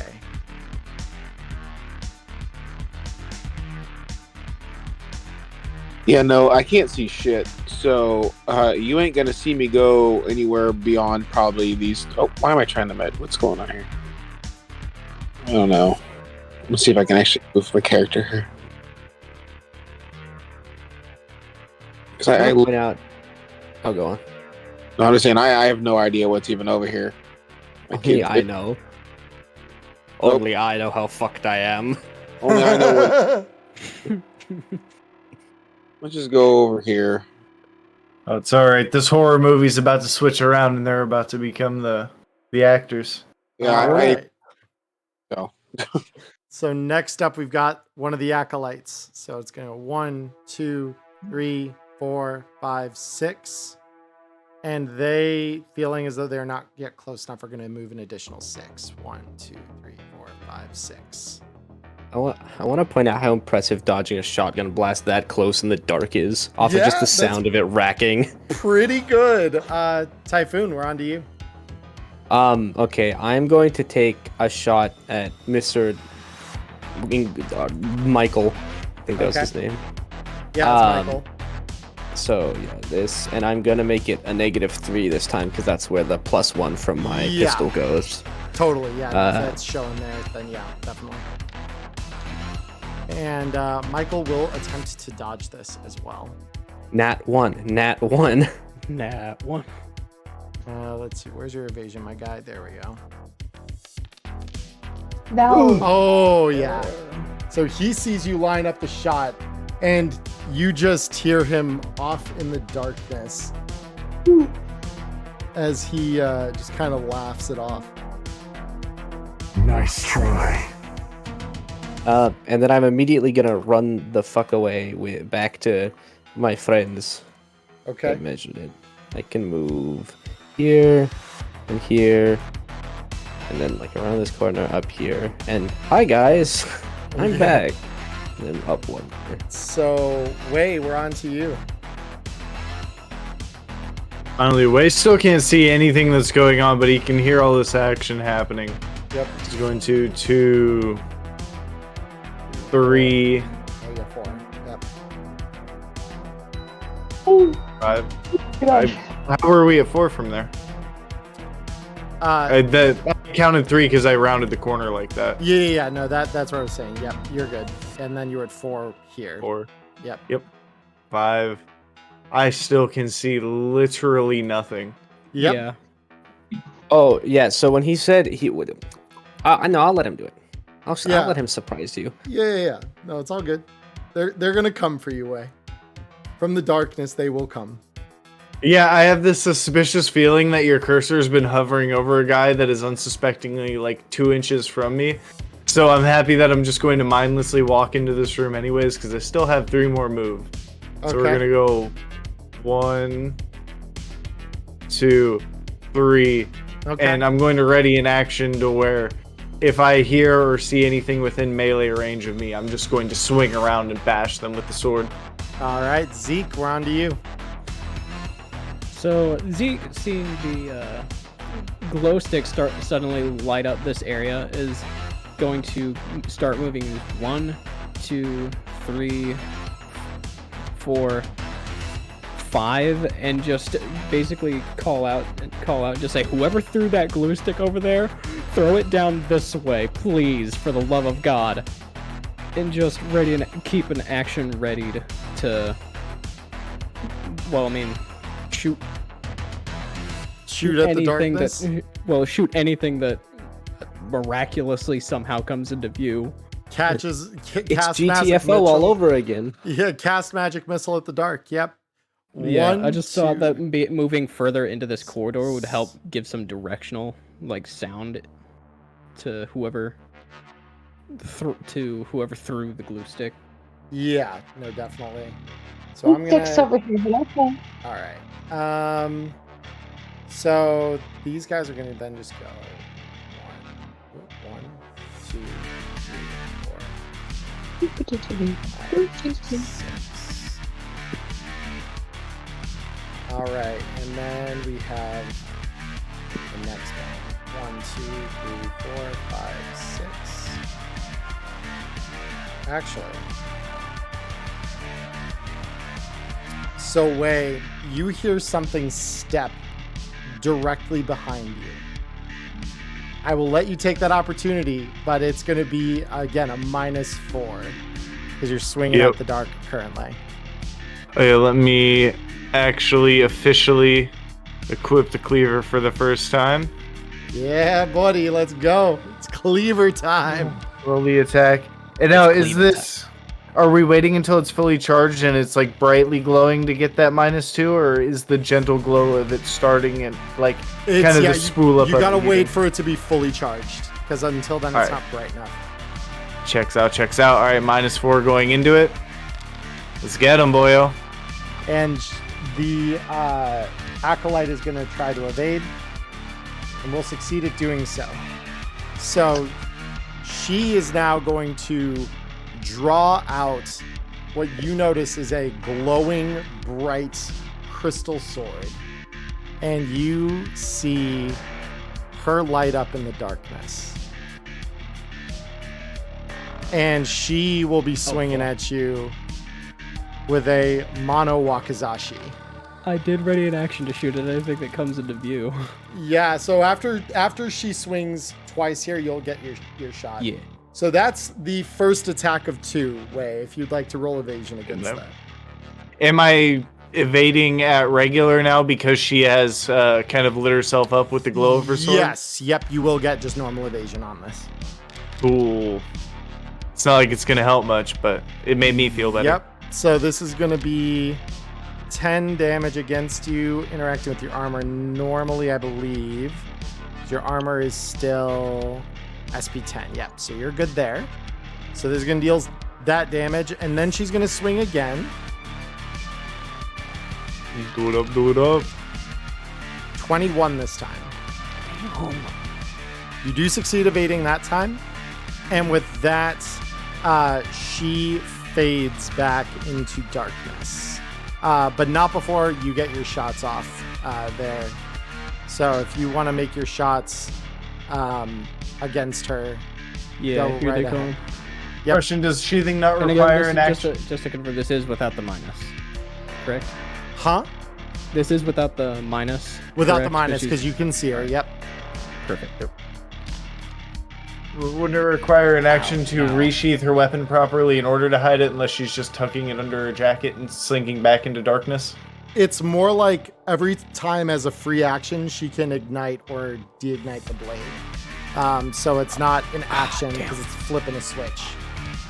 Oh, I didn't know it ignited like that. It's got a property called Firefight Ignite. So that's how that works. Yeah. No, first one don't hit. So that first one will not hit. You do get a second shot. Oh baby, please. That looks better. That does look better. So yeah, that'll cause her to take the damage,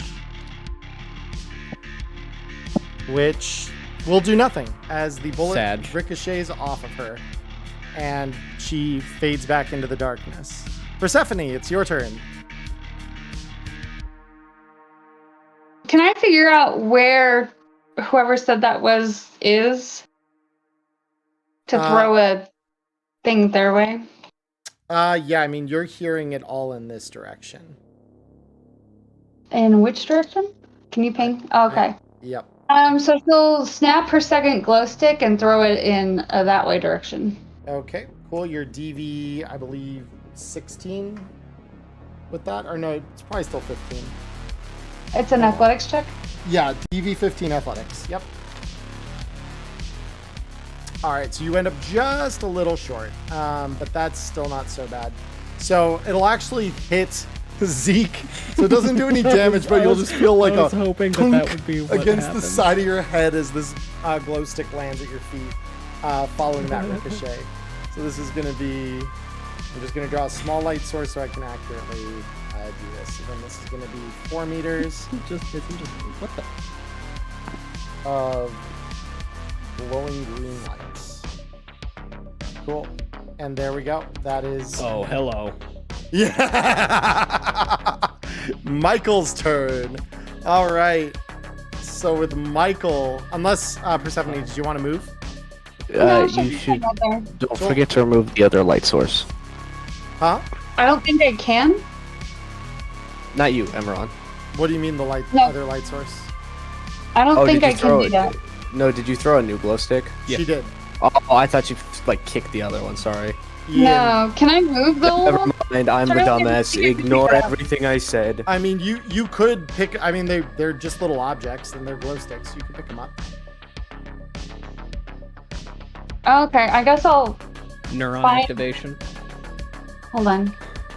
I guess I'll grab the other one. I just love that Zeke. He sees this thing right next to his head. Ghost, that's basic. If I understand the situation you're in, that's basically what happened to me when I tried to dodge those 2 shotguns. Only I didn't get a warning that they were there. They just appeared. Yeah. So Wei, the next one is coming for you. This time, it's you see a blue, glowing blue sword ignite. And this time you will not get the chance to take an action against it. So Michael is right upon you and will take a swing. Man, you gotta quit rolling so high. Chill. Hey, yo, chill! All right, and this Kendachi Mono 3 will completely ignore your armor because it is below SP 11 at this point. So you will be taking 17 damage straight to your hits. So I will calculate that for you there. And the armor will still ablate on that, by the way. So there's that. And then this guy's lighting will just fade back into darkness. Dr. J, we're over to you. All right. Well, I can see a bitch. You can see a bitch. I can shoot a bitch. I am going to back up a bit Okay. if the game will allow me to do so. Do you want to just go back 1 square? Yeah. That's exactly what I was. How'd you know? Yeah, because I saw where your cursor was hovering. I forget. I have a ghost cursor. Now I just need to open my character sheet. There's 2 other people that also have ghost cursors. Oh, you're right. I do need to re-equip my bow, though, because I would not have walked out with my sword. That is not how I roll. Yeah, you're good. Sword is secondary. Neuron activation. Literally all of the problems just everywhere. You know what the problem is? The problem is, it's all of this stuff here. I don't know if you can see. It's called darkness. Everything over in this direction, I hate it. I don't Everything like outside of this circle is bad. and I don't this know is about you my guys, but I circle. think the problem's coming from like here. Exactly. I'm gonna turn into SpongeBob and Patrick in that episode with the sea bears. This is my safety circle. I do not leave the safety circle. I heard we had a light problem, so let me just fire this wonderful incendiary arrow at this guy. We'll have a whole one second. Good thinking. I like it. No, I just got to get to We'll see it hit him, but not damage him. So we'll just see a guy get ignited in flames and be unfazed. Black Bolt could do that. It'll be like that meme of the firework that shot into the woods. Do I not have? Oh, I know the one. I have 7. What the fuck, game? Don't do that to me. Don't do that to me, Foundry. Yeah, so Why'd you you- got a DB13. This guy, upon seeing you off in the darkness, drawing the shot, is going to try to evade you. By the way. Oh, I didn't think I'm Battle before. pass. I guess I can see him, so I don't have to. And you hit. Go ahead and roll me the damage on that one. Yes, here it is.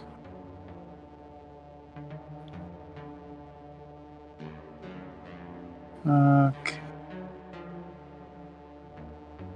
Cool. Yeah, that's pretty good damage too. All right. So that is going to deal damage to this guy. He is now on fire, causing him not bleeding, fire. Immense pain. So yeah, this guy is now going to have some light cast off of him here. And I'm just going to use his normal color because it's easier for me. So he is on fire. So next it's one of the Inquisitors here. So this Inquisitor now gonna move. Who's ready one, for their second helping 2, of shotgun pellets? 3, 4, 5, 6, and is gonna line up a shot on Zeke. I can see them. So Yeah, I so can evade. You can evade without penalty. Yep. No, stop. Don't. That's unfortunate. I don't think you're dodging that. So Zeke, I swear to God, if we like not kill Zeke. so Zeke, go ahead and roll me that critical injury. You like I just got here, could you not? Yeah. I've been broken my back, and I'm at 16 health. I hate it here. Typhoon, we're over to you, man. Okay, I'm gonna take a little peek-see around this What corner. did I say? TPK. Do not chant that, sir. So if I were to It's take a shot happening. on this lovely person, I wouldn't suffer disadvantage, right? You would Like not. any- You would not. Okay. Yes. I am going to yet again take an aimed shot at someone. At her Oh. head. Please, Okay. please, for the love of God, Brainer. And they are not going to roll evasion on this. Oh, lovely. Oh! They should have rolled evasion. They should have rolled evasion. Roll me damage. Let's see that headshot in action. Please. Oh Oh my fuck God! yes! Oh thank fuck! Oh! I owe you my life. Good night. Woot! How much damage is that? 27 damage for what gets through her armor alone. Additional to this, she does suffer a critical head injury. He's not dead. No, not dead. Did she get a bonus roll you on the shot injury her table ear because of the off. general? You shot her fucking ear off, And dude. a double 6 on the injury dice. That's insane.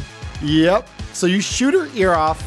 Additionally, because this breaks her helmet, it pierces her helmet, she loses her ability to see in the dark. So she goes back to just basic vision with a 0 meter ability to see in the dark. Okay, and quickly I'm gonna say over the comms as I take another step back into cover, just like whoop, like a little bitch. I'm gonna quickly say over the comms, like, guys, I think we should run. We can't take this fight. Way, we're over to you. For once, Wei is going to agree with the notion of not fighting, because in just those few strikes, like, to his perspective, he was walking in like a badass, the lights cut out, and then he got cut a couple times from the shadow harder than he's ever been hit in probably his life. So he is 1, 2, 3. I'm going to take a swing at this guy with my sword as I pass by him. Yep. So we are going to roll a regular martial arts without my -4, or cleaver attack without the -4 for once. Yep. So this guy will try to evade. Will succeed. Okay, then we're going to use our last 1, 2 to move to there and then chill.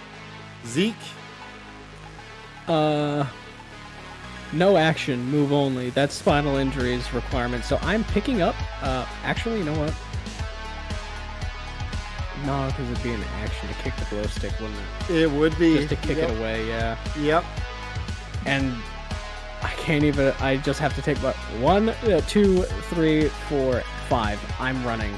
I'm leaving. I'm out of here. Inquisitor Acolyte, who is on fire, is going to unflinchingly walk up to Wei, and he says, "So you want to swing on me, do ya?" And he draws his Mono Wakizashi and will attack you with it. Why do you all have armor cutters that can see in the dark? I hate it here. So this is a 22 that you can try to evade without penalty. You do succeed. The second hit. They literally roll like as high as I do on base stats, and you keep doing that. Stop it. Turn off the weighted dice module that you turn on for these sessions. Man, whose idea was this? I think that was Dr. J. Wasn't my idea to come that was an attack way. If you want to re-roll that with evasion. It's all good, dude. I understand your desires. I will fight. But no, I just want him to die. No, it's time to leave, but so this is 12 damage. You do have enough armor that this interacts with your armor normally. So that will deal you 8 damage. And then this Acolyte is going to move 1. So he already moved 1 to get to you. It's going to be 1, 2, 3, 4, and 5. Does he want to kiss? Still on fire, and he will lose 2 health here. And so next we go to the next Acolyte. 1, 2, 3, 4. And she will draw her Wakizashi on you. So this You're doing this on purpose. Just shoot me, goddammit. No. No. These guys were built as melee mooks. That's why they're being used that way. So this is going to be a 23 that you can evade without penalty. That is going to be a hit. So this is 12 damage. That does interact with your armor normally. And now the next swing. Yeah, but if this one hits, it doesn't. So I need you to stop. I haven't seen you roll lower than 5 in like the past 20 rolls. Oh my god, okay. God. No, there is no god here. The dice have left me. Alright, evasion time. Let's see it. Uh-oh. Alright. So yeah, this is damage. This will go all the way through your armor. Yeah. Now is when it really gets scary. 10, so this is going to just take you to 7 health right away. Ablate your armor by 1. Alright. So just next turn taking the Persephone, it's your turn. Yeah, she's gonna throw an incendiary grenade in the rough direction of the last glow stick she threw. Alright, so like over here? For a whole second, I thought you were gonna say, I'm gonna throw the one at the guy that just appeared in front of us right here. I was going to cry. It's actually you better not. Actually, No. Is this a... What is this? That's an enemy. That's an enemy. Oh, okay. Please don't. Do it and roll low. Do it and roll low, please. Please don't. I'm right there. Ghost is right there. Hit me, like, throw me through your last glow stick. I can see dude, and I can see this spot here, and I can see this. So if I were to aim my my grenade, I guess it is kind of a glow stick, like right here, would it still hit this dude? We can measure. So you're aiming for here? Yeah, like here-ish. Okay. So this will be your 10-meter radius. Yeah, I can't really see, so give me a second. Yeah, okay, there we go. That's your 10-meter radius. Please don't. I beg you. I beg you. Put it at the... You're literally going to light your whole team on fire with that. Glow stick part. Make me the risk. Make me the risk. I'm going to die anyways. Okay, let me speak my piece here, because this is actually a life or death situation for Wei. If you throw it where you do now and I succeed in my evasion, I have to run to the nearest point outside of the explosion radius. Do you see where that is an issue? If you throw it in the other spot... I can't see fucking anything, man. I can see my little glow stick and I can see this gonk in front of me. Mark of Corn in chat would like to remind you all that if she does this, everyone can see, and it's very helpful. It is helpful if Zeke does not die. Yeah. If you throw it right here where you're planning, I will get shipped off in this direction if you can see my pings. I cannot. So, I mean, I can see your pings. So I want to remind you guys that I'm only a few points away from being Cyber Psycho, and I promised some things here. So I have 7 HP. I'm just saying throw it at me, because if you throw to where you said it first, where you threw the old glow stick, and it hits that exact same spot, that will save my life. If I hit the evasion throw, it'll ship me up the hallway towards you guys where I may be able to escape. True. If you throw it where you're throwing it now, and I succeed, I get shipped into the fray where there are like 4 people with monokatanas waiting to coup de grace me. So let me show you what that one looks like. Let me show you what he's suggesting here, Erica. Okay. So thank you. This, no, not a problem. This is gonna be the radius. The only that thing I'll do is I think everyone would hate me so much, but honestly, I don't care. Everybody's sitting out way. I'll put in the general direction of the glass glow stick, which would still hit this dude in theory. That's perfect positioning for my play to work out, because my nearest zone ships me just north of it. We're banking real hard on this DV coming through too, though, so we'll see what happens. Yeah, so you're looking at a DV 15 for that one, Erica. Yep. Go ahead. Roll me. This time it's actual thrown weapon with the incendiary. Can I roll evasion? And I'm critically preemptively? so I have a -2 to evasion. Oh no. Can I preemptively roll to evade this? Yeah, you both get to roll to evade this, thankfully. I want to wait to see. Or no, I'll just roll mine. Let's just get it out of the way. Is there any minus because of the darkness? Oh, I'm sinking 2 points of luck into this as well. Do it. Make it happen. Uh-oh. Typhoon, you're stuck in it. Way, you're out of it. Way. Okay, good. Dr. J, I also need an evasion roll from you where that's landing. You hear the rattle of this thing land. Okay. You dodge it. So I'm going to move you out because I can see where that is. These guys now all have to roll evasion, can roll evasion as well. So, oh my. Okay, well. Can I willingly shoot Persephone for that? All right, so that one fails. This one will succeed in dodging it. And then this one will succeed in dodging it. Okay. So guys, fire. So that's we can see them. 1, 2, 3, 4. For a second, and I'm dead, so I can't actually see them. So you, Zeke, take 15 damage and are lit on fire. I have to put myself out. I'm on 1 hit point.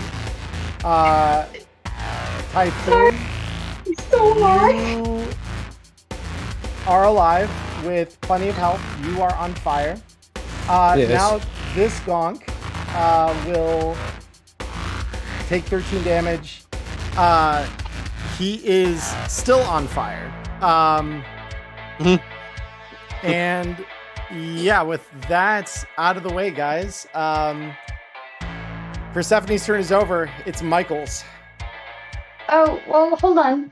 I have movement. 2, 3, 4, 5, 6. Oh boy! How do you put yourself out? By the way, you have to spend the action on your turn to do it, and then it just allows you to like pat yourself down and put it out. So unless somebody does it for you. Yep.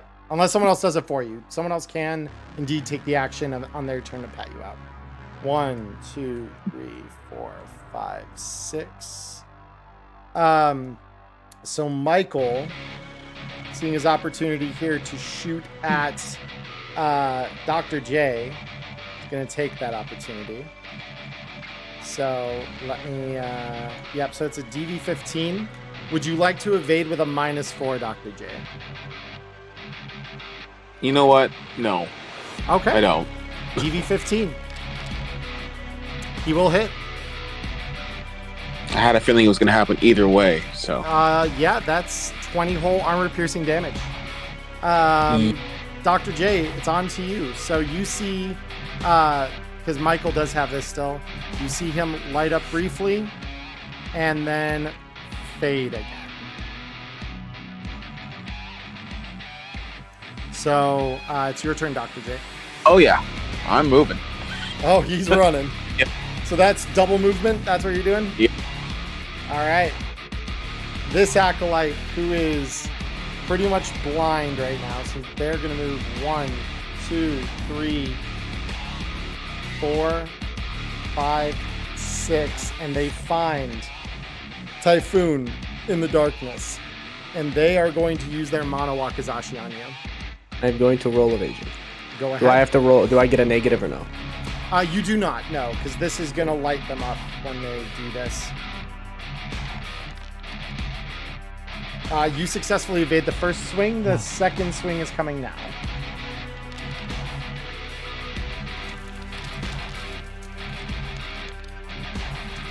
And the Mono Wakizashi rolled a double 10. Hell yeah, good job. All right, so that Mono Wakizashi is going to dig into you for 4 damage because thankfully your armor is high enough that it does interact with it normally. Typhoon, we're over to you. Would you like to put yourself out as your action or not? No, I'm going to spend my action to put Zeke out. Oh, you Chad. Oh my god. Okay. Cool. So and then, Zeke, your fire is gone, my guy. And then immediately after that, I'm fucking spending all of my movement to shimmy. Gone. Yeah, so I will say you do end up with a little bit of light around you here. They're a little crisp. Because you are on fire. So, Wei, we're over to you now. Okay, this is a scary situation, but maybe people will remember the callback from a couple episodes. Can I make the attempt to have Zeke just jump onto my back and run out of here with both of us at sprint speed to just try and GTFO because he's right next to me? So I will say that because you are seriously wounded and are already still carrying around the weight of your sword so as not to ruin it, you probably can't actually. I will just bolt if I have to. I had to see if I could. Yeah. Or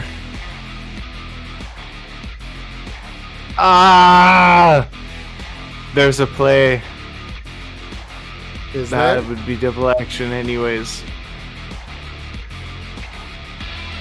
If you'll allow me to, at the sacrifice of my blade, take the double action to scoop Zeke up afterwards.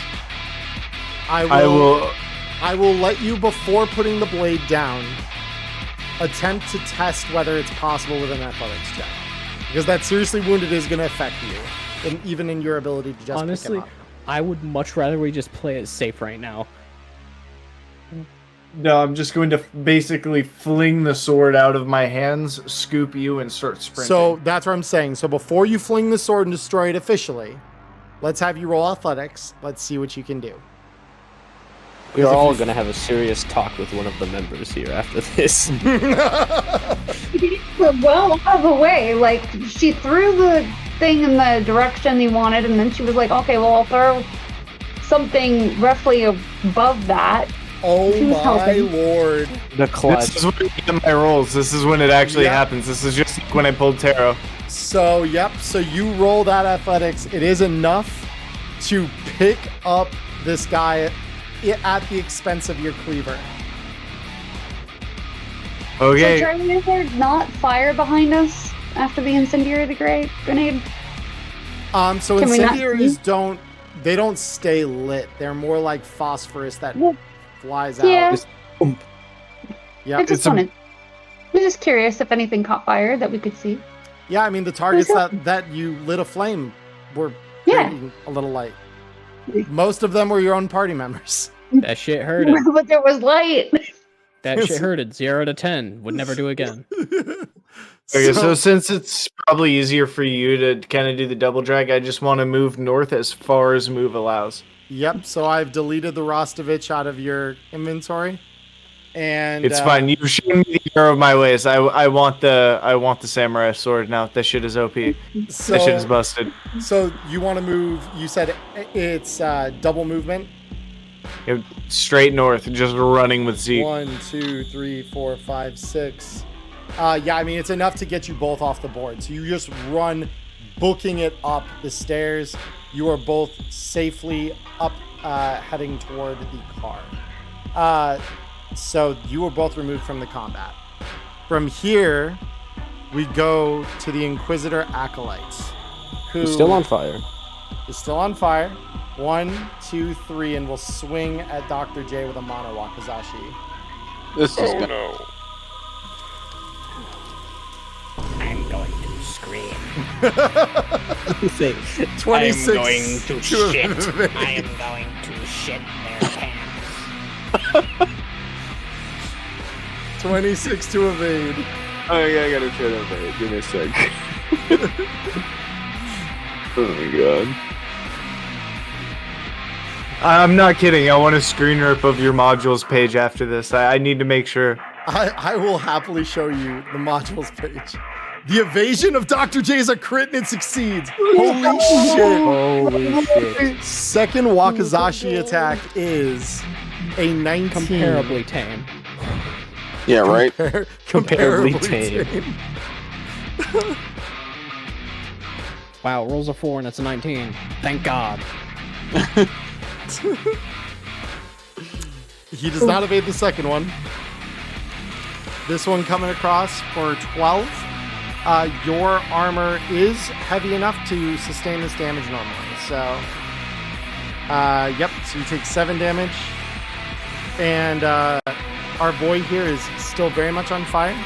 So he will take that damage. Now it's the Acolyte over here. 1, 2, 3, 4, 5, 6, 7. I'm scared of Archangel Michael's turn. And they will rack their shotgun and take a shot in your direction. It is a DV-15 for them. Would you like to attempt the dodge with penalty? Actually, not with penalty, because they're next to... or wait, is this one? Oh yeah, this is the one that would be on fire. So yeah, so this one would be... Or wait, no, this one wouldn't be on fire. What am I saying? Okay. No, they would be. So yeah, you don't need to take the penalty to try and evade this if you'd like. It's a DV-15 from this range. Yeah, I'll try to evade. Might as well. Crit failure, 7. Wonderful. For you. For her, also a crit failure. 5. You dodge it. Yep. Persephone. That's on second DV. I think that's a 15. Hold on. That'd be... Hold on. Please don't. I beg you. I'm already on fire. I don't want you to fuck up and it bounces off the wall and back towards me. Goes outside, blows up the other people who already escaped. Blows up the van, Way sleeping in there, just gets incinerated.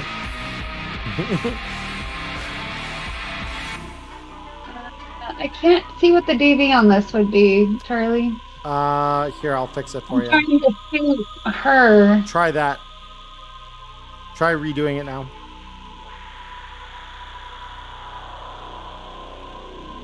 Because I've got a DV of... Okay, there's a 15. Yeah, for whatever reason, I wasn't seeing it before. Well, because, yeah, you need to adjust the DV. So... I'm not trying to do the grenade launcher. Yeah, it is the grenade launcher DV for athletics. When you're throwing a Well, grenade. I'm not trying to do that. I'm trying to do the assault rifle. Oh, I'm so sorry. Oh, thank God. There's your assault rifle DV. So if you remeasure Thank it you. now. Because I tried to switch over and it wasn't letting me. Oh, and now everything is wrong. Hold on. Somehow during all this, my map is completely screwed up. DV-15 is the assault rifle shot from there. Okay, thank you, because like I can only see the edge of the map and I can't fix it at the moment. No worries. So I will roll evasion on this for this person. Pretty good. Better than their evasion. Go ahead and roll me the damage. Oops, wrong button. Hold on.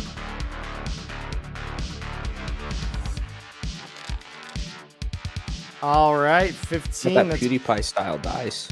pretty good. So it's not dead yet, but we're there. Now it's Michael's turn. So Michael's 1, 2, 3, 4, 5, 6. And Michael will be lining up a shot. You hear the... So would you like to dodge, this time with a penalty since you cannot see him? Who are you talking to? Dr. Me. J. The only person in line of sight of the entire gang of people in this garage currently. It's true because I can't actually see hardly anything, so. You know what? He only has one shot. Meta knowledge is fantastic. I will not evade. Okay. So be it. 22 armor piercing, swinging across at you for 20 damage. 12 after your armor. All right, I'm not dead. No, you're not. Dr. J, we're on to you. You see Michael briefly light up and then dim away in the darkness. So I'm going to take full movement, and if you allow, on the way out, if you can remind me what the name of the fixer and squad we fucking trashed in their own turf was. Andre. It was Andre, Yeah. and he was a scabber boss. Whoever he was, I'm going to get the fuck out with as much movement as possible and yell as I'm running, Andre sends his regards, he's tired of your shit. Oh. Interesting. All right, so yeah, you make it to the stairwell. And you are safe off of the field here. So now, before you guys can escape, we do have some acolytes left. So this one is going to go 1, 2, 3, 4, 5, 6. And this one can see Persephone in the glow of Typhoon. So they are going to rack a shotgun shell. It is a DV-13. From this distance. Would you like to roll evasion? Wait, me or her? It's going to be Persephone. So Persephone, would Okay, you like to just roll making evasion sure. against a shotgun? And you don't take a penalty. So just FYI. I said yes like 6 times before realizing that I was muted. You're muted. Okay, yeah, go ahead and roll me the evade then. 16, okay. Yeah, you just barely dodge a slug as it slams into the concrete. Typhoon, we're on to you. You are still on fire, my friend. I'm thinking. Can you give me like 30 seconds to contemplate? Yeah, you're totally good. I'll check chat while you do that. The emotes are going nuts over here. Holy shit, guys.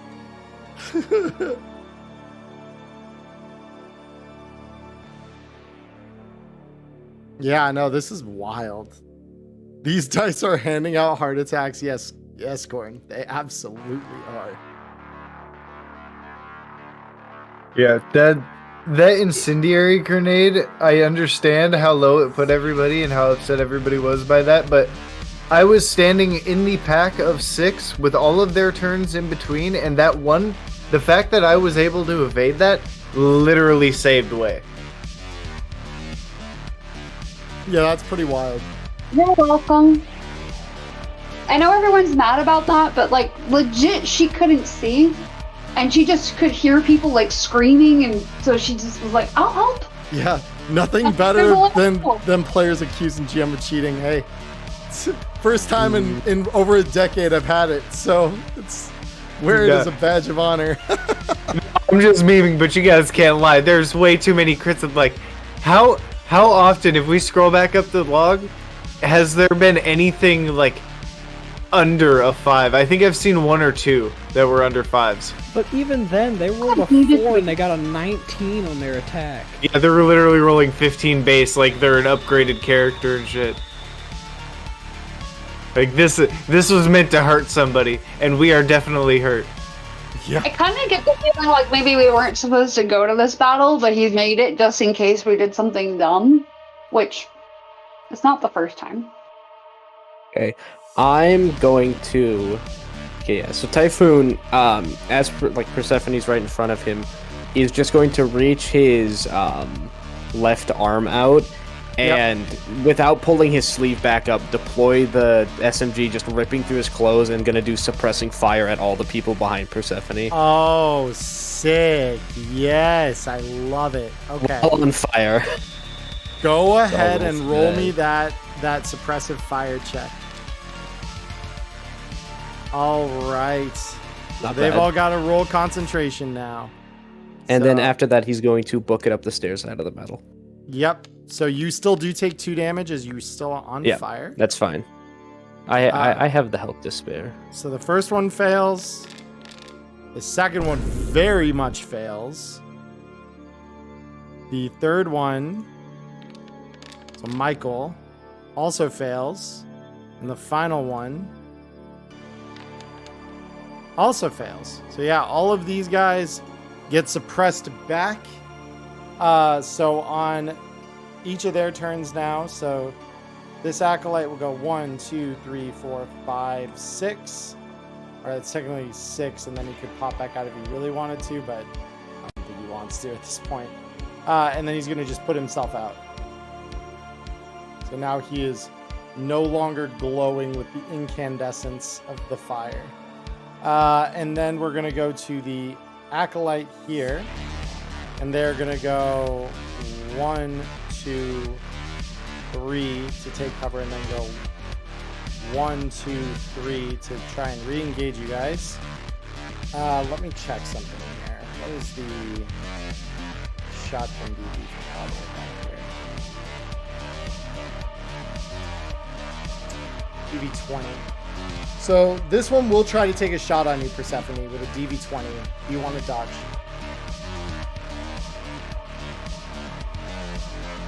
You might be muted, by the way. No, No, you do not. Okay. I'll take the chance. Oh. Oh, Might be a mistake, but that's oh fuck. yep. Well, So that wasn't gonna help me if that dodged anyway. yeah, probably not. So it'll be That's 6 okay. damage to you, Persephone, and then finally That's we okay. come. I'm still pretty good. Yeah, we come to your turn. So Okay. So was it this bitch that shot at me? no, it was one back here from the darkness. I see. Give me a second. Oh my gosh, why is that the song that's in my head now? Okay. I would like to take a return shot at the dude that just shot at me. So yeah, over in this direction. So it Over will. in that direction. Yep. So it'll be a DV15, and you will take Yeah. a -4 to take the shot just because they are in complete darkness. Actually, hold on. 1, 2, 3, 4. 4? Wait, where are you? Oh, I'm right here. yeah. So you can only move this far back and stop line of sight to them. So this would be a DV16 for assault rifle. To I shoot the closest. No, but that's better than it was, so that's what I was trying to. So I'll shoot at her. Okay, go ahead and roll me the attack. They will try to evade.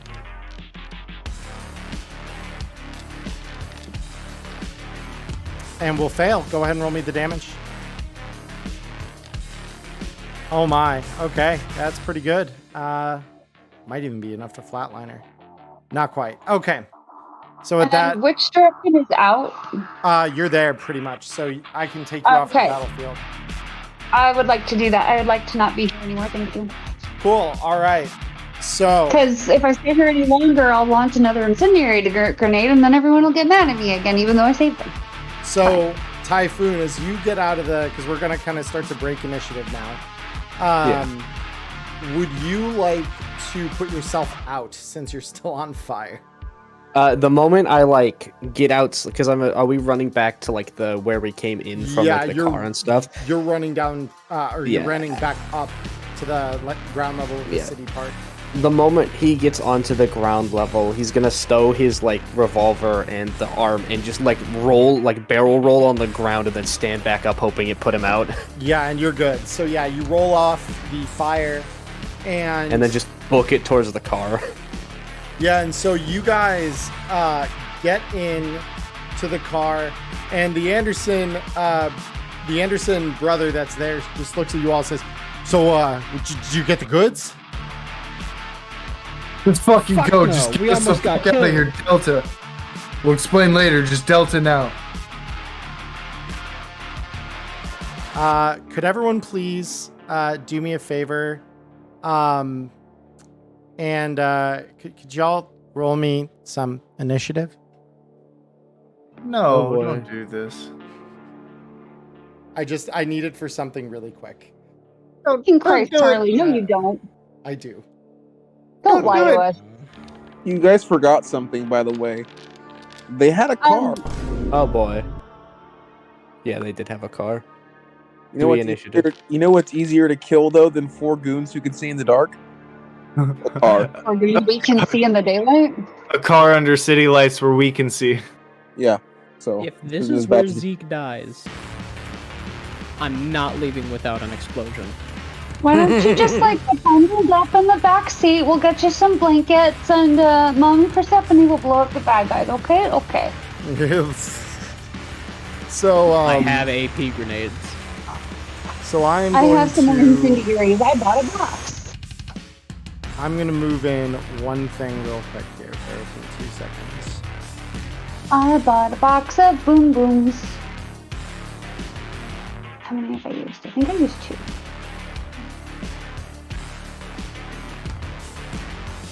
All right, so I'm gonna roll one thing here because I don't have a proper stat block for it, but I do know my base. So this is something, if you would all, let me see. So the base here is gonna be that. I just need to see if I'm above your initiatives or not. I am not. And it's gonna say way, but realistically, this is just... Okay. Yeah, no, I'm below all of your initiatives. So you actually are all able to get out. I got a 3. I rolled a 2. Oh, okay. Yeah, For us, we don't see the thing. I thought you got 12. I know. And I was like, I didn't get away. you did. No, it's a 12, but it was a negative. It was a 1 that I rolled. So then that 10 was a minus. So it's down to 2. So you guys get in the car, and seeing you bloody, burned, and ultimately just like in terrible shape, the Anderson brother finally catches on like, oh, this is bad. And he hits the fucking accelerator just as you hear the sound of a 50 caliber round hit the pavement just feet from where your car was, essentially. So you get out of there. You manage to get out of there. You manage to get back to the apartment without too much more of an issue. And as you all pull in, Molly looks at you all and she says, in her usual very lazy kind of like, as you're all walking in, stumbling in almost, she's got her feet up on the desk and you all walk through the door and she says, all right, so Chooms, where's my shit? Oh God. And she just looks at all of you being horribly beaten up by things. So with that, I will let you all kind of respond as you will. That's a good question. Fucking Typhoon's gonna basically like march up to her and say, like, I want at least double payment for this job. I'm the one who killed, what is his name? Andrew? Andre? Andre, yeah. I'm the one who finished off Andre. He threw a grenade at us, almost killed him. You can infer who I'm pointing at. Yep. My clothing is fucked. That's like the second thing I own besides my gun. I'm taking at least double payment, otherwise I'm never doing a job for you again. Okay. Yeah, go ahead and, because I don't have a stat block for Molly here readily in Foundry, but I have a stat block for her that I can use. So Okay. if you would, go ahead and roll me Persuasion, and I'll roll it against her concentration. There it is. I had to look for it. Not bad. Okay. Give me 2 seconds here to get Molly's sheet in front of me. There it is. All right. So her concentration is a note. So we're gonna. All right. So she ultimately looks at the crew. She takes your words into account here. And she says, look, double is steep. I don't got all my shit back after all. But I'm willing to pay you a bonus. So she says, I'll give you 500. And Zeke at this moment speaks up and says, Michael sends his regards. Just staring her dead in the eye, just with that look of, no. I've almost died, and I'm not going to have almost died for 500 measly eddies. Persuasion, please. Typhoon's gonna point and go, what he said. Persuasion, and I have a -2 because, wait, I have 3 luck. I can cancel. Do it. Dump all the luck. Stop it. Stop. Oh. You succeed. So she says, okay, look, I get it. Shit happened. Whoever the fuck Michael is, you found him. Congratulations. Good job, Edge Runners. It's clear he fucked you all up. I respect that. So here's what I'll do. I'll pay you the gig money that I promised, with more on the way when you finally get all my shit back. So I will pay each and every one of you the 1,000 I promised. That good enough? Question. Can Yeah. I run persuasion with a look? Like not saying anything, just kind of looking at her? It's more face down if you're gonna do that. Okay. Quick question. How much in total would that be? So she's just saying 1,000. She's saying 1,000 now, and then she also offered 1,000 to get the gig done, which it really hasn't been yet, because all this stuff is not back. But the 1,000 was only what she was initially going to pay us, or we already paid that beginning 1,000? You were not paid anything at the start. She didn't pay you up. No, this whole gig was just supposed to be a 1,000 Eddie gig. That's why I walked in the way I was. I wasn't expecting fucking cyborg ninjas to try and cut me in half in the dark. Night Typhoon's City going to is very rarely- slowly and dramatically turn to the rest of the party and go like, well, what do you guys think? I'm not the only one who's fucking pissed. We'll And I will finish point out it Way and go, what do you think, big guy? Well, right now, I think a Ripper Doc would be nice. And then he finally succumbs to his blood loss and just kind of passes out onto the floor. Yeah, just kind of. Zeke's just gonna slump down onto the floor too, and it's like, Look, I don't know why you anywhere think. right now. Like, but in order to do this, we will need some supplies at your expense. And Zeke just slumps down. He's like, we? After seeing the fucked up bullshit we're gonna be up against, I don't even want to be part of this gig anymore. You could keep my cut. Typhoon would turn back around to her like, I will take the 1,000, consider that other job, but you're buying me a new set of clothes. She kind Final of offer. looks. She's like, okay, look. I respect that. I respect you, Edge Runners, doing your Edge Runner shit. I respect this got way out of fucking hand. I get it. So first of all, clothing I can do. Rocker girl. What fucking supplies? What are we talking about? We need something to be able to see in the dark. Oh. Do you know how expensive night vision shit is? Real quick, Do you would know Zeke how have this is going to be recognized- without it? You're not getting your shit back. They've got the whole place rigged. I just have a quick question. If you were to flashbang, if those exist in this universe, someone wearing night vision, what would it do to them? Well, the flashbang already gives them the damaged eyes and ears critical injury from. Yeah, it depends on if they've got certain protections in place or not. If they have nothing protecting them, yeah, damaged eye, damaged ear if they fail their check.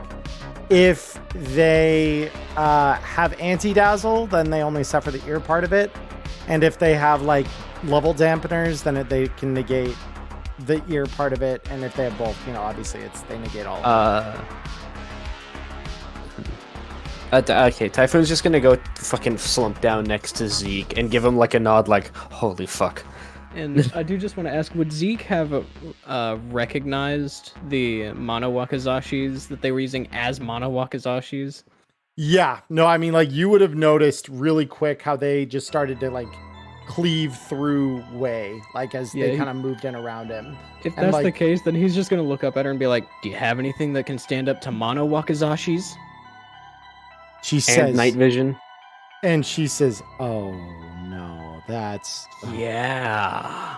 This is going to be expensive. Fuck. And she just like... And that's why I'm fucking out. Use Hold on, I my have a cut to question. buy whatever you gotta fucking buy. I actually have a question. Didn't we... What? Okay, we got most of the food. We're only missing... Wasn't that drop thing we only went to for medical supplies? Yeah, that were smuggled. Yeah, so would she even know about those? It would be... So there is a cut of the food that's still missing. So Okay, it's... Yeah. I was actually bring something up to our boss here. I'll sort of step up calmly as everybody else is sort of just arguing and go, so that bitch is dead.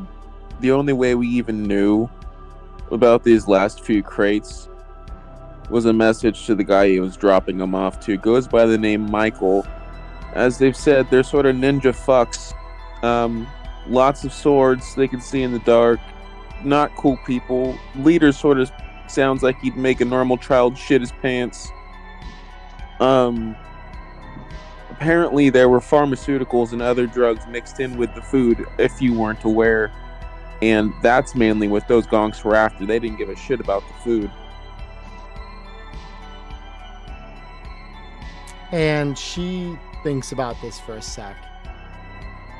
She's like, okay, well, bottom line, this is fucking bad. So look, we'll try to set the arrangement to meet on more neutral ground for the next time. If it's true that they're mainly running drugs, you know, I'll see what I can work out with whatever leadership they've got. If it's who I think it is, based on what you're describing and what we're dealing with, are a gang called the Inquisitors. And well, they don't like fucking anyone and no one fucking likes them.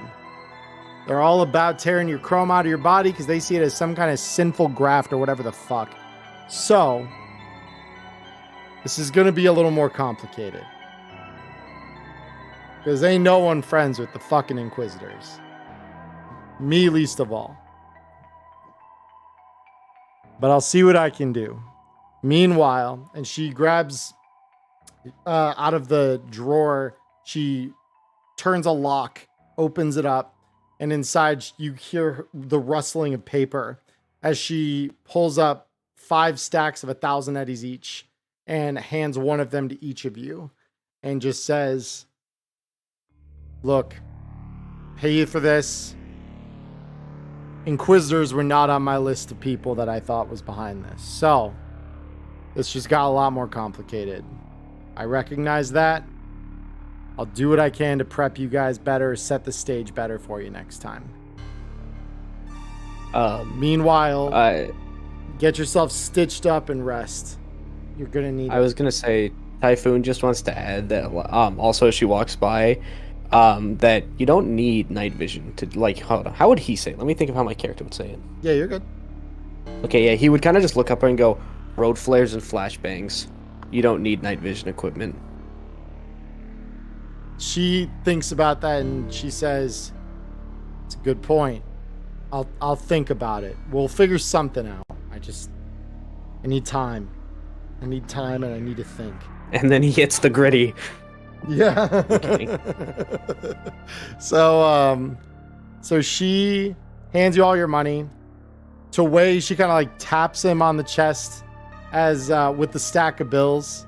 As he's kind of he's not out. Completely out of it. He is still kind of there enough to wake up. He is just so drowsy and delirious. He's basically recharging, but still conscious of things around him. Yep. So she taps your chest with the stack of 1,000 eddies, and hands those to you. He kind of forces a smile and does this nod, thanks, and then lays back down on the ground with the money still in his hand. Yep. So, Dr. J, do you want to stabilize the crew here then? Yeah, no. I do want to just say that Zeke would be like, are you sure you want to be handing me this? Because I am out. I do not want anything to do with these people. They are too fucking dangerous, and I got a life ahead of me. And she says, regardless, consider it hazard pay, a bonus. That's what I said it was. And he just nods and takes the cash at that point. And she says, while sitting... She says, and the next time I send you against these assholes, if I do, we can't come on other terms here. I'll pick a better meeting place than an abandoned parking structure in the middle of the fucking city. Although, to be fair, you did go without even informing me that's what was going on. Probably would have figured something else out before if you had just told me a little better what you were doing. So... I also say, like, while sitting next to Zeke, like, after she walks away, Typhoon, like, reaches into his pocket and pulls out some more kibble and offers it to him as, like, a gag. You sure you don't want to try some? He just fucking takes a handful and shoves it in his mouth. It's better to have something to chew on to get away from the pain. Yeah, and after what you've experienced, it's definitely, like, it tastes probably better than the kibble you eat normally. As soon as he tastes better, he just like just a subtle little just. I hate that this is actually good right now. I hate that this is actually good right now. Typhoon would like get a big toothy grin, nodding, and then like raise his hand for like a not a front fist bump, like when you raise your hand and you do the back end of your fist, like the back of your hand, like that to him. Yeah, he'll dab him up. Dab me up. Yeah, just. Okay, cool. And then just goes to inspecting his equipment. Yep. So go ahead, Dr. J. Roll me. I mean, realistically, you've got all the time in the world, so you actually don't even need to roll these. I can say you just stabilize everybody. So everyone, you are stabilized according to Dr. J's abilities as a med tech. And so you can all kind of rest here. And you, Typhoon, have been, taking a room from Molly here as well. So you have your own space within the building. So you would all go off to your individual rooms. And at the end of it all, you would be able to start to rest off some of the wounds, the pain, etc. So first and foremost, let's start talking IP before we get into our full wrap here. So IP wise, gig did not completely get done. So that we'll call that a partial. So IP 50 for all of you. And then individual IPs are as follows. First and foremost, Way for your brazen confidence in the face of some crazy shit, but also for just utterly shitting on Andre. I'm giving you 30. I'm giving you 30 for that. Typhoon for being a good sport as the butt of several jokes here at the start of things. I think it was designed to be the butt of jokes. Oh, yes. But also... Okay, hold on. I just want to point out, every time Ghost mutes and unmutes, his audio on my end resets to 200. So it's just suddenly really loud, and I don't know why. Idea. Welcome to my special hell. So for you, I'm going to give you 30 as well, because you also were a badass in the middle of Andre, as well as making that shot that literally disabled one of the people from seeing in the dark. How much is that in total? 80. So you'll have 80 in total. That's what I thought. To Zeke, I will award you a personal... I'm trying to think through everything that happened in the session again real quick, because Jesus, this is a lively one. I'm going to give you 20 because you did help negotiate several things here, and you were very intimidating at the very beginning with the Gators and starting to kind of drag out where you guys had to go and what you had to do. So I'll give you... because he shit on my mood. And then to Dr. J, I'm going to award you... 10 personal IP. As well as Persephone, I'm going to award you 10 personal IP here for the contributions you've both made tonight. Persephone, yours was just slightly decreased because of nading the whole team. And then I was going to... I know it's a GM decision, so I wasn't going to speak up, but no, that literally saved my life. I had 7 health surrounded by people who, at minimum, which likely they would have done damage and rolled more than 1s on all their damage hits, would have literally cut me down to death saves within the next roll. And no matter how high my death saves are, nobody's coming back for me in this situation. She legitimately saved Way's life with that play.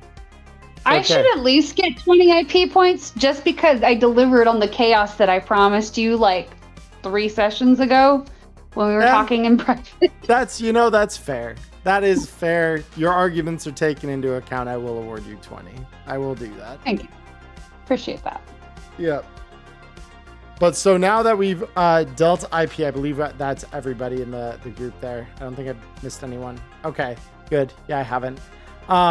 So you all, like I said, get your 1,000 eddies. And so as we start to wind down, you all find your way stumbling, bloodied, burned, etc., back to your rooms.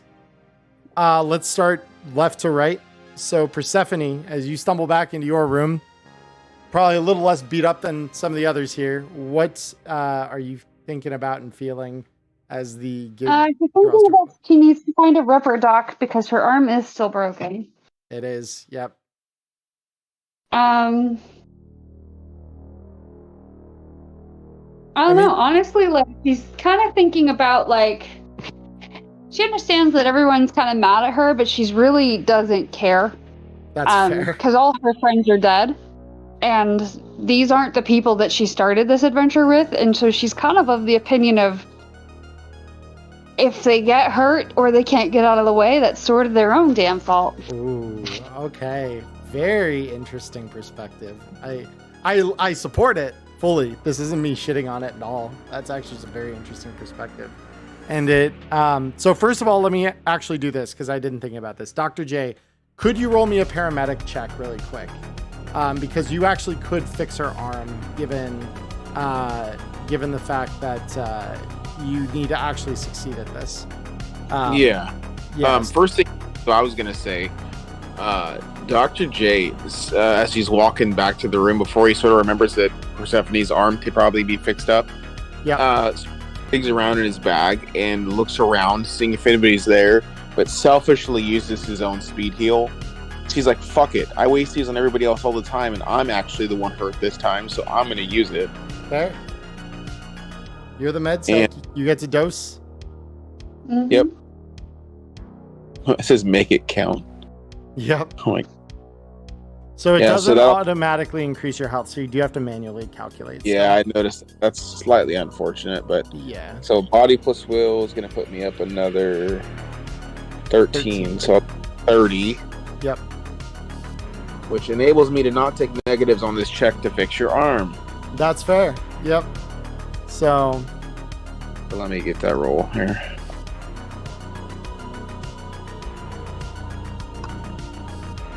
Roll all the way down. yeah, it's gonna be on the right side there. Yep. For that technique. I got it. Let's see it.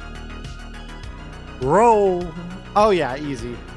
So Dr. J, upon finding you again, Persephone here, is going to take the time to repair your arm back to a fully usable state with a little bit of surgery, a little bit of nanotech, but basically get your bones back in order so you can use them again.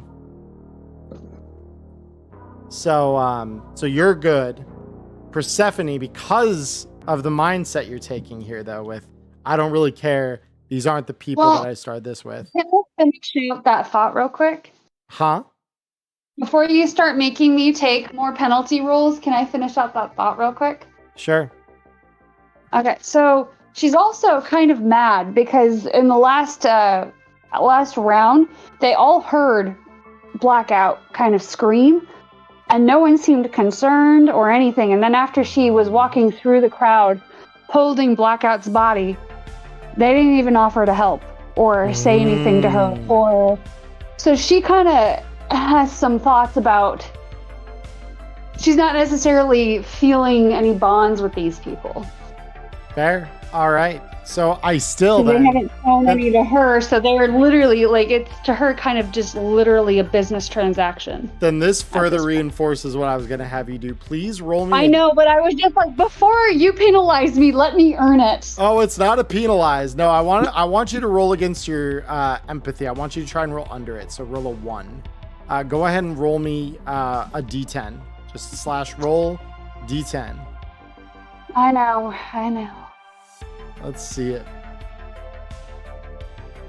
Hold on. Yep. All right, boys and girls, she's probably about to go cyber psycho. Oh, you need to /roll, not roll /.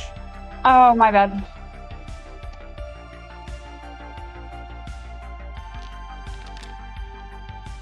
All right. So I would like you to roll me a d6 and lose that much humanity, as you're very much taking this as a all my friends are dead like kind of approach to this. Okay, just 2. So yeah, strike 2 off your humanity. All right. And so Dr. J, as we leave Persephone, as she's kind of thinking about all this as she passes out, how do you feel? What are you thinking and feeling? I mean, this isn't abnormal for what I've been doing since we've, sort of left, Royal's company. Yep. I'm not really too mad, but at the same time, I'm sort of pissed because I missed out on a bunch of pharmaceuticals that I could have been making more speed heals to help the party with. Yep. Other than that, it's just like, well, I guess I should get some sleep, and that's it. Fair. All right. So yeah, you pass out. Next, Typhoon. How are you feeling after all of this? He's still annoyed about the grenade because it's fucked up his clothing. Otherwise, he's really just kind of sitting in his room. He reloaded all of his weapons once he got up to the room. Yeah. And he's just kind of inspecting his equipment and doing basic cleaning on it, like his gun and stuff, because he doesn't want it, break down in the middle of a fight. He is disgruntled that the lady downstairs wasn't willing to pay him more, but is sucking it up because she is letting him live there. So, give and a take.